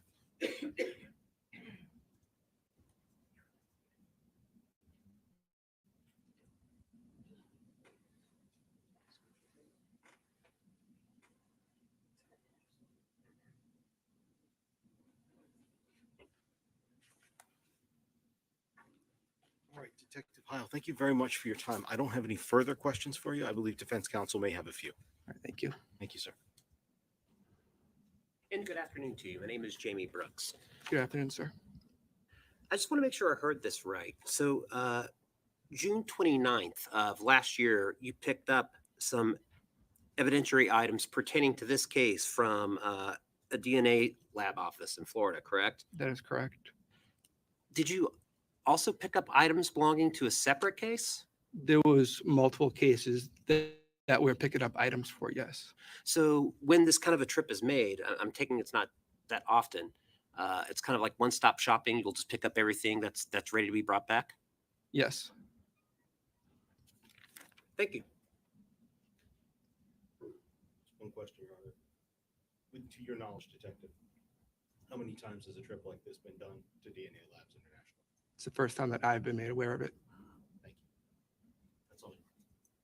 Anything further, Attorney Brooks? No, Your Honor. Thank you. You may step down. Thank you, ma'am.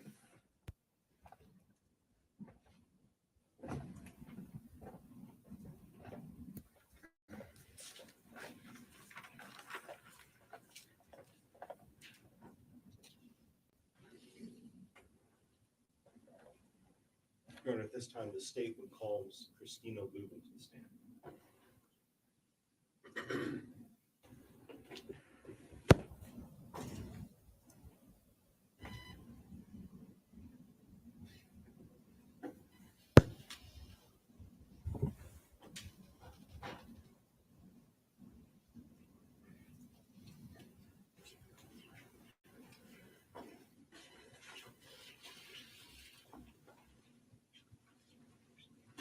Just step on the court.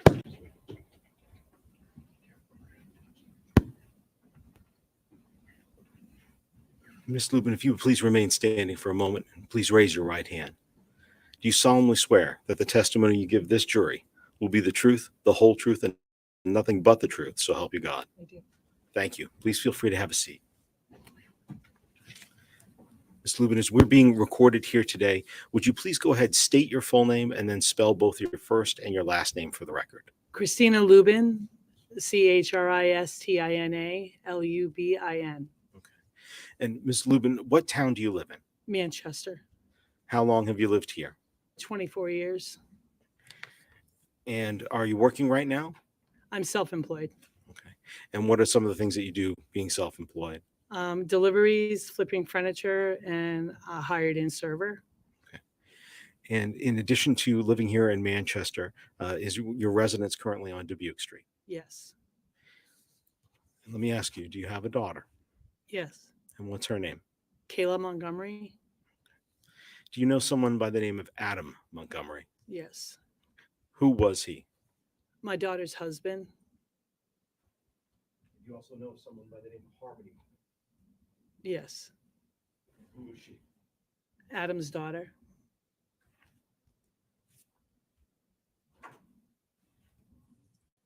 Go ahead and show you State's Exhibit 1. You recognize this man? Yes, I do. Who is this? Adam Montgomery.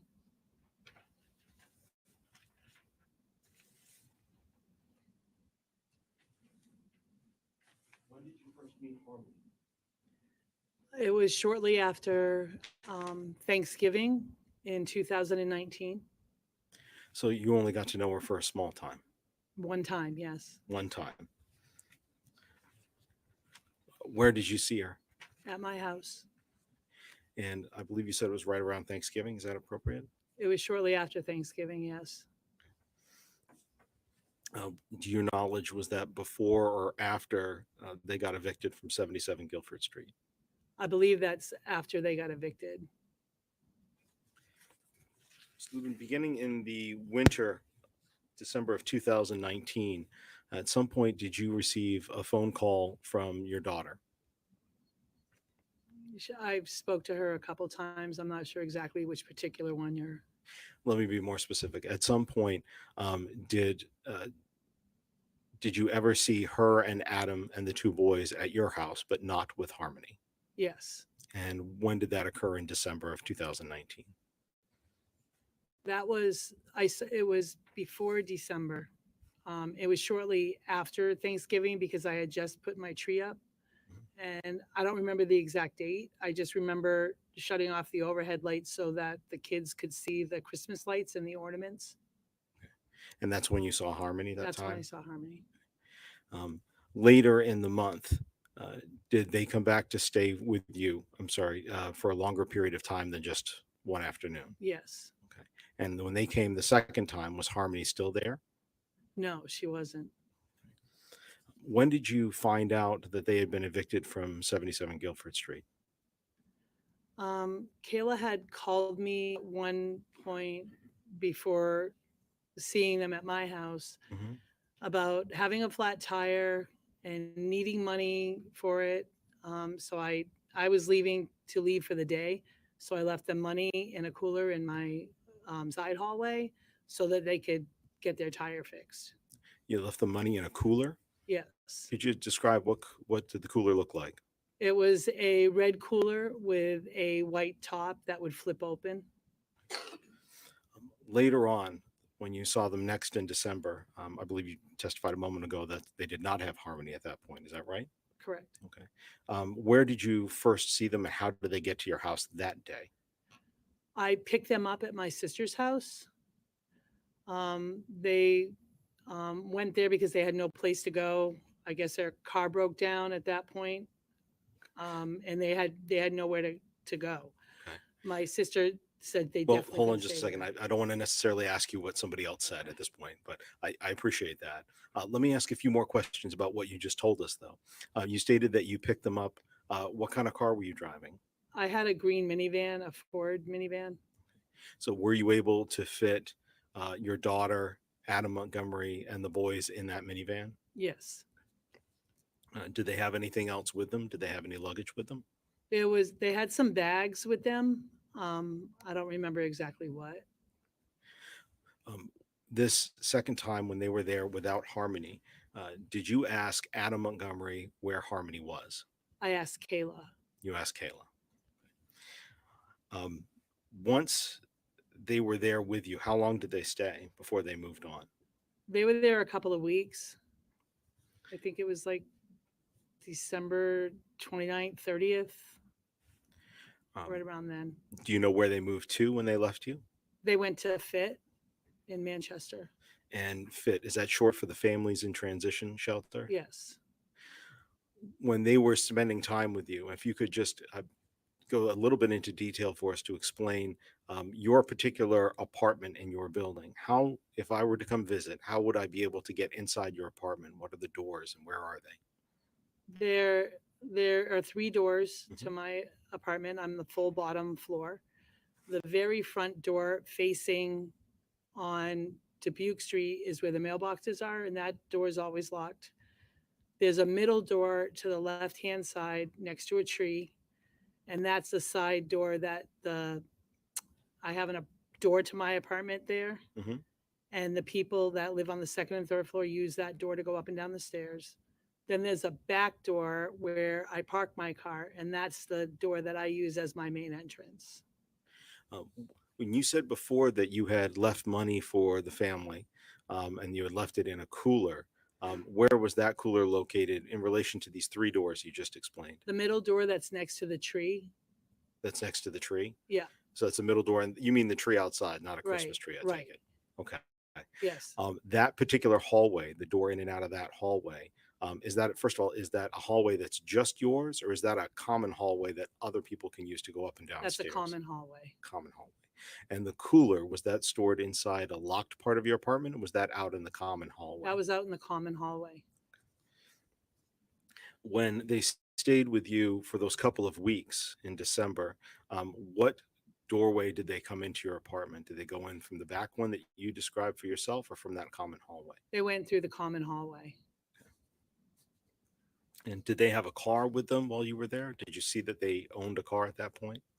In December, no, I didn't see a car. They didn't have a car. You stated that your apartment's on the ground floor. Is that a first floor, or is this like a basement apartment? No, it's the first floor. First floor. Got it. And that hallway, what else is in that common hallway besides your cooler that you stored there? There's a door that goes to the basement that's paddle locked. There's my entrance. There's an entrance to my apartment that goes to my dining room, and then there's the stairs to the second and third floor. The door down to the basement, I believe, is that locked? Not Yes. Locked. That's the locked one. How long had you owned that red cooler in the hallway? Couple of years I used it for basketball, for the basketball team. Did you always store it in the hallway? No, sometimes it was in the apartment. Sometimes it was in the hall. Most of the time it was in the hall when basketball was all done. You said a moment ago that you left money in the past there for Kayla and for the defendant. Was the cooler in the hallway when you did that? Yes. And how would you leave that money so that somebody else wouldn't take it? So it was next to my apartment door, at the end of the hallway. And I would put money under a piece of cardboard and then close the cover. So the cardboard was inside the cooler? Yes.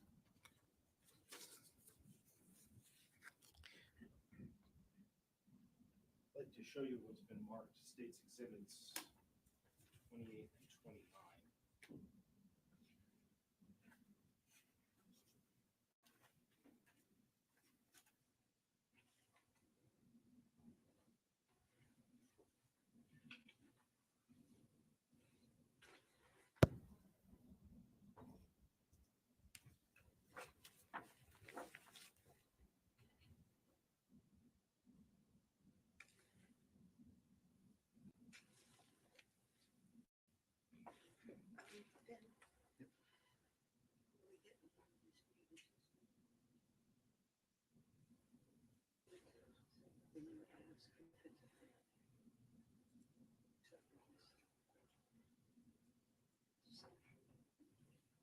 I'd like to approach you on. Just a minute. I'd like to go ahead and show you what's been marked States Exhibit 28 for identification purposes only at this point in time. Do you recognize the object in that photo? Yes. And what is that object? That's the red cooler from my apartment. I'd like to also show you States Exhibit 29. Actually, and you said that's the cooler in your apartment. Is that generally in the same condition as you would keep it? Hasn't been scratched up or marked or anything else at that point? Yes, it looks a little bit dirty. A little dirty? Yeah. I'm not going to show you what's been marked States Exhibit 29 for identification purposes only. Is that still the same cooler? It looks like the same cooler. And can I ask, are there any other differences that you see with regards to that cooler from how we just looked at it a moment ago versus how you're looking at it there? It looks really dirty. And do you see any stickers that have been placed on there? Yes, I do. But still the same cooler? It looks like the same cooler. Ron, at this point, the state's going to ask for identification to be stricken from States Exhibit 28. No objection. The ID is stricken on exhibit 28. It's entered as a full exhibit.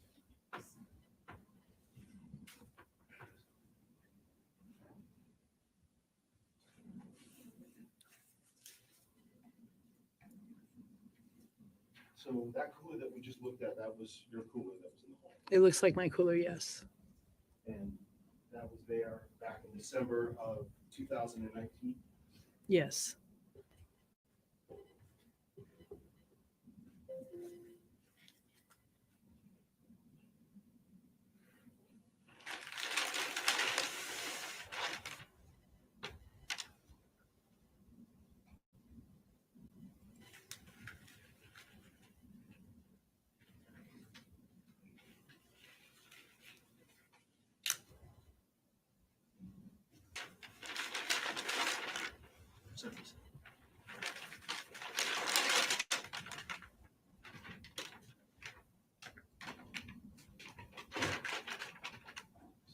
Ms. Lubin, I have an item in here that's marked States Exhibit 77 for identification purposes.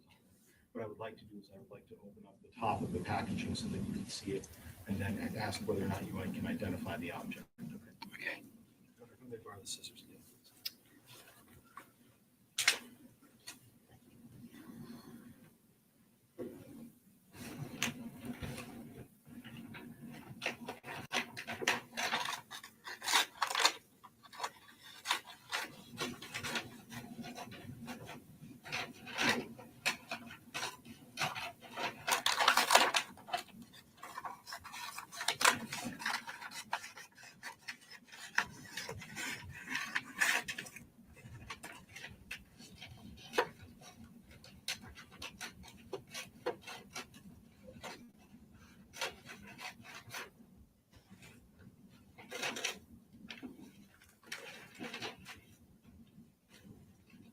Lubin, can you, Yeah. if I could ask the witness just to step out for a minute to look inside. Yes.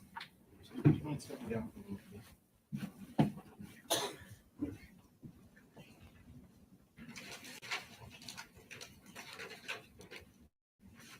You can just look at this object in general. I'm gonna go ahead and open it. Other than the conditions it's in, can you see the color, Yes. the shape, Yes. the handle? Yes. Is this the same cooler? It looks like the same. Looks like the same cooler to you. Yes. Thank you. If you want to sit down.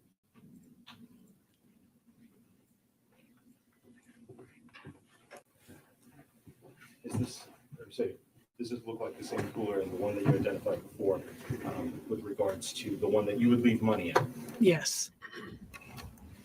Did you ever keep anything else in this cooler? I used it for basketball tournaments for food. For food, for Mhm. basketball?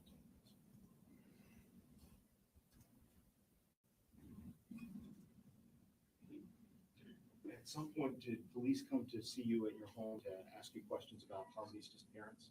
Yes. And later on, did you agree and allow them to do a search of your home relative to that investigation? Yes. I don't remember them actually searching the home. But they were free to come in and do whatever they like.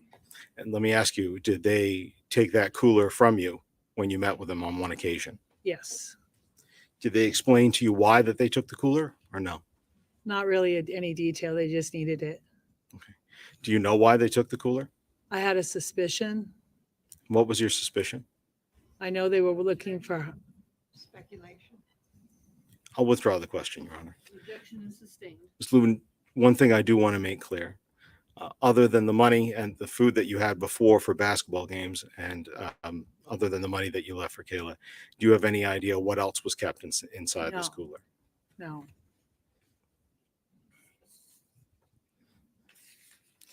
Did Adam Montgomery ever talk to you about this cooler? Never. It's my understanding that you do some woodworking. Yes. What do you do? I upcycle and recycle pretty much any furniture I can get my hands on. Any kind of-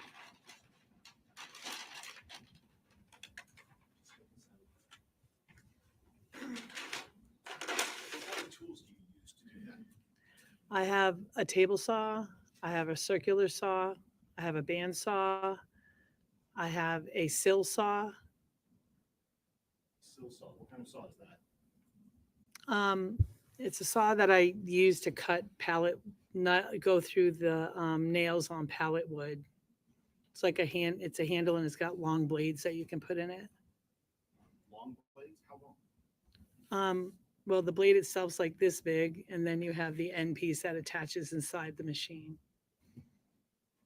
And how does that saw operate? You said it's about yay big. Is it round or is it? No, it's like just a long blade about this thick, and it kind of vibrates back and forth as it.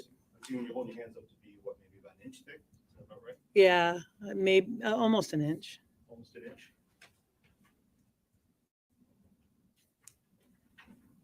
Sorry, I apologize for the delay.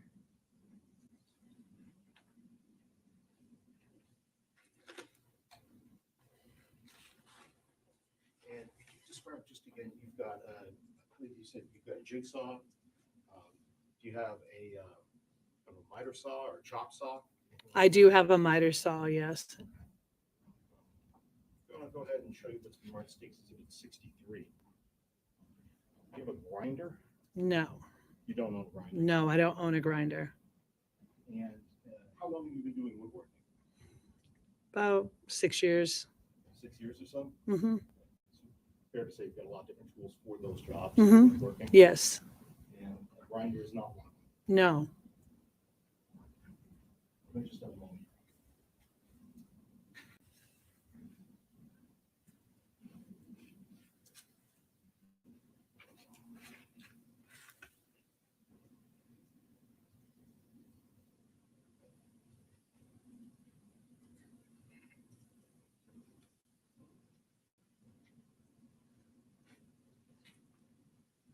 Just a point of clarification, Your Honor, I apologize. I referred to the cooler as Exhibit 77. It's Exhibit 73, so I apologize for that mistake. And that's, I don't have any further questions for you. Thank you very much for your time. I believe defense counsel may have a few. Thank you. Good afternoon. I'm Caroline Smith, and I do have a few questions for you. And let's start with the tools, okay? Where do you keep your tools? I have some by the back door on a rack, and then I have some put away in a little storage unit that I made that's on wheels in my off the side of the dining room area. Okay, so that's in your apartment. Some are in the apartment, some are out. No, they're both in the apartment, just different locations in the apartment. I've had to Okay. move them around. Okay. And the basement, is that something anybody has access to? No, well, the tenants have access to it because we each have a key, Okay. because it's padlocked, but it's not anything that we use to store anything or. Okay. And I said I'd get to the tools, so I'll get to the tools first. I'm going to show you what has been marked as Exhibit H. Okay. Do you recognize what kind of tool this is? That's a miter saw. And that's one of the tools that you have, right? Yes.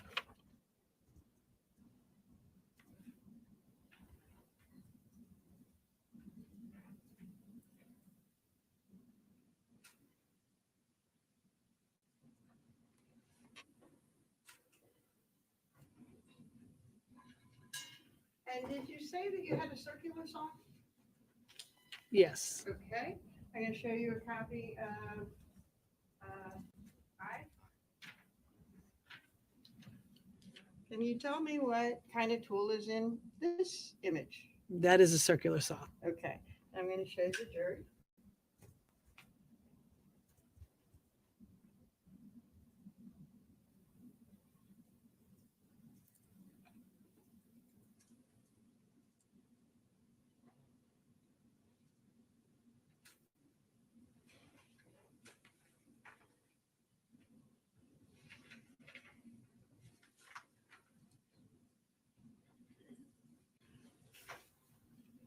Now, I want to get a little bit of an understanding of your place and where Kayla, Adam, and the kids stayed.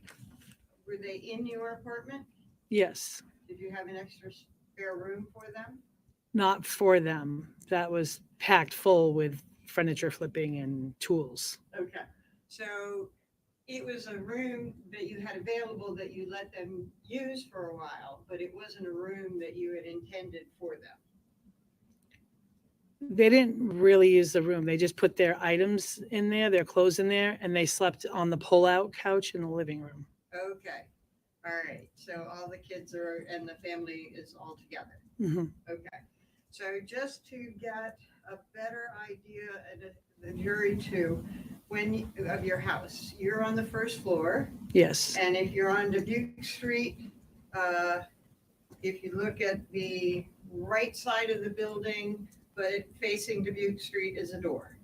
Yes. And then you've got a arched window beside that door. Yes. And then on the other side, there's a sidewalk that goes along the side. Yes. And I think that you said that there was a door in the middle of the building along that sidewalk. Yes. And then in the back of the building, there's another door. Yes. And you use the front door? No. You use the side door along the sidewalk? No. You use the back door? Yes. Okay, and that you park there? Yes. Okay, so you drive around back of the building, you park, and you can come in the back way? Yes. Do you have the whole downstairs? The whole floor. Yes. Okay, so any door that you go in, you can access your place? Yes. You don't necessarily, but you Right. can.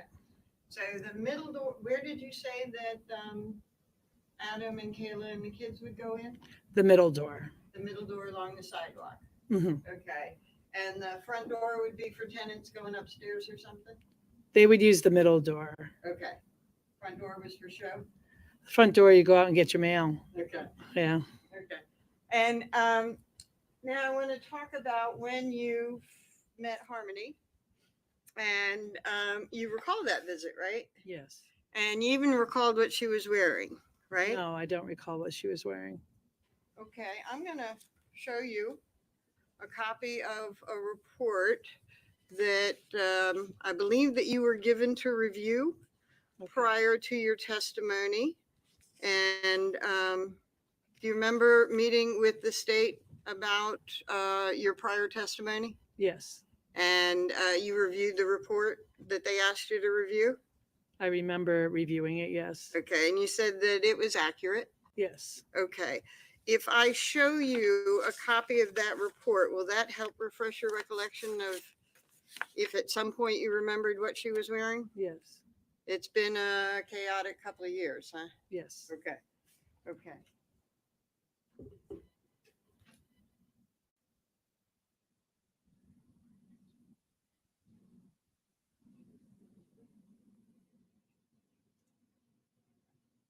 So I'm going to show you a copy of that page 165 that they gave you. And you can read any of this report about you, but I'm going to ask specifically about what you told them there.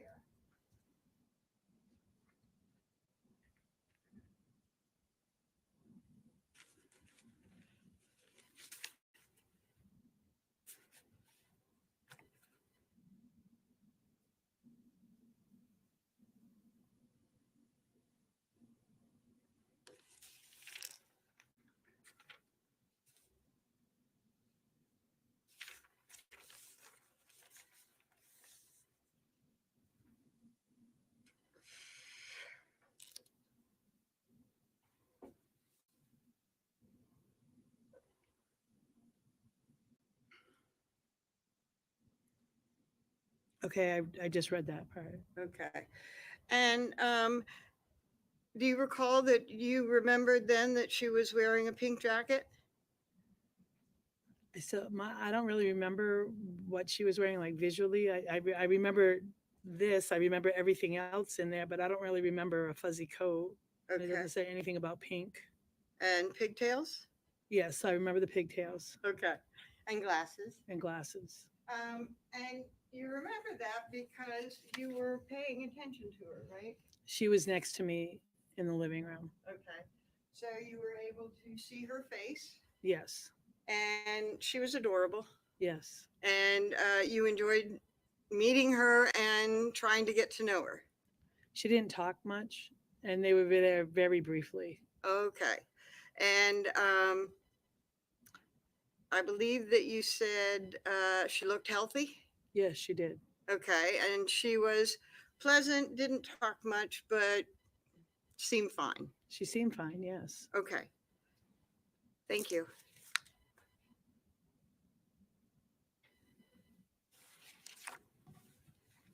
No, I'm sorry, no further question.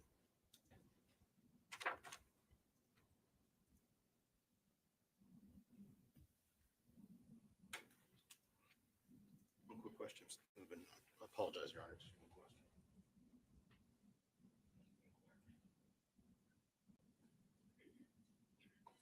You showed a couple different saws by Attorney Smith a moment ago, and then you look at this. You said this is a grinder from Exhibit 63. Mhm. So when So I believe you said you did not own this. No, I do not have a grinder. So haven't owned one in the past either. Never.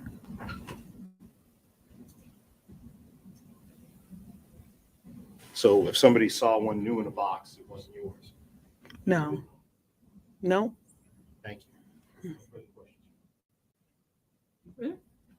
No, Your Honor, thank you. Okay, sit down.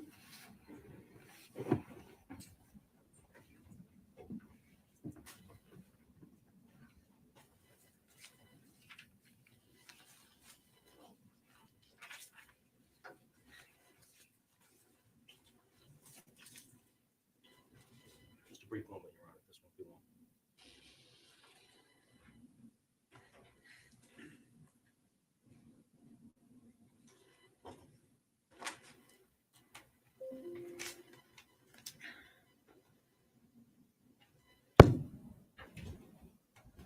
I'll say, Your Honor, thank you. At this point, the state would call criminalist Katie Swango to the stand, please.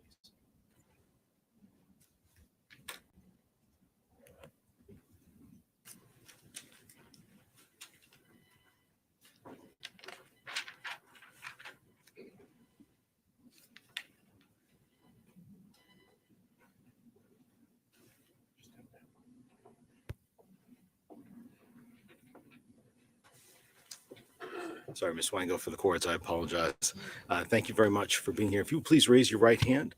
You solemnly swear that the testimony you give this jury will be the truth, the whole truth, and nothing but the truth. So help you God. I do. Thank you. Please feel free to have a seat. And as we're being recorded here today, would you please go ahead, state your full name and spell both your first and last name for the record? Katie Lynn Swango, Katie, Katie, Swango, Swango. All right. Thank you very much. And Ms. Swango, where are you currently employed? I work for the New Hampshire State Police in the Forensic Laboratory. How long have you worked for them? Next month will be 16 years. 16 years. Yes. Okay. Where did you first begin work as a criminalist? I worked at the California Department of Justice in Richmond, California in their laboratory. How long did you work out in California? Just over 6 years, I think it was 6 years and a couple months. 6 years and a couple months. Okay. What did you specialize in when you were working in California? So when I started there, I was actually working in their method development unit, but the whole lab that I worked in was all still forensic DNA.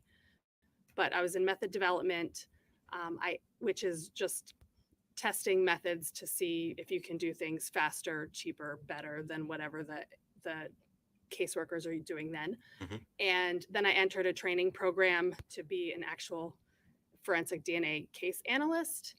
When that was over, I was an analyst for about a year there before I moved to New Hampshire. And when you moved to New Hampshire, and I take it at that point, did you start working for New Hampshire State Police Forensic Laboratory? Was that your first job when moving into New Hampshire? Yes, I moved here specifically for the job. And what position did you start at for them? The same position I'm in right now, a criminalist too. So with regards to that, what unit do you work in inside the State Police Forensic Lab? Forensic biology. And could you just please, for a brief moment, explain to the jury what the different units are at the State Police Forensic Lab? Sure. So the lab has a lot of different services that we offer. So there's fingerprints, there's controlled drugs, there's toxicology, there's digital evidence. So there are many different sections, one of them being the forensic biology unit. And what sort of background do you have to have in training? First of all, let's talk about education, I guess. What kind of education do you have to work as a criminalist too, and to work in the forensic biology unit? So to work in the lab in general, you have to have a bachelor's of science degree. But to be in DNA specifically, to be an analyst in the US, to be a DNA analyst, you need to have specific classes on top of a Bachelor of Science degree. And the Bachelor of Science has to be in a science, chemistry, biology, forensic science, something like that. But the classes that you have to have specifically for DNA is you have to have microbiology or molecular biology, you have to have statistics, genetics, and biochemistry. So for your own educational degrees, I take it you obviously meet the bachelor's requirement, but what other degrees do you have? Right. I also have a PhD in human genetics. I'm sorry, in what? Human genetics. Okay.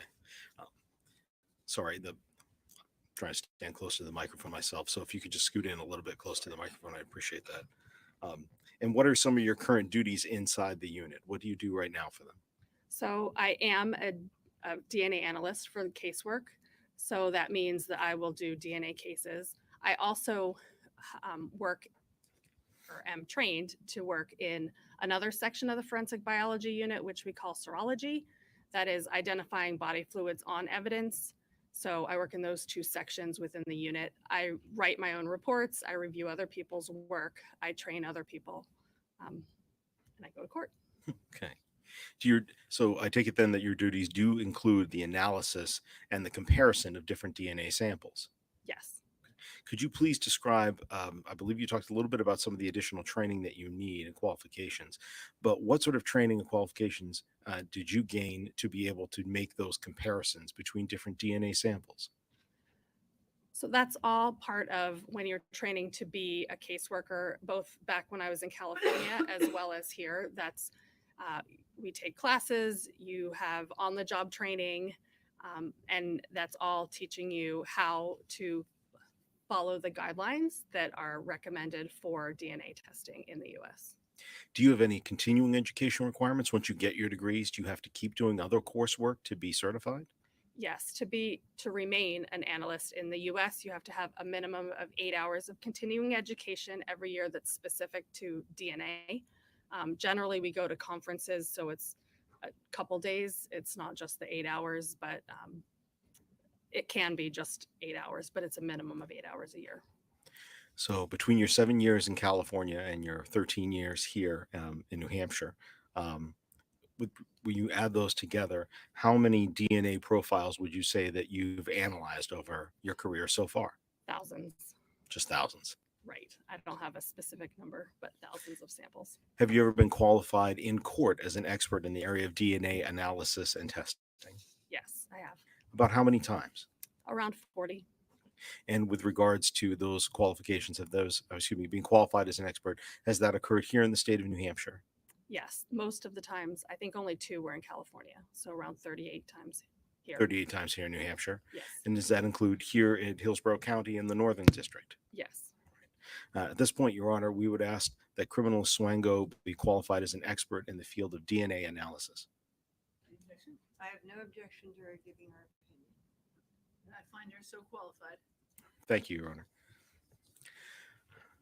So, Criminal Swango, if you could explain a little bit about DNA. Everybody's seen a lot of things on TV and the news, but courtroom is not necessarily like they put things on TV or in the news. Or excuse me, TV or in movies. Can you just explain for us what is DNA? Where does it come from? And how does it play a role in your work? So DNA is what we kind of hear as the blueprint of our bodies. It's what makes us a human instead of an animal or a plant or something like that. We get our DNA half from your mom, half from your dad. We can find it in any cell in your body except a red blood cell. Everybody has different DNA in their body except identical twins. So if there's an identical twin, they'll have identical DNA, but everyone else will have a different profile. As I said, it's in all the cells in your body, which is why it's helpful in a case like this, or not just this kind of case, but forensics in general, because everybody's profile is unique except identical twins. If we can find a body fluid or cells from a person, we can identify who that's from, usually. If I could ask a quick follow-up to that, you stated that DNA cannot be found inside red blood cells. So how is it then that DNA can be found in a blood sample from somebody or a blood swab, even if it's not in the red blood cells themselves? Because there's a lot of other cells in your blood. So blood isn't just red blood cells. It's got platelets, it's got white blood cells, and other components of your floating around in your blood. So yes, if we were swabbing literally just red blood cells, we wouldn't necessarily get a profile, but we're not. That we're getting the whole component of the blood, and that's what we're getting the DNA from. What part of the DNA do you look at when you're going to go ahead and kind of process and develop a DNA profile? So we're looking at, so every cell has a nucleus inside, and that is the DNA that we're looking at, the DNA in the nucleus. We're not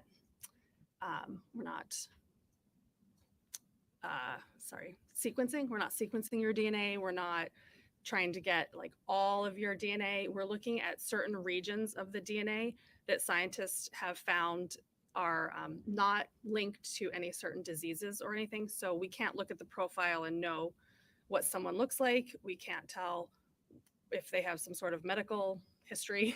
We can't tell anything like that. These are just parts of the DNA that for some reason that we don't know, through time have developed such that they're different from person to person, but they don't have some sort of they don't actually cause anything in particular. They don't cause anything to be wrong with people necessarily. It's just that they're different from person to person. What's the purpose then of comparing DNA? I mean, how is it really used in forensic work? So we will get DNA from an item of evidence at a scene, and that's where we get one profile from. And then to know whose it is, we have to have known samples from people that they think might be players in the scene. And we would take the profile from each person. We would look at them side by side, and you can just look down in like a tabular format at the profiles to tell if they match or if they're similar and could be from the same person. And then we have to tell them how strong of a match that is, or how close those profiles could be. And so we do a statistic to provide that information as well. So, and I want to make sure I'm getting it right. So you can develop a profile of an individual, either something that's not known. So, for example, a part of DNA that's found in a location, maybe on a podium, and then compare that to a known profile of somebody from a known sample. How do you get those known samples? They have to be submitted by the police department. Okay. If you were to take a known sample from me right now, what are some of the different ways that you could do that? The way that is easiest and what usually we do is we take what's called a buccal swab. So it's just a long swab on a stick. So it's kind of like a Q-tip, but whereas a Q-tip is double-ended, it's just got one end that's cotton and it's got a long stick, maybe about 6 inches long. We would swab the inside of your mouth or give it to you to swab the inside of your mouth. And that's what we would collect. And it's called a buccal swab. Could you also be able to develop a profile from somebody's blood if you know whose blood it is? Absolutely. That used to be what people did, is you'd have to have a phlebotomist, and it's a lot more invasive for a person. So it's just easier to get the buccal swabs, but we could get it from any body fluid if they know it's from a certain person because they can see it being collected from that person. We could use it. It's just the buccal swab is easiest. As long as it has cells from a person, I take it. Yes. Did you conduct any DNA analysis in this case, either of something where you didn't know who it was from at the beginning or whether it was a known profile, you knew who provided the sample? I did. Okay. And what known DNA samples did you have for this case? What are the knowns that you were working with? I had 2 known samples. I believe they were both buccal swabs. One was from Adam Montgomery and one was from Crystal Sorey. So one from an Adam Montgomery and one from Crystal Sorey. Yes. Okay. Did you obtain a profile for Miss Sorey from the known swab that you had? Yes. And did you obtain a profile for Adam Montgomery from the swab that you had? Yes. Were you, from looking at those two, you now had 2 fully known profiles. So if I were to put these 2 side by side, I take it they would not look similar to one another. No, they wouldn't, because as we said, everybody is going to have a different profile. How many pieces of evidence did you then compare to the known profiles that you had for Crystal Sorey and for Adam Montgomery? I would have to check my reports. I don't think I ended up with that. I had at least one, but I don't know if I had more than one. I don't believe I had more than one to compare with either of them.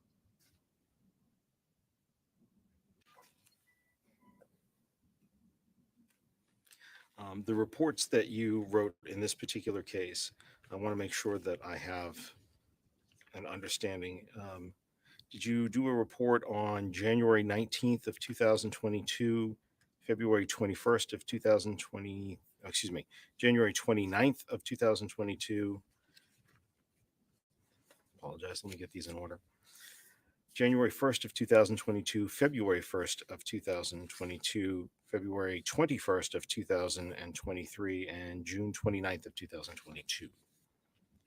Those. Better I know yet. I wrote several reports. I would have to see them to know if those are the correct dates. And so, if I may approach, Your Honor. Resume.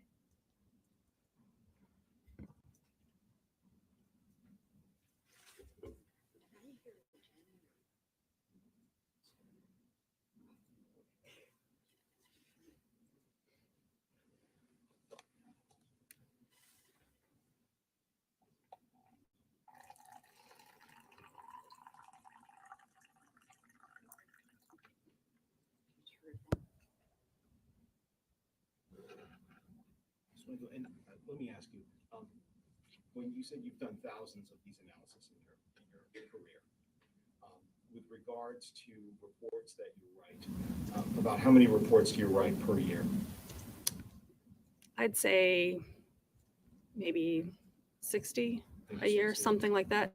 And do you review other people's reports as well for accuracy? I do. I'm going to show you a series of documents that I've shown defense counsel. I apologize. I'm going to go ahead and let you take a look over it and just let me know when you're done.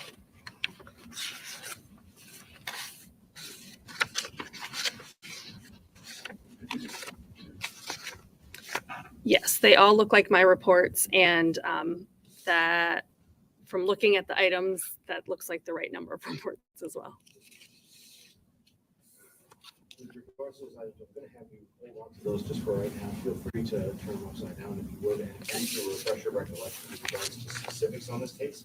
Just let us know. Okay. I'll be able to do that either myself or defense counsel. Okay.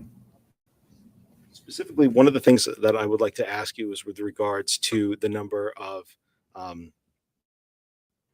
you have these two known profiles, one for Crystal Sorey, one for Adam Montgomery, but the number of different things that you compared those to, your unknowns, if you were. I'm wondering if you could tell us how many different swabs or cuttings or items that you compared your two knowns to. As I said, I know that there was one item that I compared them both to and was able to provide statistics. Okay. I did not actually get comparable profiles for most of the other items that I tested. And let's talk about that. When you say comparable profiles for the other items that you tested, from those other items, what were their test results? So a lot of the items that I got, we there wasn't enough DNA, so it was below the level of detection in our methods, or there was at least one that had DNA from more than two people.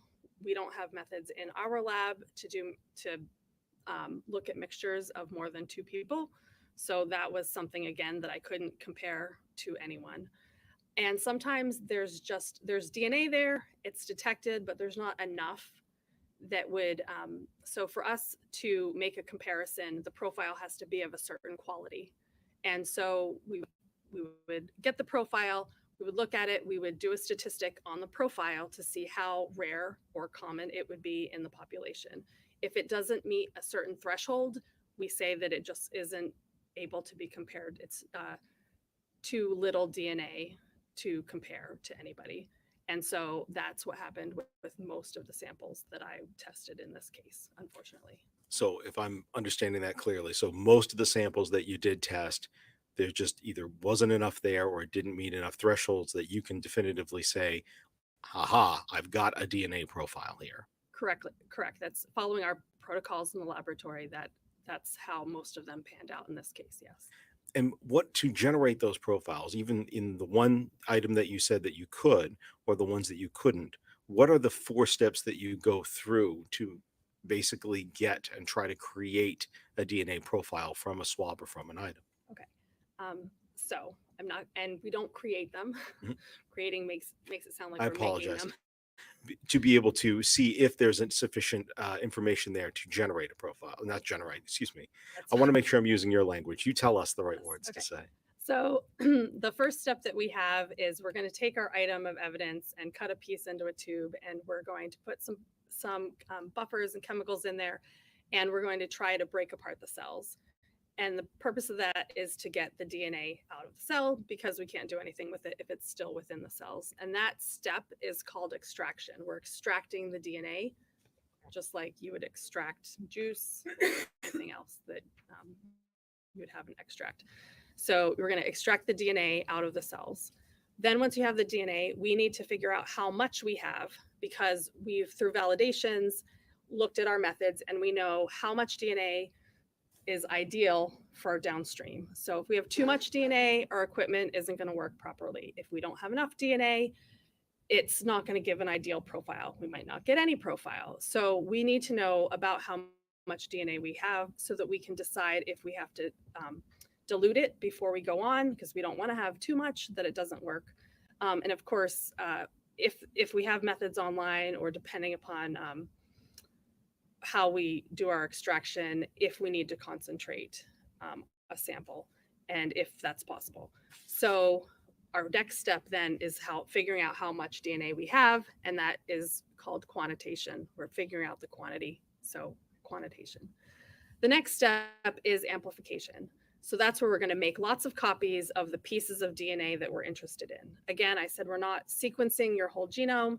We're just taking specific locations of the DNA. As I said, these ones that scientists have found are different from person to person, but they don't cause any sort of diseases, or they can't tell if you wear glasses or not, or anything like that.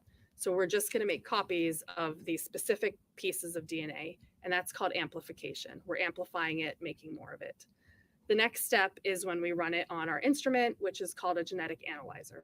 So we would take our DNA, we put it on the genetic analyzer, the samples run through it, and the data is collected by a laser, and it's just colored light is what the instrument sees. It sees colored light coming off at different times. But if I just look at that data, it's just colored light at different times. And a human can't really make anything out of it. So of course we need a computer software that can take that information and make it something that we can use in some way. The way that it does that is what it comes off of, something that I would see is, you kind of say it looks kind of like a graph with a bunch of hills and peaks and valleys, and we call that an electropharogram. And that is what we would look at to determine a DNA profile, because the software is going to compare the peaks and valleys and the different colors with knowns that come from the company to tell us, if you see a blue peak at this time, at this size, this is going to be this. This was what the number would be for that part of the profile. If you see a red peak at this time, it's going to be this number in the profile. And that's how we end up making a table from our hills and valleys, and making a table of what that person's profile is going to be. Even if we don't know who it is, we know that that came from a person and that's their profile. And then we would do that with each item and compare them. And so if I can ask, you said before you had 2 known samples. Is that the same process that you put the 2 known samples through, the one for Crystal Soria and the one for Adam Montgomery? Exactly, yes. So from that, you've developed, or you were able to see a table of what their DNA makeup was with regards to the standards and the protocols that you would ordinarily follow in the lab. Again, like you said, we're not, sequencing somebody's entire genome here. That's correct. And did you have a known sample for Harmony Montgomery? I did not. The one item you said before that you were able to but be able to discover and see that there was a profile there. Do you remember what that item was? It was a toothbrush. Okay. And specifically, do you remember, did you look at the toothbrush itself? Yes. Okay. I believe it was a Trolls toothbrush.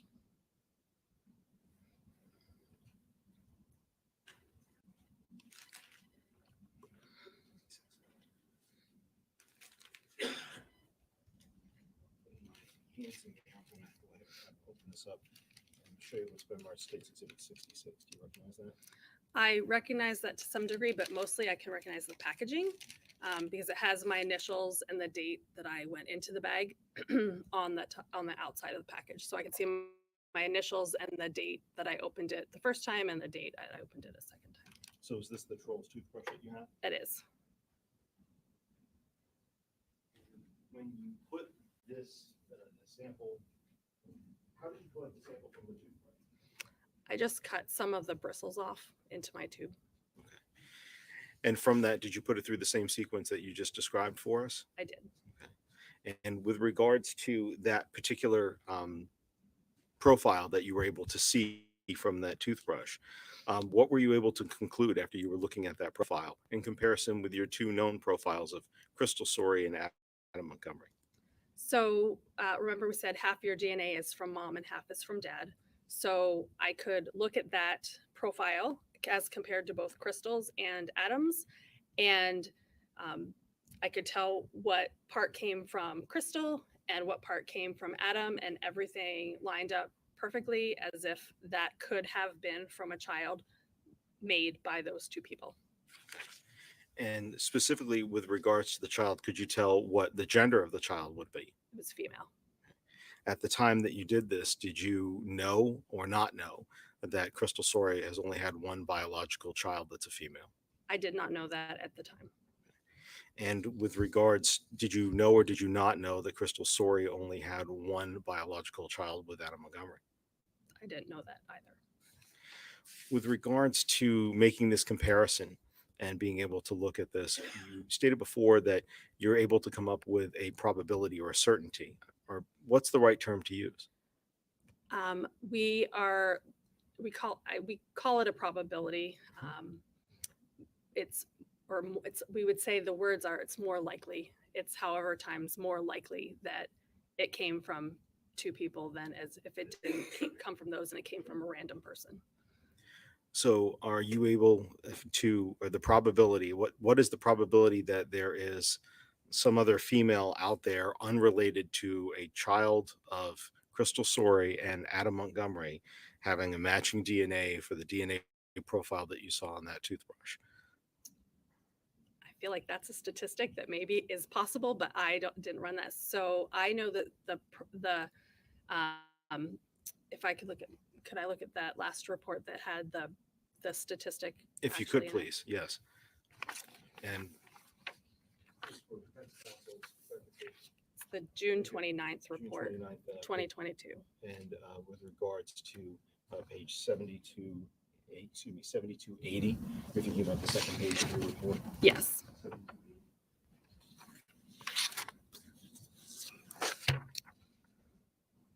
So the statistic, once I looked at the profile of the toothbrush and compared it with both Crystal and Adam, the statistic was that it was at least 100 sextillion. So that's a lot of zeros. I think 21, 21 right? Something like that. I would have to write that down. More likely to see these genetic results if the profile of the toothbrush was a biological child of Adam Montgomery and Crystal Sorey than if it was two unrelated people. So it's that much more likely that it's from a biological child of Adam Montgomery and Crystal Sorey than some random people. And that's 100 sextillion? Yes.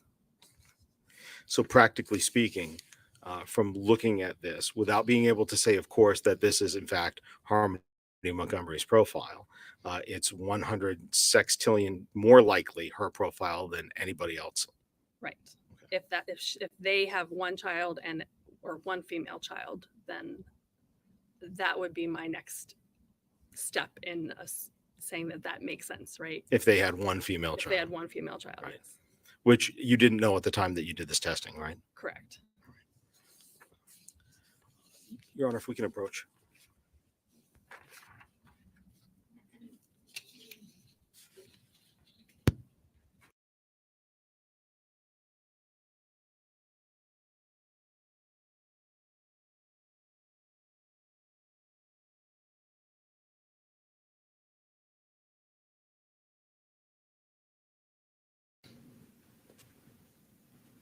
All right, ladies and gentlemen, we are going to break for the day. We'll resume tomorrow morning at 9 a.m. So please be here at 8:45. I'm just going to ask you, ma'am, to stay seated. I remind you, don't discuss the case with each other or with anybody else. Don't do any independent research. Don't look up any law or terms that you've heard. Don't do any scientific research. Your verdict must be based exclusively on the evidence that you hear at this trial, not on something else that you've heard or read, or based on any conversations with you that you've had with anybody else. So it is your highest duty as officers of this court to make sure that you are following that obligation. Please come back tomorrow morning at 8:45 for a 9 a.m. start. Thank you very much for your time and attention today, ladies and gentlemen. Please all rise for the jurors.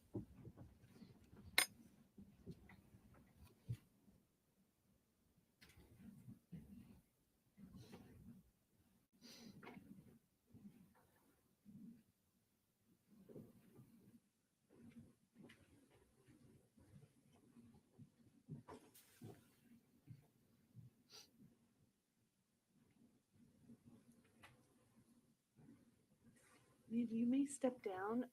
Please be very careful of those wires. Okay. Here are your reports. The reports. Thank you, Ms. White. You're welcome. All right, counsel.